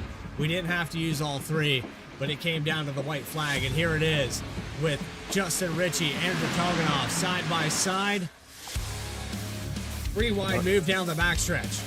And that's what kind of opened it up for Telganoff. It let those top 2 lines kind of race each other too much because Ritchie had to block the 3rd lane to the point where the momentum was gone. What that did is let Christopher Hodges get a little bit of a run, but I think right there, Telganoff kind of lifted a little bit, trying to box Hodges in. Then Jeff Wright got into the side of Justin Ritchie, set off that big crash, and Hodges has a run at him, gets outside, crosses him over, but the 3 just blocked him perfectly to the point where it stunted the momentum, and that's how he got it done. And it was a fantastic finish there to wrap this thing up at 500 plus miles. An extra 3 laps here this evening. 507.5. 507.5. Thank you for the math. Justin Ritchie wishes it was 500 miles. He had it on the 500th mile. How about this? How about we bring up your final race results? Race recap on the top of your screen. 9 cautions, 60 lead changes in 500 miles. 507.5 with Andrew Telganoff, Chris Hodges, Angelo Horonas getting the top 3. We'll have a word with those drivers in just a moment. But it's J.R. Shepard, Rob Hamp for the top 5, Caleb Weekley, Noah Mahalski, Brandon Wallace, and Seth Hatchell. Then you go back to Justin Ritchie, who was on the outside of the lead there in those closing laps. He salvages a top 10. That was Seth Hatchell. That car was totaled. He just got back on the lead lap. He got 9th out of it. Pretty crazy for him. Kenny Kibbe came from 38th to finish 11th. He went to the 3rd line on the white flag, and he had absolutely no help. And Nathan Ferrata 12th. Elliott Butler faced a lot of adversity, ends up 13th. Dakota Floyd 14th. Jeff Wright kind of caused that crash out of turn number 4. He ends up 15th. Case Licata started last, ends up 16th. Justin Carey, the pole sitter, ends up getting in a wreck. Really, who didn't get in a wreck? He's the first car 1 lap down. 17th for him. Then Keith Shoemaker 18th. Bailey Turner with a wrecked race car. He could not go 4 in a row at Daytona. He ends up 19th, and Bryce Shoemaker ends up 20th. Those 2 wrecked across the line for 19th, and Turner got it done sliding to 19th. Going back to your 21st position with Max Koss, AJ Stravato, who repaired his car all the way to the very end of this race. He'll finish in 22nd, 23rd with Matt Shanoski, Joshua Banks, Banksy the iRacer, still in the VSPEED chat here, but it looks like Banksy going to finish 24th. Reggie Ortega, your pick here tonight, is going to end up 25th. And you go back to Justin Michael finishing 26th, Tim Shanoski 27th, Ray Massey, Philip Brewer, and Logan Watering. Logan Watering was up front for a lot of this day in the 67. Yeah, just couldn't quite finish it off at the end. A lot of these drivers just wrecked out later in the race or earlier in the race. Brian Dane at 20 ends up 31st. Mark McFadden 32nd. But really, all these drivers didn't finish the race on track. Broderick Lavick, Alden Stewart, Chuck Sweeting, who was at the front 35th. John Sanu, Ben Laughter, all those 3 were really involved in the big one that claimed 20-plus cars. Chad Klinger was out a little earlier than that, 38th for him. Michael Jones, 39th. James Lehman, who really had nothing go his way tonight, he ends up 40th. And Austin Belke, unfortunately, blew his engine really only on lap 24. So Belke, our final finisher, after having a good qualifying effort, just couldn't get to the finish. Well, there's your final race results and what is the first race ever to go 500 miles in SNR history. And Andrew Telganoff, as fitting as it can be, the number 3 car, the iconic Dale Earnhardt paint scheme, is able to find its way to victory lane at Daytona. It took a long time to get here. How about that? Andrew Telganoff is going to be the first ever 500 winner in Saturday Night Racing League history. Congratulations, sir. It has been an honor. Bro, it has been an honor. Thank you so much. But first, I want to get this out of the way. Walking and Roller Costumes, they've been with us for a while. I want to give them a shout out. They're very, very important people. Before I forget anything else, because I got a whole shitload of lists I gotta thank. Yeah, it was a great race, man. I am wore out. I don't know what to say. Emotions are running wild through my head. But it all worked out. I was just there at the end. We that second to last restart, we did have the lead there, and then we lost it, and then he took the outside there, and I was like, shit, we got a chance, because just how these cars are, man, when you get to them corners, the outside line really does prevail, and then we're pretty much just trying to play, king of the hill up there, just trying to lift, hold position, let the guys get the run on the outside. A hell of a push there by Hodges. I can't let that let go. I appreciate that. Appreciate all that help, and really everybody here that makes this happen. It's been a really tough road. Last year was a really, really rough year for me and many other people, but just thought I didn't have anything left, and we've been around for a long, long time. And I was talking all the way through the week with Jeff, like, man, like this could be the race. This could be the race. Working it out. We just got to get there at the end. It's 200 laps, 500 miles. It's a long ass race, and we got there. We won it. We won it. We won it. And I can't thank you guys enough for making this possible, and everybody else here at SNR that makes this happen. Reggie, Jeff, Brian, Chad, you guys, the drivers, everybody that makes this happen. We had a 41 car field. I'm just glad we made it all the way to the end. And we kicked everybody's ass, and you can't take that away from me. I'm an SNR 500 champion. Yes, the first ever champion of 500 miles, and it goes down to the 6th season. All the mileage equally, you put on what would be the most iconic race, and the number 3 car. That is also the iconic paint scheme that comes out here to mind, and the excellent burnout that you did there in the tri-oval grass that just looked perfect. It was photogenic there. Yeah, I know. I got to work on my burnouts a little bit, man. The emotions going. We're trying to pop it in and out of gear. But yeah, this one's 25 years later, buddy. This is for you, man. But hey, hell, I could say we did it for Dale. And I mean, I don't know what to say. You're just gonna have to ask me the questions, man. I'm just kind of. Well, I got one final question for you. It was here, a long Andrew. race. Yeah. I got one final question for you. Yeah. Does this turn around what you felt last season and then into this one where you said, this is the one, this is where we turn it all around? Are you confident now? Do you have it back? Is that mojo back? I hope so. With these tracks, man, it's like slot cars, man. You got to put yourself in position. It's draft effect, just like every other super speedway. It was a long race. The game plan was to take it easy, be patient. At times, I was gonna get impatient. I wanted to go. We made the right moves, but I really hope this turns it around, and I hope this car really presents really good racing for the rest of the season. But this is definitely a motivation swing, and I mean, what better way to win your first career SNR race than the SNR 500? I can't ask anything else. Again, I gotta thank everybody here that makes it happen, and literally everybody down to the drivers, even the drivers that we don't like. It doesn't, that don't matter. Just everybody that makes this happen, and I just can't thank everybody enough, and all the support I had, and the emotions went through quick. We shed a little bit of tears, but we're all right, and we're gonna go forward and hope we can maybe win on another oval. I said it would be special. It's special when you get a win here in SNR in and of itself, but when you get the first ever 500, the longest race that we've ever ran here, it is the best feeling in the world. Andrew Talganoff, you made history here tonight. Congratulations, and we will see you next week at Auto Club. And I will see you later. There he is. He thinks I'm going to be in that post-race chat.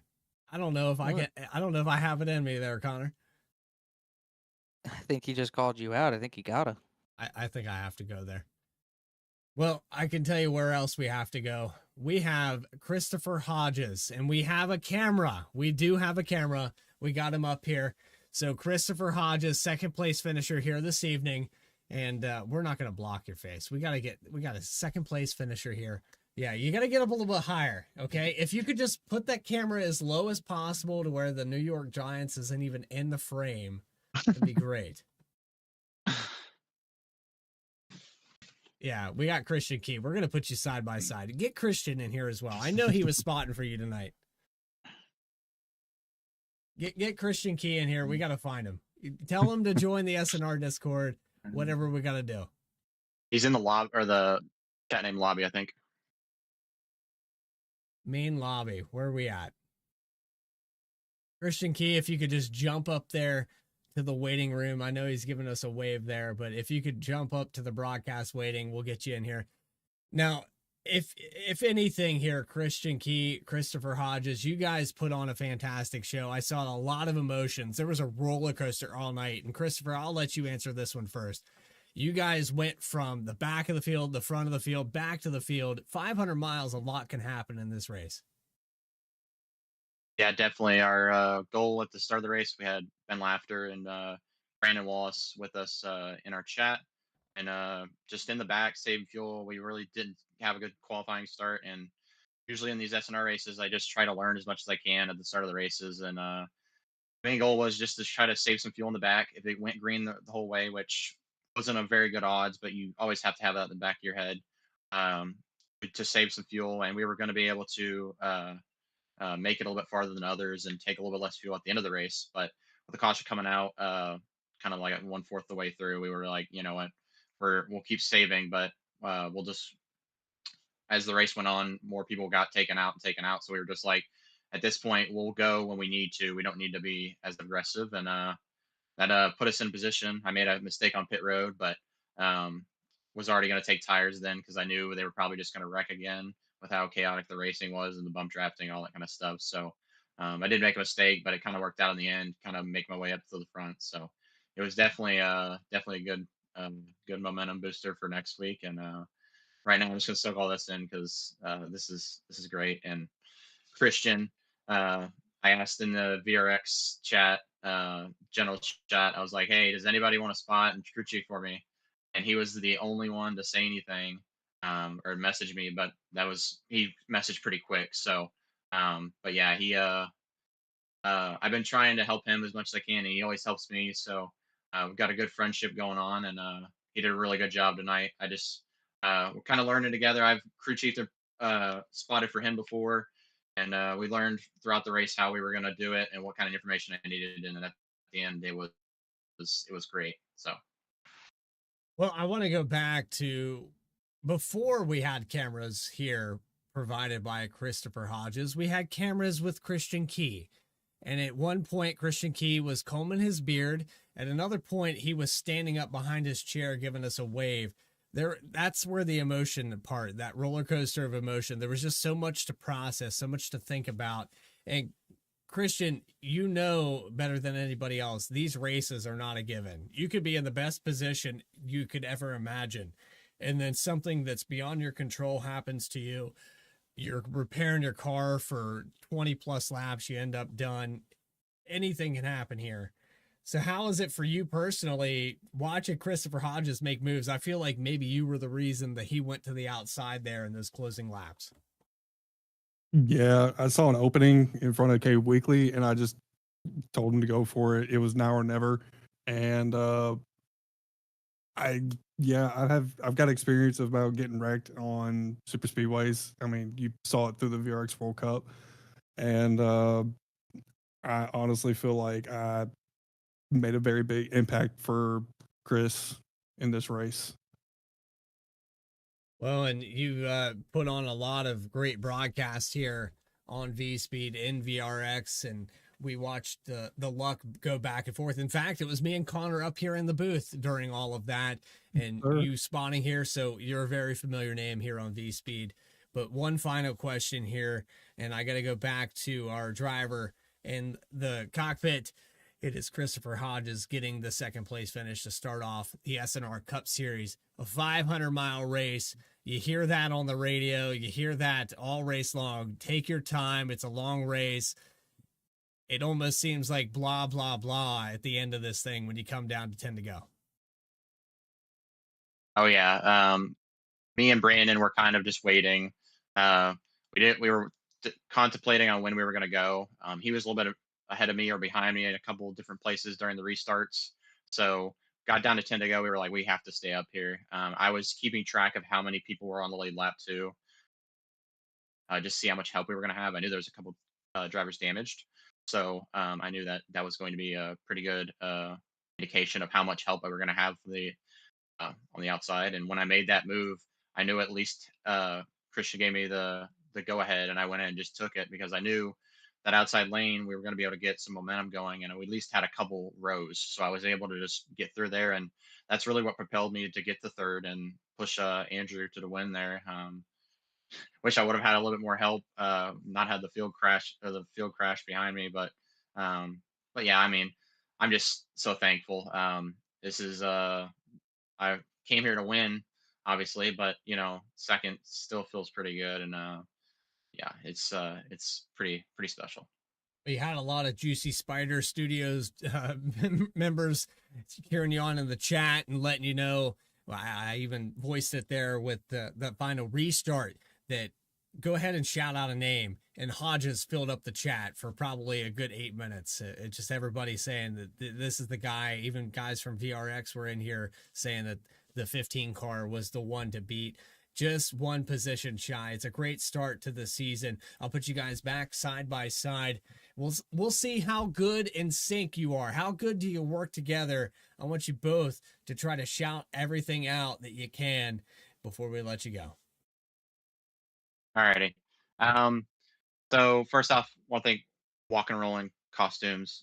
It's been they've been a great sponsor for a long time. And Juicy Spider and all the other sponsors that help make this a thing, because that first off, without the sponsors for this league, nobody would be here. Got to thank VRX. Got to thank Juicy Spider definitely for allowing me to have this ride and allowing me to do things and make paint schemes, be able to make paint schemes for me and different things to make this so much special. I got to thank Friziones on Whatnot. Check them out. They've been I talked to them. I was like, hey, can I put you on my car? And they said yes. So I never since then. It's so much publicity and everything. It's been so much fun, and definitely check them out. Just got to thank my parents too.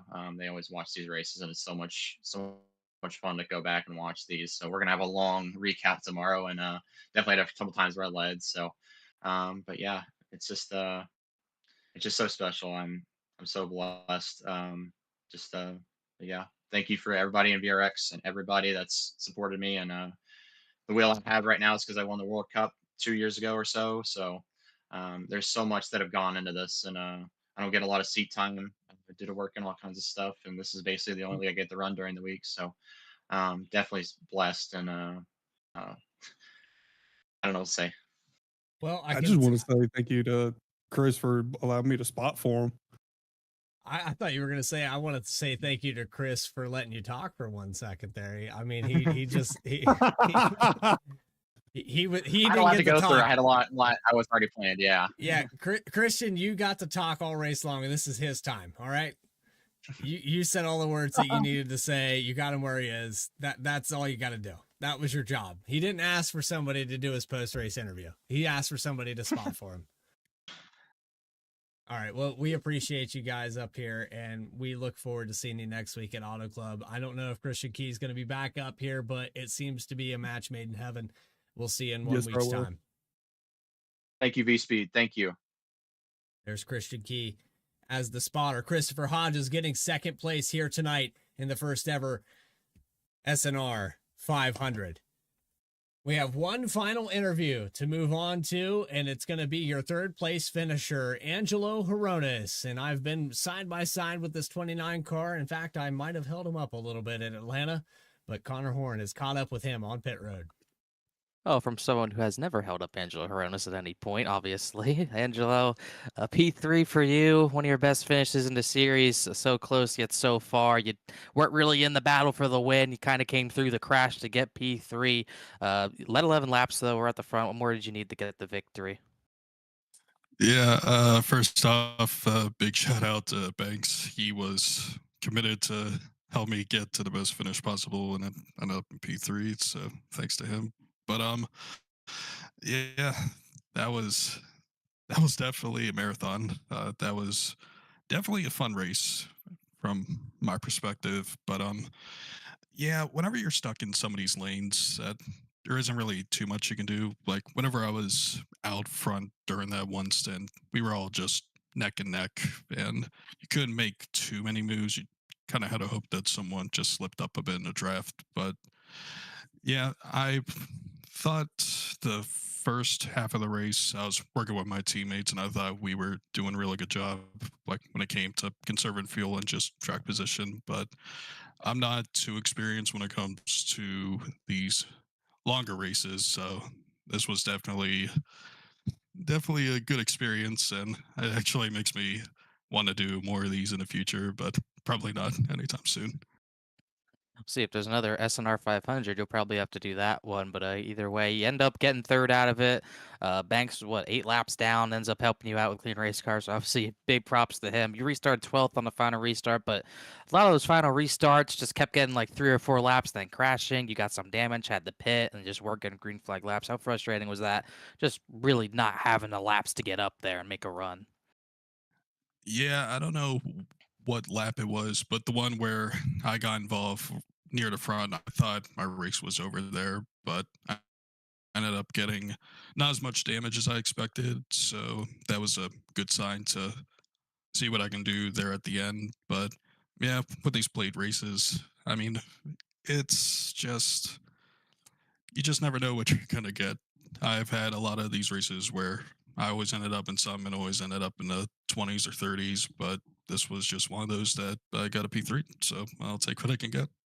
Definitely got to take what you can get. Unofficially, obviously, will be third in the point standings to start the season with a little bit of different points format. So, good start to the season for you, kind of winning a little bit of a marathon. So, congrats on the top 3, getting through all that. Anyone else you want to thank or shout out besides Joshua Banks, who showed you all the way? Yeah, him again, but all my teammates tonight, AJ, Bailey, and Seth was honorary teammates. Shout out to him. I know Adam and Eric couldn't make it tonight, but shout out to them as well. Congrats to Andy again for getting the win. And I saw Chris Hodges, he got P2. Congrats to him. You guys were putting on a great broadcast. All the admins that helped make this possible, and the sponsors as well. I did see the race was presented by Walking in Rolling Costumes, so shout out to them.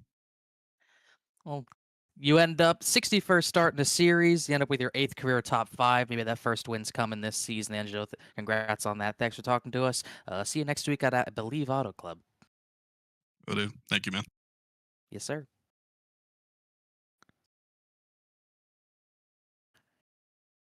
There you have it, your top 3 here at Daytona in the first ever 500-mile race. And again, we'll put the QR code up on your screen. If you would like to support Walking and Rolling Costumes, there is also a link in the description, but you can scan that QR code.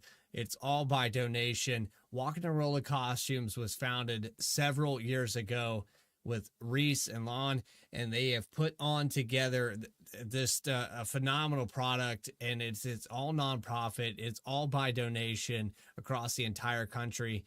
And if you would like to get involved, find out more information, right there's the QR code and the link in this video description. But Connor, it was a fantastic race. I know that SNR has been talking about doing a long race like this for a very long time. And it's our second ever together here for 500 miles. So we've put up 1,000 miles of racing, 1,007.5 to be exact. Yeah. And I think they might change Auto Club to 200 laps. I'll have to wait and see. But either way, it was pretty fun. And you kind of got the glimpse of what happens in a long race, where really the first, I would say, half of the race, it was pretty, kind of orderly. You had 2 lanes, really not much 3-wide racing, everyone not really on the bumper of one another. Definitely conservative racing. I had a lot of chaos. The green flag pit stops we did get, a lot of issues. I think most people weren't ready for that.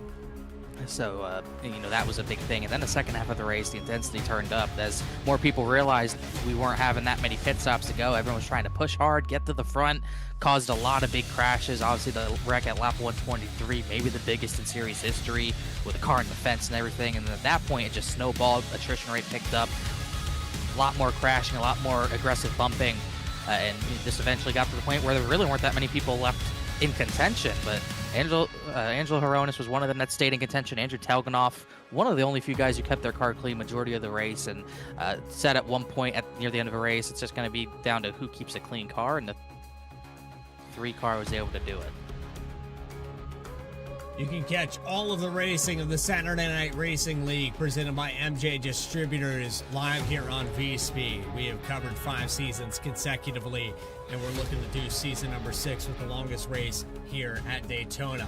It's on to Auto Club next week, February 28th at 10 p.m. Eastern Time, back to our regular schedule here on VSPEED. Hit that subscribe button. You'll never miss a single race as we get set to crown our 6th champion. It's Jeff Wright with 2 championships, Joseph McWhorter, Bailey Turner, and the 35 of Joshua Banks getting all of those championships so far. Who's it gonna be for number 6? That's the big question, as we have a long season ahead of us all the way into August. But that's going to do it for us here at Daytona. It's on to Auto Club, the track that doesn't exist, but it's on to the West Coast. For everybody here at VSPEED to help make this possible, Adam Baker, Eddie Smith, Morgan Cook, all of our production team that puts it all together. We're looking to grow more and more. Let's hit 3,000. Hit the subscribe button, and we'll be back with you here in 7 days' time. This is Bradley Cooper and Connor Horn saying so long from Daytona Beach. Stay tracking, everybody.